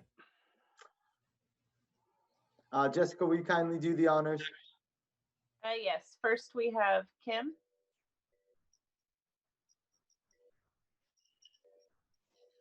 Good evening, City Council members. I appreciate you hearing my concerns. I was going to get into the parking, but since you were talking about permit, I think I'm a little confused about why, when we talk about permits in the neighborhood, it's taboo, but when you talk about permits for city parking lots and the state parking lots, that's okay. So I guess that's where my confusion comes from, because you just recently spoke about these permits for Poplar Beach parking and that the state has permit parking. And if that's okay, I don't understand why, when we in the neighborhood talk about permit parking, that's taboo, because we're providing access, but you're actually charging for access. So I'm a little confused by that. But let's actually just explain that real quick, and then you can finish your comments. But Bob, do you want to try to take that on? And, yeah, that's a great question. Yeah. I'll do my best, and then anyone else can jump in on explaining the differences, at least the way I see it. So when we as a city provide a public parking lot, be it downtown, at the beach, we are using public funds to provide public parking, and all members of the public can use that parking lot. It's a public good for all members to use. Whether it's free parking or charged parking, we're treating all members of the public the same, and that public parking lot is there for everyone to use. The idea of providing permit parking in a neighborhood is actually the opposite. Right now, they are public right-of-ways, and they are free for all members of the public to use. You travel in those right-of-ways, and if there's room, you can park your car along the curb. So they are public right now in the same sense that a public parking lot is also public. The idea of permit parking is the opposite. In that case, the permits are provided to the home that's adjacent to the public right-of-way. They then pay for the privilege of using that right-of-way and having placards for when their guests come over. And if someone, a member of the public, then parked there without a permit, they would be ticketed. So it really is, in my mind, the opposite from providing a public parking lot. Permit parking, the way we're talking about it, the way it's been brought up to the council from some members of the public, is actually restricting the public's use and privatizing that spot for the benefit of the house that's adjacent to it. That's the key difference. And that's the way the parking was when we initially moved into into the neighborhood. But I'm talking about something that's kind of not the, providing access, but anyway, it's a whole nother subject, but I think there's more to it than that. But anyway, so talking about the parking, I think the issue I know for me is, and Mayor, I had sent an email to you on September 13th, and it was right around the time we hadn't received notification. And I think that was a really an important issue, that the neighborhood didn't receive notification. I myself knew about the project because I had been listening to city council meetings, and I had gotten the e-newsletter that discussed it. But when the striping started, a variety of neighbors were like, "What's going on?" So I explained to them. But I think for us, it's about common courtesy and common decency. And for some of the striping, there really isn't consideration for, for instance, at the end of the cul-de-sac, there are access to paths that then take you to the coastside trail. Well, there were parking spots designated right in front of those pathways. And later in the year, when the railroad right-of-way grows before the sheep and goats come, it's just a narrow path. So if you have a car parked right in front of there's no way for anyone with a stroller, anyone with a walker, anyone with a wheelchair, anyone pulling a wagon with a cooler to get around. So I think for me personally, it's about common courtesy and common decency, and designating areas that one shouldn't park in front of access to my front door. Leave, a designated space rather than putting a parking spot there. The other day there was an RV parked. I couldn't even get into my side yard because there was a big RV parked right in front of it. So I think I want to say that I'm with some common courtesy and some common decency with deciding how to mark the streets. I think that you would get some more support. For instance, not parking, like even our mailboxes. I mean, providing access for our U.S. Postal Service people. They're working 7 days a week now, so they're coming through the neighborhoods. And for them to easily access our mailboxes, I think that would be helpful to designate in front of our mailboxes not having parking. I know it's legal to park in front of a mailbox, but common courtesy and common decency, just to provide access for our postal in our own selves to access our mailboxes, to be able to access the walkways to our front doors, to be able to access the path to the coastside trail.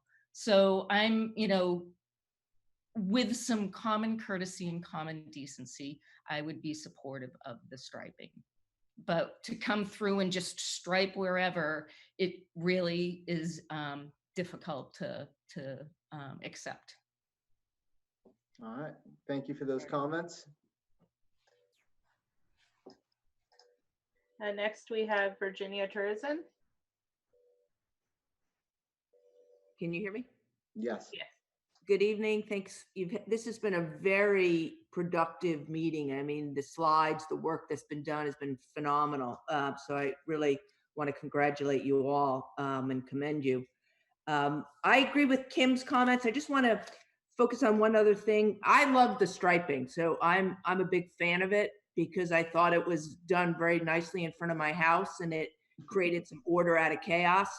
But I would recommend that in the area, in our town, it's different than downtown where you've painted the red stripes for the areas that where people shouldn't park. And I know the fire hydrants are bright yellow, but many houses have them surrounded by bushes. And people, you know, either they forget they took a driver's license test. When they don't see something painted red, they'll park there. So I would take a priority of parking, you know, marking 15 feet across fire hydrants or whatever lower level the city may have designated, but the Department of Motor Vehicles says 15 feet, as well as disabled curb cuts should be marked red. And you're supposed to have a designated crosswalk. And I agree with Kim as well that, you know, in front of the coastal trail areas, you know, the pathways on each block, those should also be marked red so that cars don't park there. You know, I can also mention a comment that Kim made with respect to the overgrowth on Railroad Avenue. I mow about a block and a half worth of it because I think the overgrowth is a fire hazard. And so certain areas have this tremendous overgrowth. So I would either get somebody to periodically weed whack before the goats come, since it gets, you know, it's about 2 feet on the street. And I think that's a very serious fire hazard. And I'm shocked that other neighbors don't take it upon themselves to help the city a little bit. That's it on this topic. And then I just had one other question. If you guys could provide some serious guidance, Halloween is October 31st. And I've heard a lot of neighbors saying different things like, hey, let's organize something on our street. Let's do this. And I'm like, whoa, I don't really want to be a part of a big gathering. And so we touched on that subject earlier, but I think because Halloween is a Saturday this year, we're going to have some real issues. And I think the city should take a stand and say, you know, either no trick or treating or no group gatherings, whatever you want to do. But I think the city needs more guidance. Thanks. That's good. Good input. Deborah. Next, we have Jimmy Benjamin. Can you guys hear me? Oh, yeah. Okay, good evening. This is Jimmy Benjamin, member of your planning commission, but speaking as an individual. I'll echo Virginia's comment that I thought it was a very productive meeting. Great work. And I also want to echo John Dowdy's comments when we were working on the Terrace Avenue stoplight. He said that everybody is a traffic engineer. And in the parking world, that is certainly something that we're experiencing tonight. Not wanting to miss the flow, I will say, I know that at least one of my neighbors, Julie Barr, and I both participated in that July hearing about parking impacts. And I was surprised to see the draft pilot program not include Pillarcitos Avenue in my area. No one promised me that it would be, so this isn't indignation. It's more a process question about how it was arrived at and what made sense, what didn't. When the permit parking program that previously operated existed, the city assured the Coastal Commission that if there were adverse traffic impacts in that area, it would be okay because they could move to Pillarcitos Avenue. So I know that my neighbors near the corner of Pillarcitos and Wave have certainly experienced this problem. And if something is going to address the impacts of visitor residential conflict, I hope that Pillarcitos Avenue Wave, other parts of Costa del Mar, because it's so very close to the coastal trail and a very free alternative to an expensive Venice Beach parking lot, will be able to be part of that project. I'd also say that parking is just one attribute of a multi-attribute problem, multi-attribute disutility problem. Parking, speeding, theft, uncivilized behavior by people who are not crowding but who occupy a parking place with no one else around and then relieve themselves in your neighborhood. So these are not hypothetical situations. They actually happen. So this is not me prescribing an answer. It's me saying we want to be part of the process moving forward. I think your remarks about, thank you, your remarks about being thoughtful in how you approach it, talking with the neighbors, trying to arrive at a informed, broad decision is great. I stand ready to work with you, and I'm interested in an update when the Venice Beach conversations continue. I appreciate the chance to speak with staff earlier and look forward to more information soon. Thank you for the time tonight. Yeah, very good. Very good. Anybody else from the public? I think that's it, Mayor. I mean, it's so cool that the public's staying around till 11:25 at night to make comments on this. I think it's goes to show this topic. All right. Well, what do you guys want to do? What do you want to do with this one? I really do not have good answers on this one. I still like the idea of some sort of a public survey, or as John suggested, a ballot, whatever is the easier to do. Yeah, I mean, I'm okay with that. How much? It's not that many households that we need to hit to make it happen, like in the scheme of things. What is your thought on that, John or Bob or whoever? We're happy to do it. I'm kind of intrigued by the idea of the ballot process, just to see how it might work, and we could certainly do that if you're interested in just doing a short delay and allowing that process to happen. For that to be able for us to be able to operate and deal with that, we would need to confirm if what the threshold would be for continuing with the project. Would that be simply the 50 plus 1%, which the traditional voting block, or something at a higher level of acceptance by the neighborhood?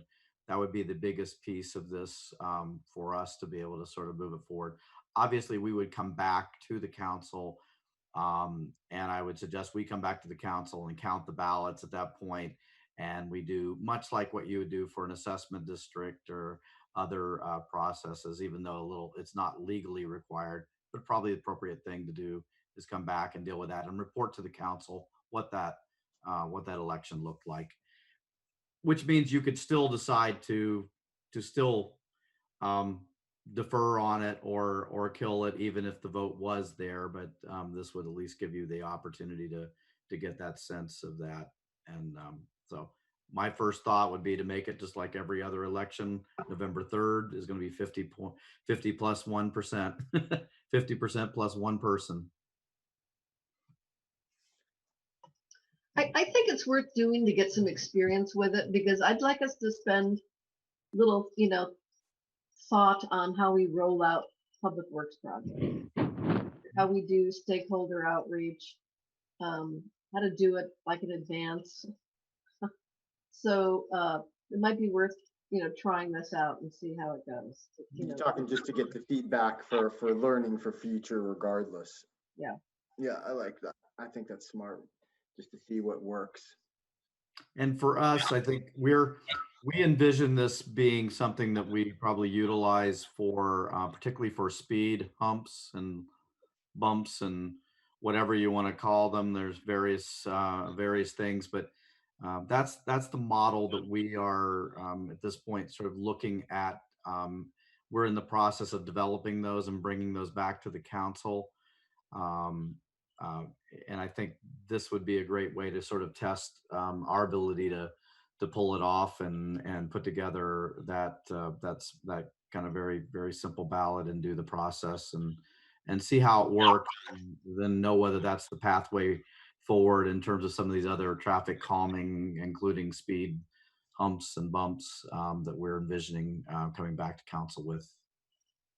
Very good. Are we ready to make a motion on this? Just because I'm getting exhausted mostly.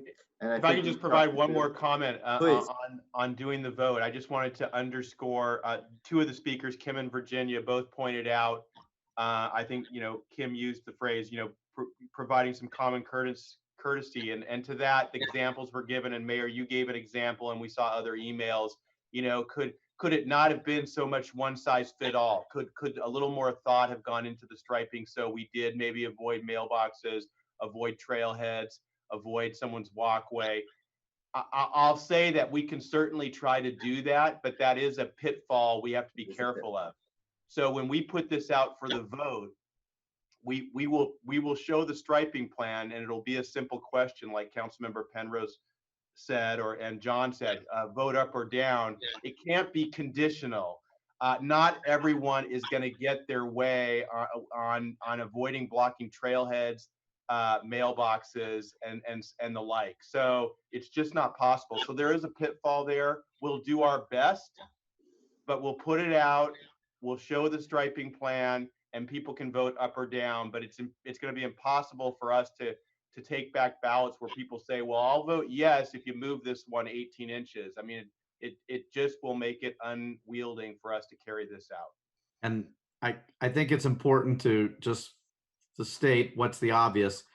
Those trailheads are not legitimate trailheads. They've been formed by locals going and non-locals and everything with that deal. And if we use those trailheads as a basis to not have parking, we used all of the conditions in which were put out there, we would have no parking on the street. And I don't know where people are parking today if they're not blocking those same points of access and egress and mailboxes. So, yeah, we will put together that, and we'll put the plan together, and it's an up or down based on the parking layout that we'll present to them.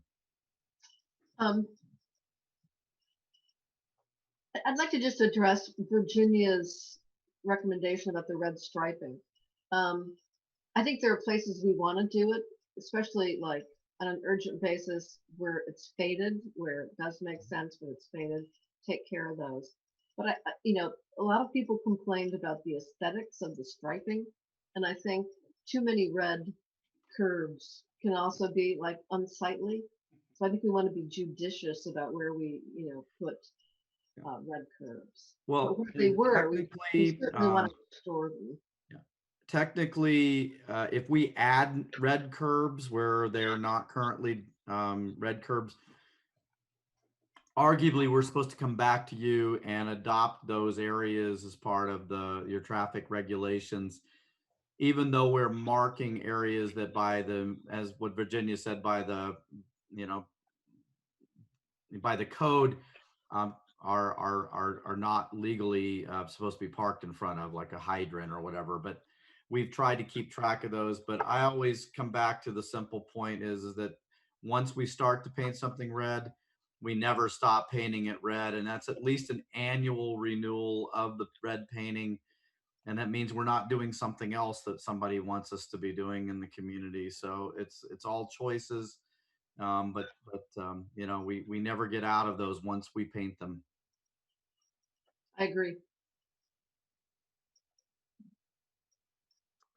All right, let's move. So can we move forward with this one? Motion? I move that we send. So I move that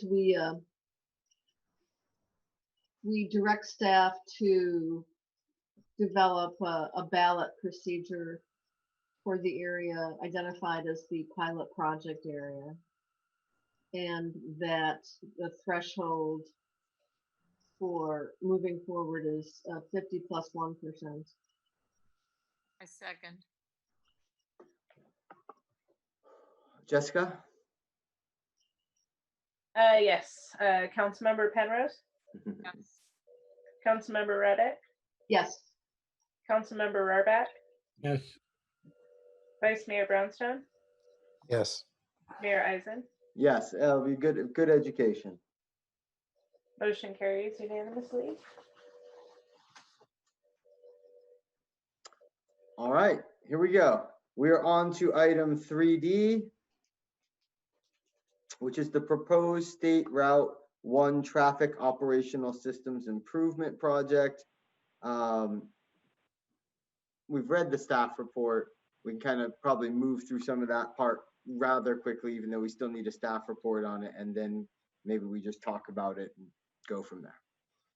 Thank you, Mr. Mayor. I'd like to introduce, we actually have Caltrans staff members as Okay. part of our That's right, I panelists. forgot.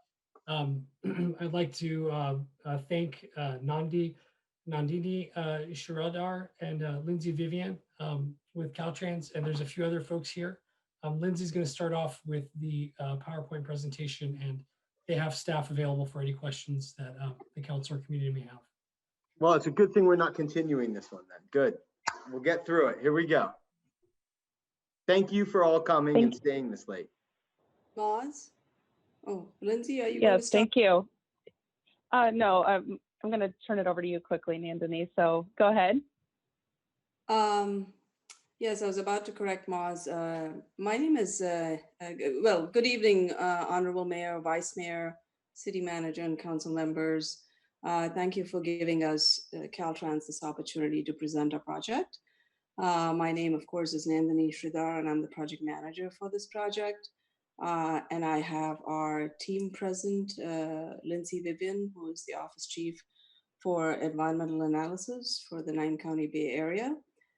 David Mann, who is the Office Chief for Electrical Systems. Mark Powers, who's the Branch Chief for Traffic Systems. And they are available to answer questions at the end of the presentation if you have any. I would like to take this opportunity to thank Captain Sol Lopez, Captain Jason Cavett, CHP and San Mateo County staff, Quavo, Half Moon Bay staff, Moz, who made themselves available within a very short time and are generally in support of this project, as we would hope the council would be as well. That said, we are really excited to be here. Highway 1 is an important corridor, and this project will provide opportunities to improve communications, our emergency incident management ability within the corridor via a messaging system that is severely lacking along this highway. The State Route 1 Traffic Operational Systems Improvement Project is funded through our SHOP program. SHOP is the State Highway Operations Protection Program, and it funds capital improvement projects that serve to preserve, maintain, and protect our state highway system. It's financially constrained, and this project is constrained to the mobility program. Capital projects next slide. Capital projects in the SHOP typically go through our established project development process, starting with planning prior to programming, followed by the environmental phase, which is what we are in now, and then on to design and construction. This project, when approved, will likely go into construction summer of 2022. We initiate planning by developing purpose and need statements. The need essentially is identifying a problem or a deficiency. In this case, it's the department's ability to provide accurate real-time travel information to the public and the ability to notify traveling public of traffic congestion and emergencies. The purpose, of course, is the solution to the problem or deficiency. And the way we would address it is we propose to install traffic management system elements to enhance mobility and safety along State Route 1 in San Mateo County. The project limits, it extends along a 20-mile stretch of Highway 1, excuse me, starting all the way in the south from Miramonte Point Road in Half Moon Bay to Clarinata Avenue undercrossing in the north near Daly City. We've identified 10 spot locations where the travel time elements would be installed. These were determined strategically and during the environmental phase to ensure that the installed elements work in sync and at the same time avoid impacts to the environment. Locations 1, 2, and 3, locations 1, 2, and 3 are within the Half Moon Bay jurisdiction. The project elements include installing 6 wireless detection system, WDS, wireless detection systems along the 20-mile stretch, 5 variable message signs, guardrail to protect the variable message signs, constructing 2 maintenance vehicle pullouts that would help enhance maintenance worker safety. We would also enable 2 existing changeable message signs at the Tom Lantos tunnel by updating our software. How would the system work? The wireless detection system essentially includes wireless identification readers. The readers would collect anonymous information when motorists pass by the readers. No personal data is collected. This data is then transmitted back to our central computer server, which processes the data, calculates the travel time, and relays it back to the changeable message signs and the variable message signs to update and display travel information. As I mentioned earlier, we intend installing 5 variable message signs, one of which would be within the Half Moon Bay jurisdiction. The variable message sign panels are about 5 foot high by 12 feet in width. They would be installed on poles, and the total height would be about 12 feet. We also propose installing new cabinets that support the panels, guardrails that protect the variable message signs. The display message types would include travel times, incident information, road conditions, and special events. I'd like to emphasize at this point that this would not only be a benefit for the department, but could also benefit our partner agencies such as CAL FIRE, County Sheriff, CHP, first responders, should they choose to work with our TMC, the Traffic Management Center, and follow up protocols to relay emergency messages. The community could benefit greatly as well in that they would receive timely alerts and be able to take action immediately.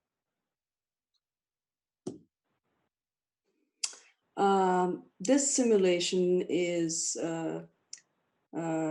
essentially to demonstrate the difference in sizes between the existing changeable message signs near the Tom Lantos tunnels at Devil's Slide and the variable message sign that we are proposing along the Highway 1 corridor. As you can see, the variable message signs are significantly smaller than the changeable message signs. I just wanted to emphasize that we are not proposing to add another variable message sign adjacent to the existing CMS. At this point, I will hand it over to Lindsay. She will focus on the 3 locations in Half Moon Bay and talk more about the environmental process from here on. Great, thank you, Nandini. And as Nandini mentioned, this project extends from Half Moon Bay up into Daly City. We wanted to present and focus on the work that is being proposed within Half Moon Bay. And that includes the first 3 locations in this project. And right now, Caltrans is proposing to install 2 wireless detection systems in the city of Half Moon Bay and 1 variable message sign. So our first location is at Miramontes Point Road, where we are proposing to install a wireless detection system on an existing pole at the intersection of, again, Miramontes Point Road and State Route 1. These wireless detection systems are no bigger than 1 square foot in size, or approximately the size of a shoebox, if that puts an image in your mind. moving on to the second location within Half Moon Bay is a proposed variable message sign located near Seymour Street, with the purpose being to message northbound traffic, again, heading north on State Route 1. And this is, again, location 2. The third location would be at the intersection in the northeast corner of State Route 1 and State Route 92, which would again be another wireless detection system installed on an existing light pole in the northeast corner of this intersection. And again, that is the work proposed within the city of Half Moon Bay. As Nandini mentioned, we are still in the environmental phase of our project development process for this project. We circulated a draft environmental document to the public on August 14th, 2020. It's still up on our website, the Caltrans District 4 webpage. And we held a public meeting on September 10th, 2020, which has led us here tonight. And this outreach effort, as well as a scheduled meeting next week at the Mid-Coast Community Council, as a result of the follow-up to some of the public comments and input we received at that public meeting. Based on comments and some emails and communications received during and after that meeting, we decided to extend the public comment period to October 11th. But then after establishing and setting up these meetings here tonight and again in front of the Mid-Coast Community Council next week, we've extended the public comment period to October 30th, 2020. Excuse me, my slides jumped ahead. And the goal for us right now is to finalize the environmental document in December 2020. After the public comment period closes, we will take all the comments received and respond to those in the final environmental document and revisit our determinations as needed. Once at the close of the environmental document phase, we also have an approved project report, at which time Caltrans may decide to adopt the build alternative or the no build alternative as part of this project. If we choose to adopt the build alternative, again, following all the input received, we'll move forward to the design phase, which will begin early next year and is scheduled to run through February 2022, which is of course tentative and contingent upon project funding. And then as Nandini mentioned, currently scheduled to begin construction in June of that year. As I mentioned, we're still in the public comment period, and we can take your public comments at these addresses in front of you here tonight. Nina Hoffmarcher is the environmental planner on this project, and you may email her at this address here or send in comments via postal mail. During COVID-19, most of our staff are working remotely, and so we do prefer to receive comments via email, but we'll take them in either format as both are acceptable. And again, have until the end of the month to do so. Assuming this project moves on to the design phase, we wanted to quickly mention here tonight that we will be back in front of the Half Moon Bay City Council, as well as the Coastal Commission, the City of Pacifica, and San Mateo County as part of the coastal development permitting process, which recalling back to earlier in this meeting, was discussed at length this evening with the local coastal plan updates. But again, this project, 9 of the 10 locations are located within the California coastal zone and will also be subject, and we plan on obtaining a coastal development permit as part of this project during the design phase. That concludes our presentation, and at this point, we'll take any questions that you may have. What is the point of the wireless readers? I'm going to turn that question over to David Mann. Hi, good evening. The main point of the wireless detection systems that were as proposed are to help supplement our ability to estimate travel times for vehicles traveling along the coast. As you know, the cellular service in certain parts of the coast are somewhat spotty, and by being able to anonymously detect vehicles that are traveling up and down the coast, we can estimate travel times and provide that information to variable message signs as proposed along the corridor. Just due to the seasonal and very special event nature of the corridor, we felt that it was very important to best inform the drivers of the conditions of the roadway along the Highway 1 corridor. Thank you. Well, I'd be very concerned about these for the same reason we've been concerned about license plate readers, and the sale of that data. So I would want to know more about this whole process. My other question was, it seems to me that the system would be better served by having synergy with signs on Highway 92 or 280. I mean, as people are coming here and doing visitor serving things, either down through Pacifica or over 92, you want that information to be shared by people who are coming here and leaving here, not just traveling Highway 1. So I don't know if it's possible to have a more comprehensive project that has signs, related signs on other highways like 92 and 280. David, do you want to speak to that? Sure, and I think that you bring up a great point. And I think to that extent, Caltrans, thinks of the state highway system, from a regional perspective, and there are many users that are coming from various directions, as 92, 280, 35. They're all heading to the coast or going away from the coast, and these variable message signs, as proposed, will be connected to our Transportation Management Center in Oakland, which currently has ability to disseminate information on a number of changeable message signs that are already currently existing on Highway 92 and 280. Additionally, the information that we collect here, we could also improve our messaging that for those existing signs as well. So this is all part of a regional effort to provide more accurate and timely information for folks that are heading to the coast, and also potentially commuting from the coastal communities to the very, very urbanized areas in the Bay Area. Mm-hmm. So that's a great point. Thank you.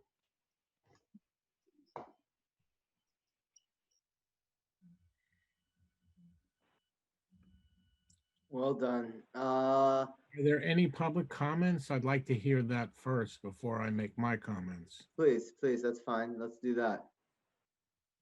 I see there's 2 hands raised, it looks like to me, but. First, we'll have Crystalline Geet. Thank you very much. From the perspective of the chamber being, running the visitor bureau and thinking of the phone calls that we get and all of that, some comments that we've received in regards to this project is about how, in wanting to tell the travel times, which is an understandable want, with the very limited ways that we have to get around, does that actually cause more frustration than help? So if I'm on Highway 1 and I don't really have a place to turn around other than 92, or 84, depending on how far back I am, we could be causing more frustrations for our visitors and for our residents, where they're just looking at a time that they can't do anything about, 92 often being much worse. Some other concerns that we had was and I could be wrong, so please, Caltrans, please correct me if I am. We heard in the last presentation that it sounds like there's money in the budget for putting this project forward, but not necessarily maintaining it. And that was a funding source that was, being looked at, and with an assumption that it'll come to fruition. But as we see when we drive up and down Highway 1, even the stationary signs are in very poor repair, and quite often are so dirty they can't be read, or they're broken and they take a long time to repair, if they get repaired at all. So we as the chamber have large concerns that these types of signs will go out of repair and not be fixed. Yeah. Okay, yeah, that was it. Thank you. Good comments. Do you guys want to try to speak to those?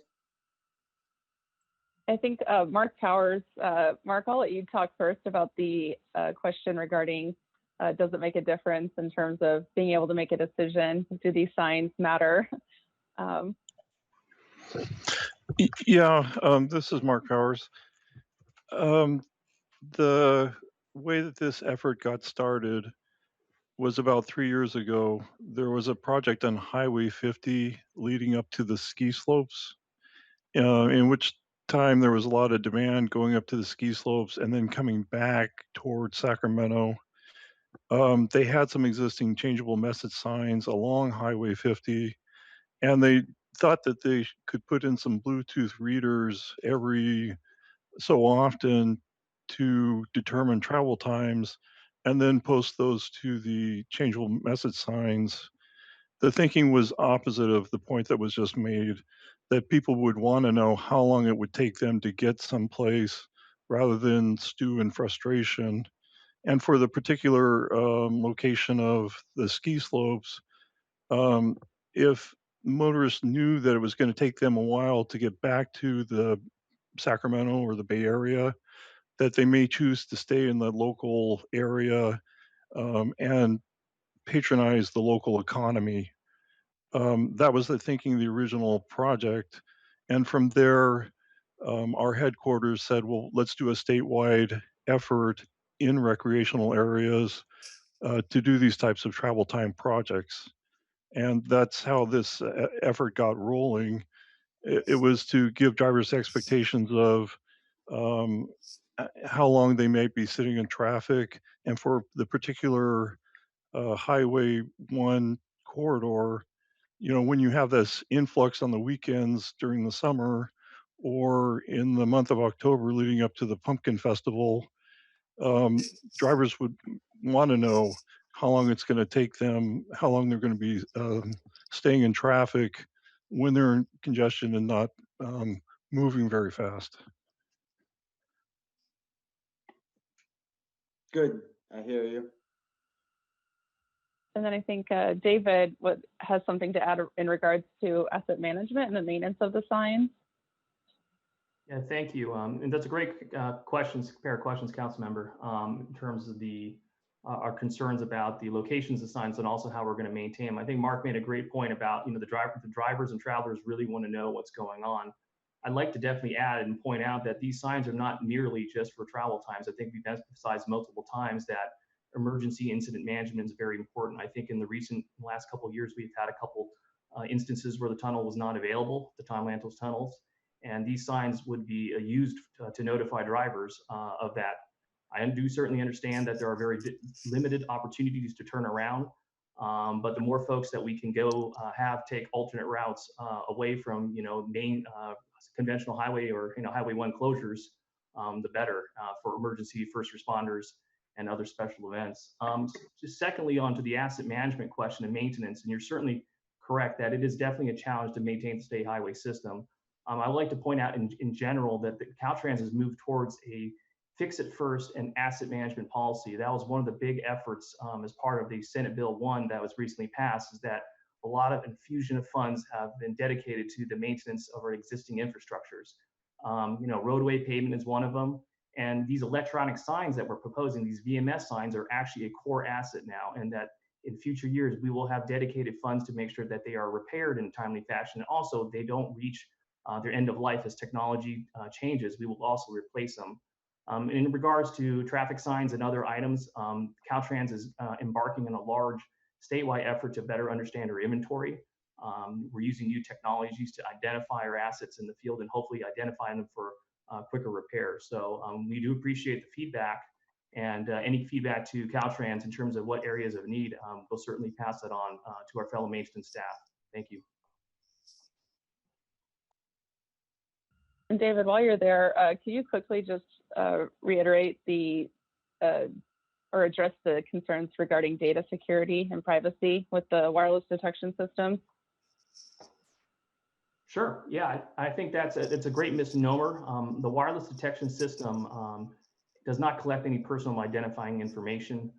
It's not collecting license plate information. It's collecting a small bit of information that's transmitted from wireless devices. We don't have any other information about the user at all, and the information is immediately discarded after we do our calculations in terms of how long we believe travelers take to travel in that corridor.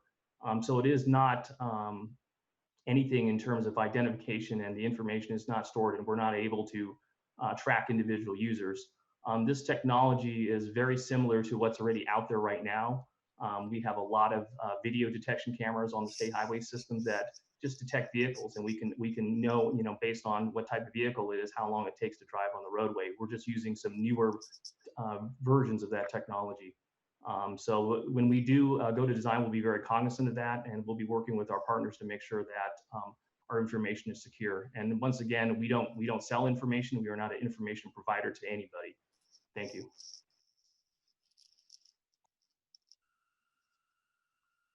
Guys, good. I like the way you answered the questions, David. It's good.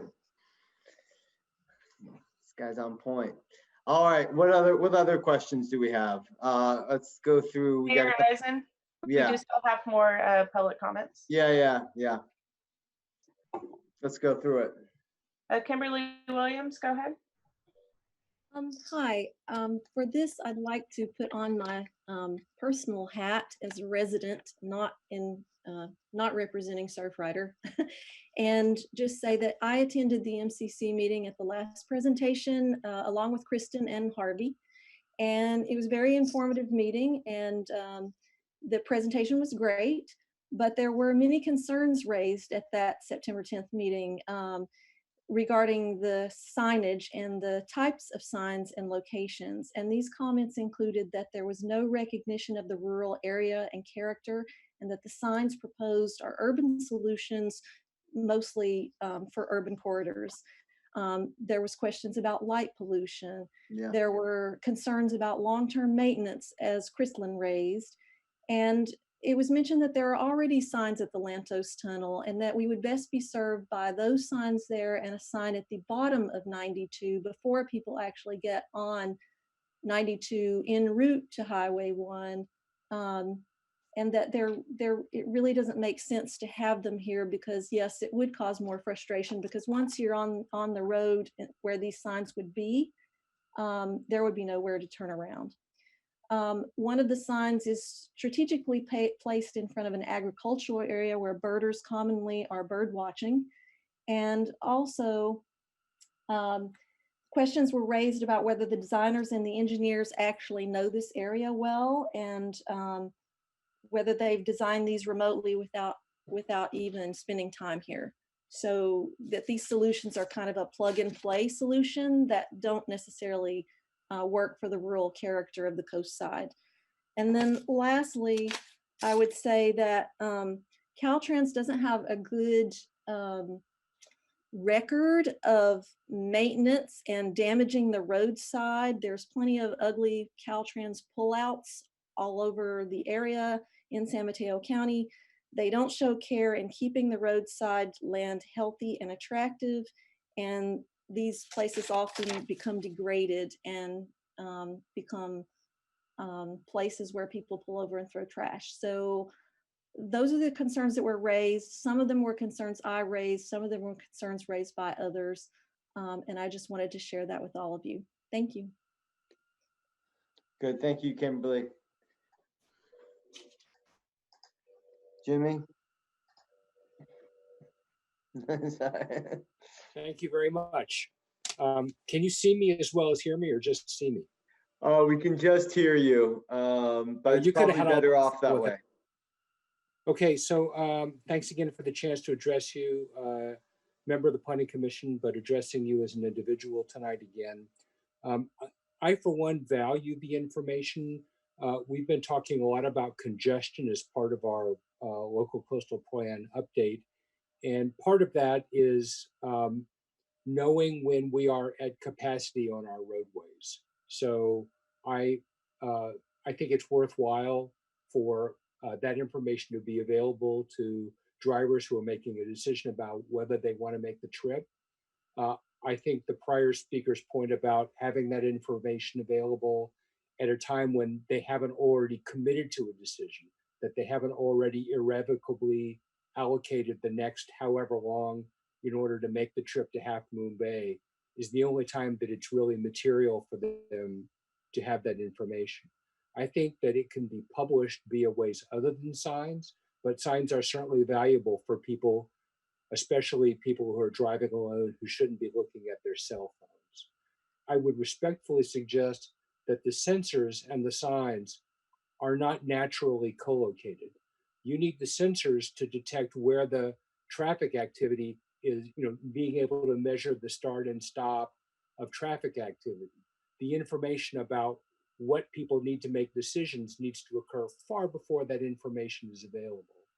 And with respect to the information that you're publishing, in addition to information about about travel times, I'd respectfully suggest that information about parking availability is a real bottleneck.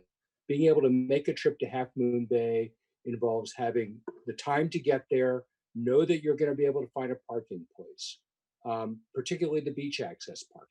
So I hope that you'll give some serious thought to a really well integrated solution, because that kind of synergy will create a lot of value.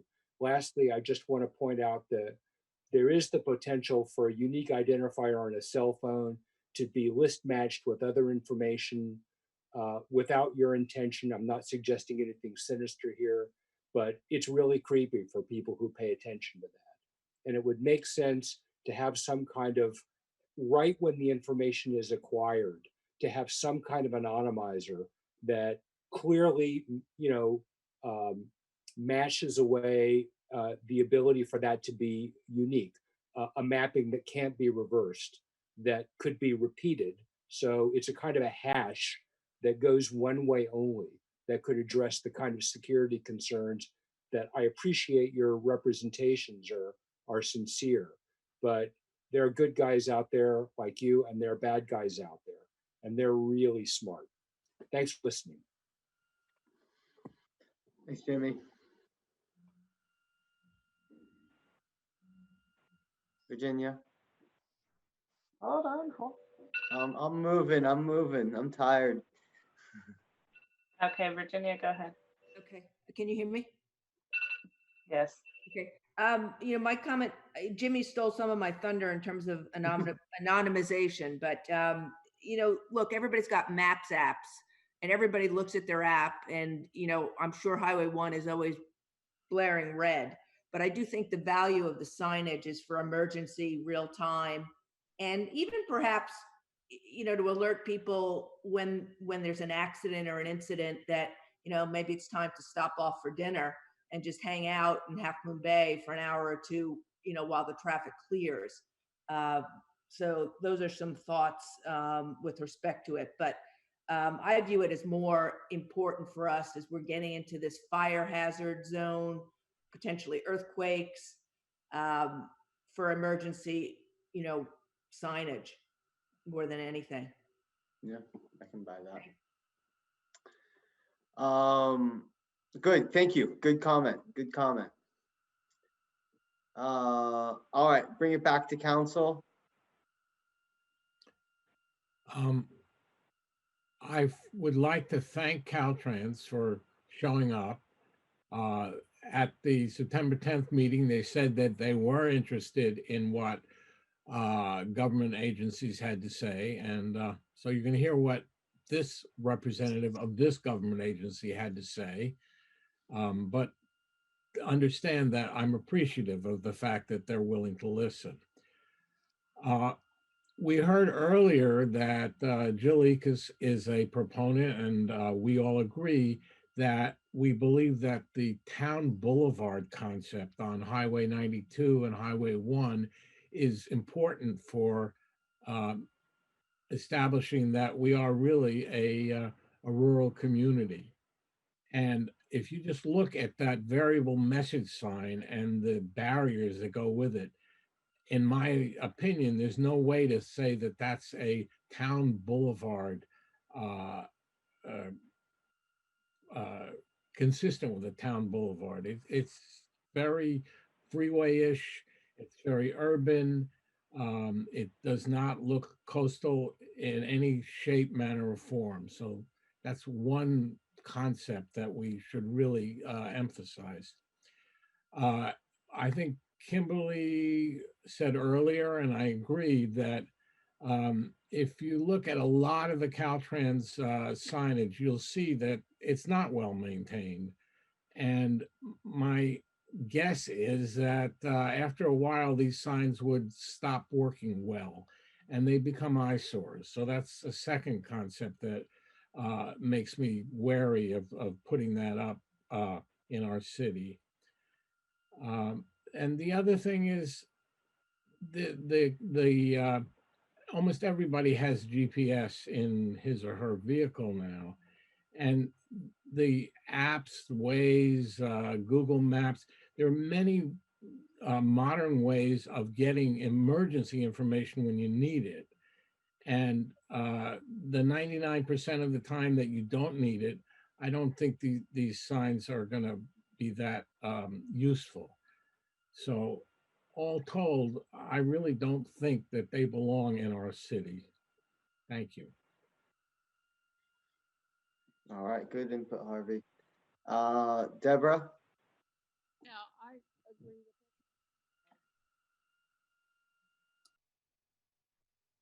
We somehow can't hear you that well. I heard the starting part of what you said. Oh, maybe I have my hand on something. I can hear you now. Yeah. Yeah, there's a volume thing someplace on this computer that I keep touching. One of my major concerns is placement of the signs. To put a sign after the intersection of Highway 1 and Miramontes is beyond the point where it makes any sense. At least at Miramontes, people could turn around. It's a cross street, so people could turn there and decide to go home again. But putting it afterwards makes absolutely no sense. There is no turnaround after that. I don't have any objection to the sensors. I think there are ways that we can deal with the privacy issues with those, but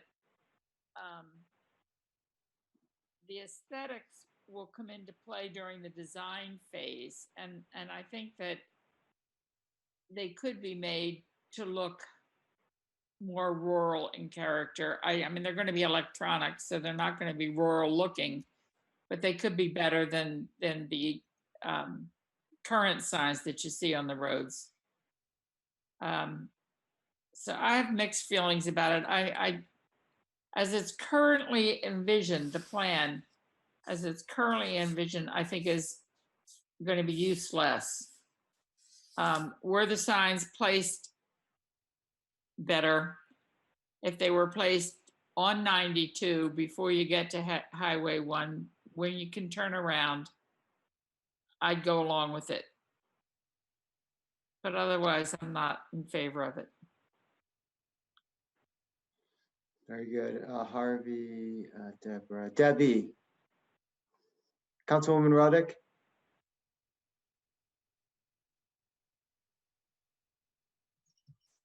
Yeah, I share the concerns of Harvey, actually, especially given, the rural nature of the coast and the current planning that we're doing. I just don't see how they fit in as conceptualized and where they're planning on locating them. It just doesn't make much sense to me. I think it's important to have emergency information. I'm totally in favor of it, but I'm not persuaded that this particular tool is suitable for here. And given, Waze and all that other stuff, the apps, I just don't know that it adds a lot of value. But that's the one thing to do. Good. Vice Mayor Brownstone?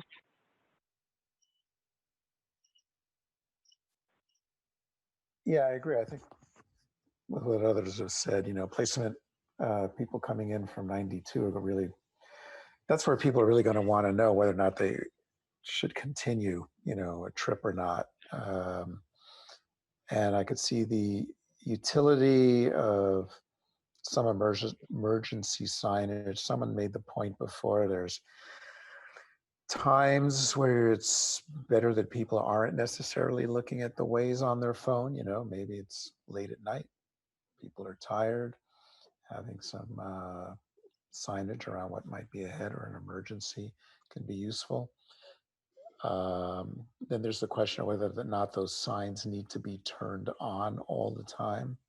You know, it really depends on placement and usage. If it's an emergency sign, it should only light up when there's an emergency, right? Versus signs that might be showing mileage. And the idea about parking lots being full, if there's a way to get that information, would probably be, you know, it's a great idea if we could ever coordinate the electronics for that and sensors. People coming into town and seeing a sign that's saying, you know, parking lots are half full or almost full, you know, can actually be kind of useful. I don't know if I'm quite as concerned about this aesthetics, assuming there's not too many signs. They didn't look that terrible to me. But, you know, saying that and actually seeing it as we get into a design stage makes more sense. So, yeah, otherwise I agree with others' comments so far. So, yeah, may I? Are you done? Yeah. Please. No, just checking. Yeah, sorry. Losing it. I am appreciative that you all are taking time to come up with this project. And I see some, you know, why you're doing it. I think from an emergency perspective, I look at this and I think more from an emergency perspective and a special events perspective. I can see the value in it. I don't personally see that much value in it from a time to get from one place to another perspective. And I'm terribly concerned, believe it or not, about the aesthetic. I don't feel like this goes into the character of the town. I don't like the lights. You know, there's nothing about Half Moon Bay that is digitized in any way, shape, or form. And I don't like the precedent that sets for moving the town forward on that level at all either. So I have concerns. I don't know how to make it work for you guys and for us along the way, because I don't want to, you know, curtail the plan just because of all those things. I'm not sure if we could put it maybe further back on the location towards the more southern part of town. I could find it more palatable, possibly.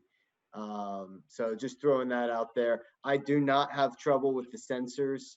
I think those are fine. I think those can be hidden well in the locations you talked about. I don't know if people will notice those, but the sign itself is not something I find to be something that I feel good about. So that's my perspective on it. I would like to hear your guys' input on, you know, you just heard from all the different council members on that aspect of it. How would you respond to that?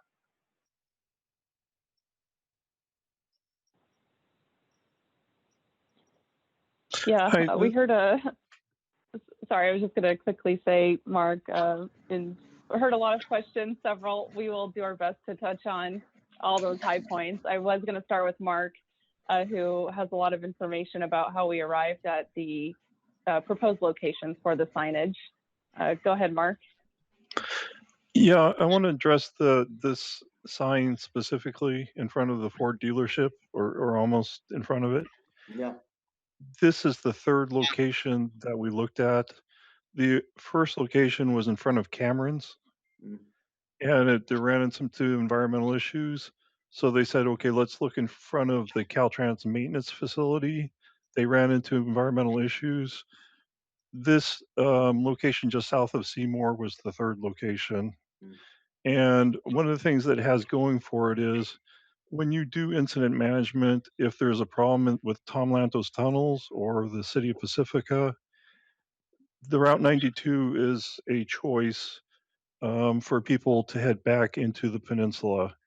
And if they make that choice, this sign is downstream of the main street at one intersection.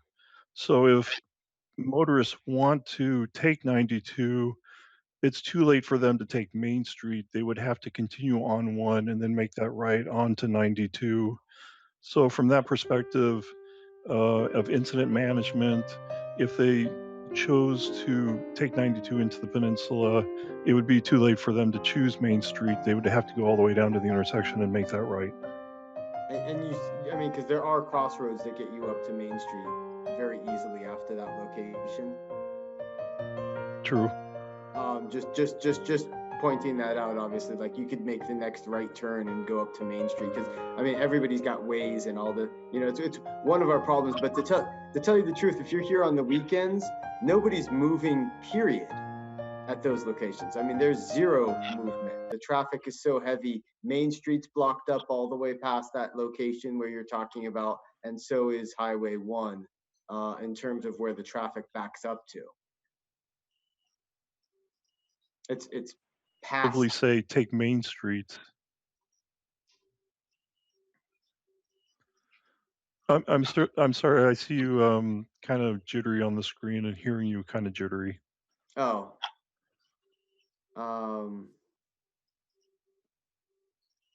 Maybe, what don't even, It's better now. Okay. I mean, my point was you can easily access Main Street after that sign, and then the traffic on the weekends is so intense that the traffic builds up past that sign south. And I'm not sure if that visualizes, but basically people would be hitting that sign in traffic already. Yeah, I understand. And then sometimes the benefit of this is working on the shoulder where things are starting to loosen up a little bit and people have more of a choice. That may be where the benefit of the sign really comes in. Okay. And Mark, do you want to talk about some of the messages that would be displayed on the signs, or the fact that this would be geared towards special events? Yeah, the messages for the signs that are non-travel related would be for incidents, and I gave some. On Saturday, there was a motorcycle incident at the Tom Lantos tunnels that caused some congestion. That's an example. Also, special events like Mavericks or triathlons in the area, the Pumpkin Festival, and also construction. If there were construction on the roadway that was causing congestion, that type of messaging could be done on this variable message sign. And who controls that content? Our Transportation Management Center in Oakland. And are we able to communicate with that department to ask for specific things, or is it just done? No, yes, you can talk to the folks in our Transportation Management Center. Sometimes it's pre-existing messages. What happens if something occurs? Our operators know what's appropriate to post out there in the variable message signs. But yes, there's some coordination that can definitely happen there. And Mark, one other question: would the signs be on all the time? Could you speak to that about how often they might be turned on? I think it's during periods of heavy congestion, and what I know is on the weekends during the summer when folks are coming to the coast, and also on the weekends in October for the Pumpkin Festival. The other times that these signs would be on is when there's an incident, a special event, or construction that we need to convey the messages. So it's not on 24/7. No. And can you talk a little bit about the spacing, how we determine the number of signs and their locations? I do recognize, and Caltrans, we've definitely recognized, especially following input received during the public meeting on September 10th, the visual impacts that these signs may pose to the local community and the rural character of the State Route 1 corridor. And certainly we can revisit our determinations in the environmental document. And as mentioned, this project, if we proceed to the design phase, it would undergo design review as part of the coastal development permitting process. A lot more legwork to be done on our part before we can have before we can even go into construction. But during the design phase, we could further talk about possibly relocating some of the signs upstream, downstream, maybe a few hundred feet, but continuing that engagement with the city of Half Moon Bay to site the signs in the least environmentally damaging way. We were in the placement of these signs balancing impacts to other environmental resources such as wetlands and endangered species habitat. So we have to take those factors into account as well, in addition to the aesthetics concerns. But we definitely understand where the community is coming from on that. Mark, do you want to talk a little bit about the placement of the signs and again, and how we arrived at the number? Yeah, I want to make the point that this began, the support for this project began for travel time in recreational areas. These signs also have the dual purpose of incident management. So the way that these signs were placed were every 4 or 5 miles. And also the existing changeable message signs at the Tom Lantos tunnels were factored into that. But from Daly City down to Half Moon Bay through that recreational area, every 4 or 5 miles to have these signs placed. And then there was some consideration in terms of would these be upstream of decision points? So up in Daly City, the southbound sign at Clarinata is upstream of the 35 interchange, for example. This one in Half Moon Bay, northbound, is upstream of the Route 92 intersection. There's another southbound sign at Coral Reef Road, which is about 4 miles north of the one at 92 intersection. For southbound traffic headed toward Half Moon Bay, they could receive incidents on messaging and make a decision in terms of whether to head east on 92 or continue south on 1 towards Santa Cruz. Some of these signs are not upstream of decision points. There's another sign just south of Moss Landing that's northbound, but that's good for messaging. If there's an incident at the tunnel, if people are sitting in congestion, they know why they're sitting in congestion, and more information about what they're going to encounter while they're sitting in congestion. Yeah, and we don't, just for the record, we don't have to make any decisions on this topic tonight because there's still some public input time period. Okay, good. Good. Anything else we should discuss? I did want to quickly add, oh, sorry. I was going to quickly add that we have some additional slides if we could share those that we had tonight that weren't a part of the presentation, but that show some of the variable messages or the alternative messages that could be displayed. And I just wanted to make that material available as part of our PowerPoint. That's good. Councilman Barbach? You think the council could send a letter during this comment period to Caltrans expressing what we've just discussed tonight?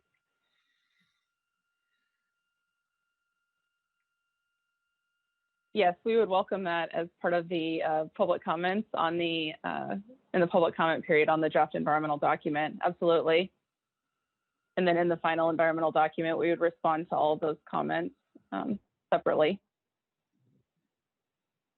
Oh, I'm proposing is something that comes from the council, not individual people.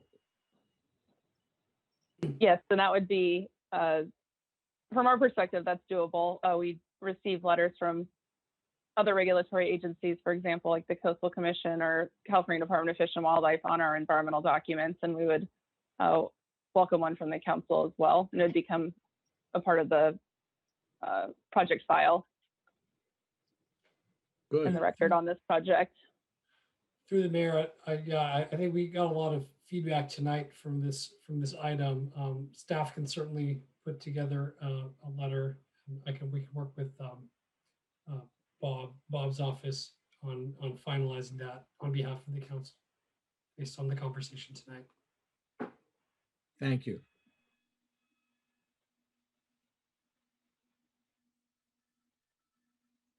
Good. I'm trying to think if did I hit on all the questions, or can you think of anything else you'd like us to touch on? No, you guys are doing a great job making your presentation. I mean, I'm falling in the perspective of like, I mean, I just want to be honest with you. Like personally, I don't want it. But I also from all the work you guys have put in and all the different aspects, and I don't want to derail your kind of like project and the ability to hit all these different points and have everything that you've got going on. I don't like it for Half Moon Bay, and I'm so sorry to say that, but it's just like it doesn't fit with me, and but I got to figure out how to deal with that probably, and then also just talk through council and get perspective and through the city manager. I think I need to digest. Mr. Mayor, if I may, I mean, it's one thing to provide a comment letter that provides various comments about location and aesthetics and, you know, that kind of stuff. And we certainly heard enough. And as Maz said, we could do that. But it's fundamentally a different question if the council simply does not want the sign. Absolutely. And to be honest with you, in taking my notes, what I heard was a consensus of the council that you do not want this sign. So if that's the consensus of the council, I think you could just direct me to write a letter and communicate that to Caltrans that we simply don't want that sign. Can we possibly, unless council's ready to absolutely make that determination, I wouldn't mind pushing that through to next meeting, digesting it for a week, 2 weeks, I guess, at that point, and really kind of making that determination at the next meeting.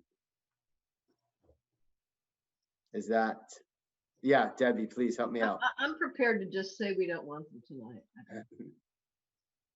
That's kind of what it adds up to. Yeah.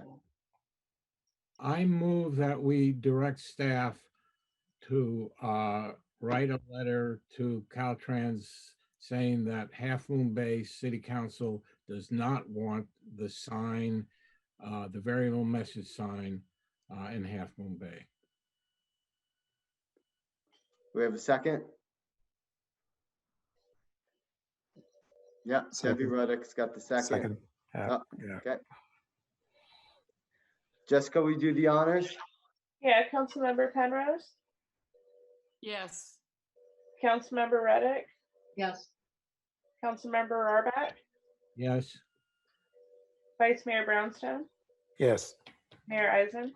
Yes, and I'm so sorry to vote that way. I totally feel that way, but you guys have done such a great job presenting and staying up late and preparing this project, and I'm sorry that that's the way that this council is coming down. But I feel like it's the right thing to do for this town. Well, certainly, thank you for having us here tonight. Definitely appreciate you entertaining us and just allowing us to be a part of the conversation. I don't know if Nandini has any closing thoughts to add, but we definitely hear your concerns, and our most immediate goal is to finish the environmental process.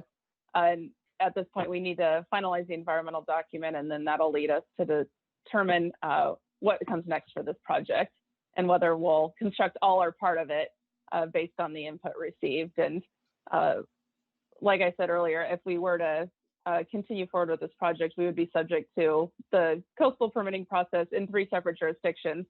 And the cards could be stacked against us in each of those separate municipalities, as as indicated here tonight. So wanted to highlight that part of the process as well. Nandini, do you have anything to add? Yes, first of all, I'd like to apologize. I think I pressed some button and you could not see me. My video was probably not active. I hope you heard me We well. heard you loud and clear. Thank you. Again, I wanted to echo what Lindsay just mentioned. I really appreciate the council staying up so late and waiting for our presentation, allowing us to present in front of the council. I would have hoped that the council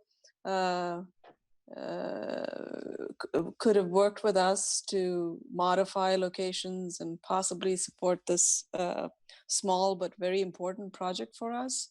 but it is what it is. If the council believes that it's not in character with the city, I think we have to respect that. So thank you again for allowing us to be here. It's Yeah. good to get your feedback.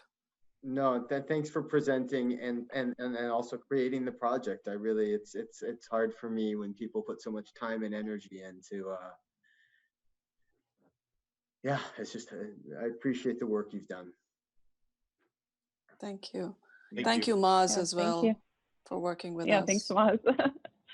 It's good to see faces always. Yes, yes, yes, that's great. All right, well, I'm going to move us onward then. Thank you so much for your presentation. Thank you. And I'm going to move us on to commission committee updates. Thank you. Okay. Are there any? I could make a quick update just on the Recreation Commission. We tried to hold a meeting at the end of September due to some unexpected absences and the resignation of one of our commissioners. We actually had to continue all the items from that meeting to the end of October.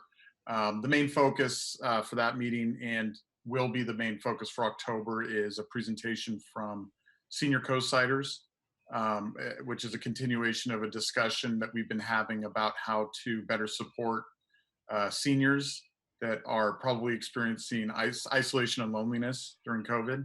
So that will take place at the end of October, and we will obviously be looking for appointment of a new commissioner as we get into the new year, and looking forward to moving forward from that.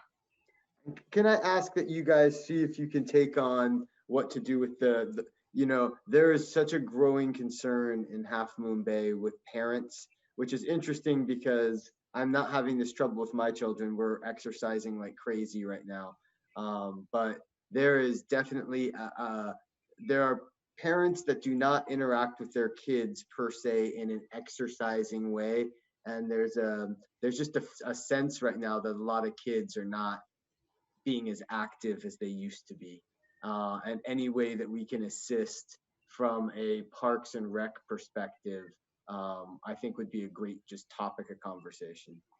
That sounds like a great thing to put on the agenda and talk about, and especially now that we've moved up a tier with the state, that's allowed us to expand some of our previous rec programming to only in the outdoors.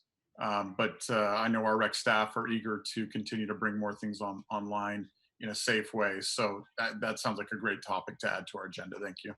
Cool. And then future discussion, possible agenda items. Thanks for that update, Matthew. And Harvey, did you feel like we were good on the David Oblovi? I think it sounded like we were fine on that. Yeah, that was my impression, that Catherine understands that she's going to request that log file from the sheriff. So. All right, we're good to go. It looks like she's nodding her head. We're going to take that as a yes, so we're good there. Any city council reports? I'm going to take that as a no just because I'm tired. And then adjournment. Thank you so much. Man, I was tired tonight. Thank you so much for this meeting, and great job, everybody. A lot of different topics again. Good. I think we came to some great solutions. We promised a shorter meeting on the 20th. Oh, you heard it from me. Good. All right. Talk to y'all later. Good night. Good night. Sweet dreams.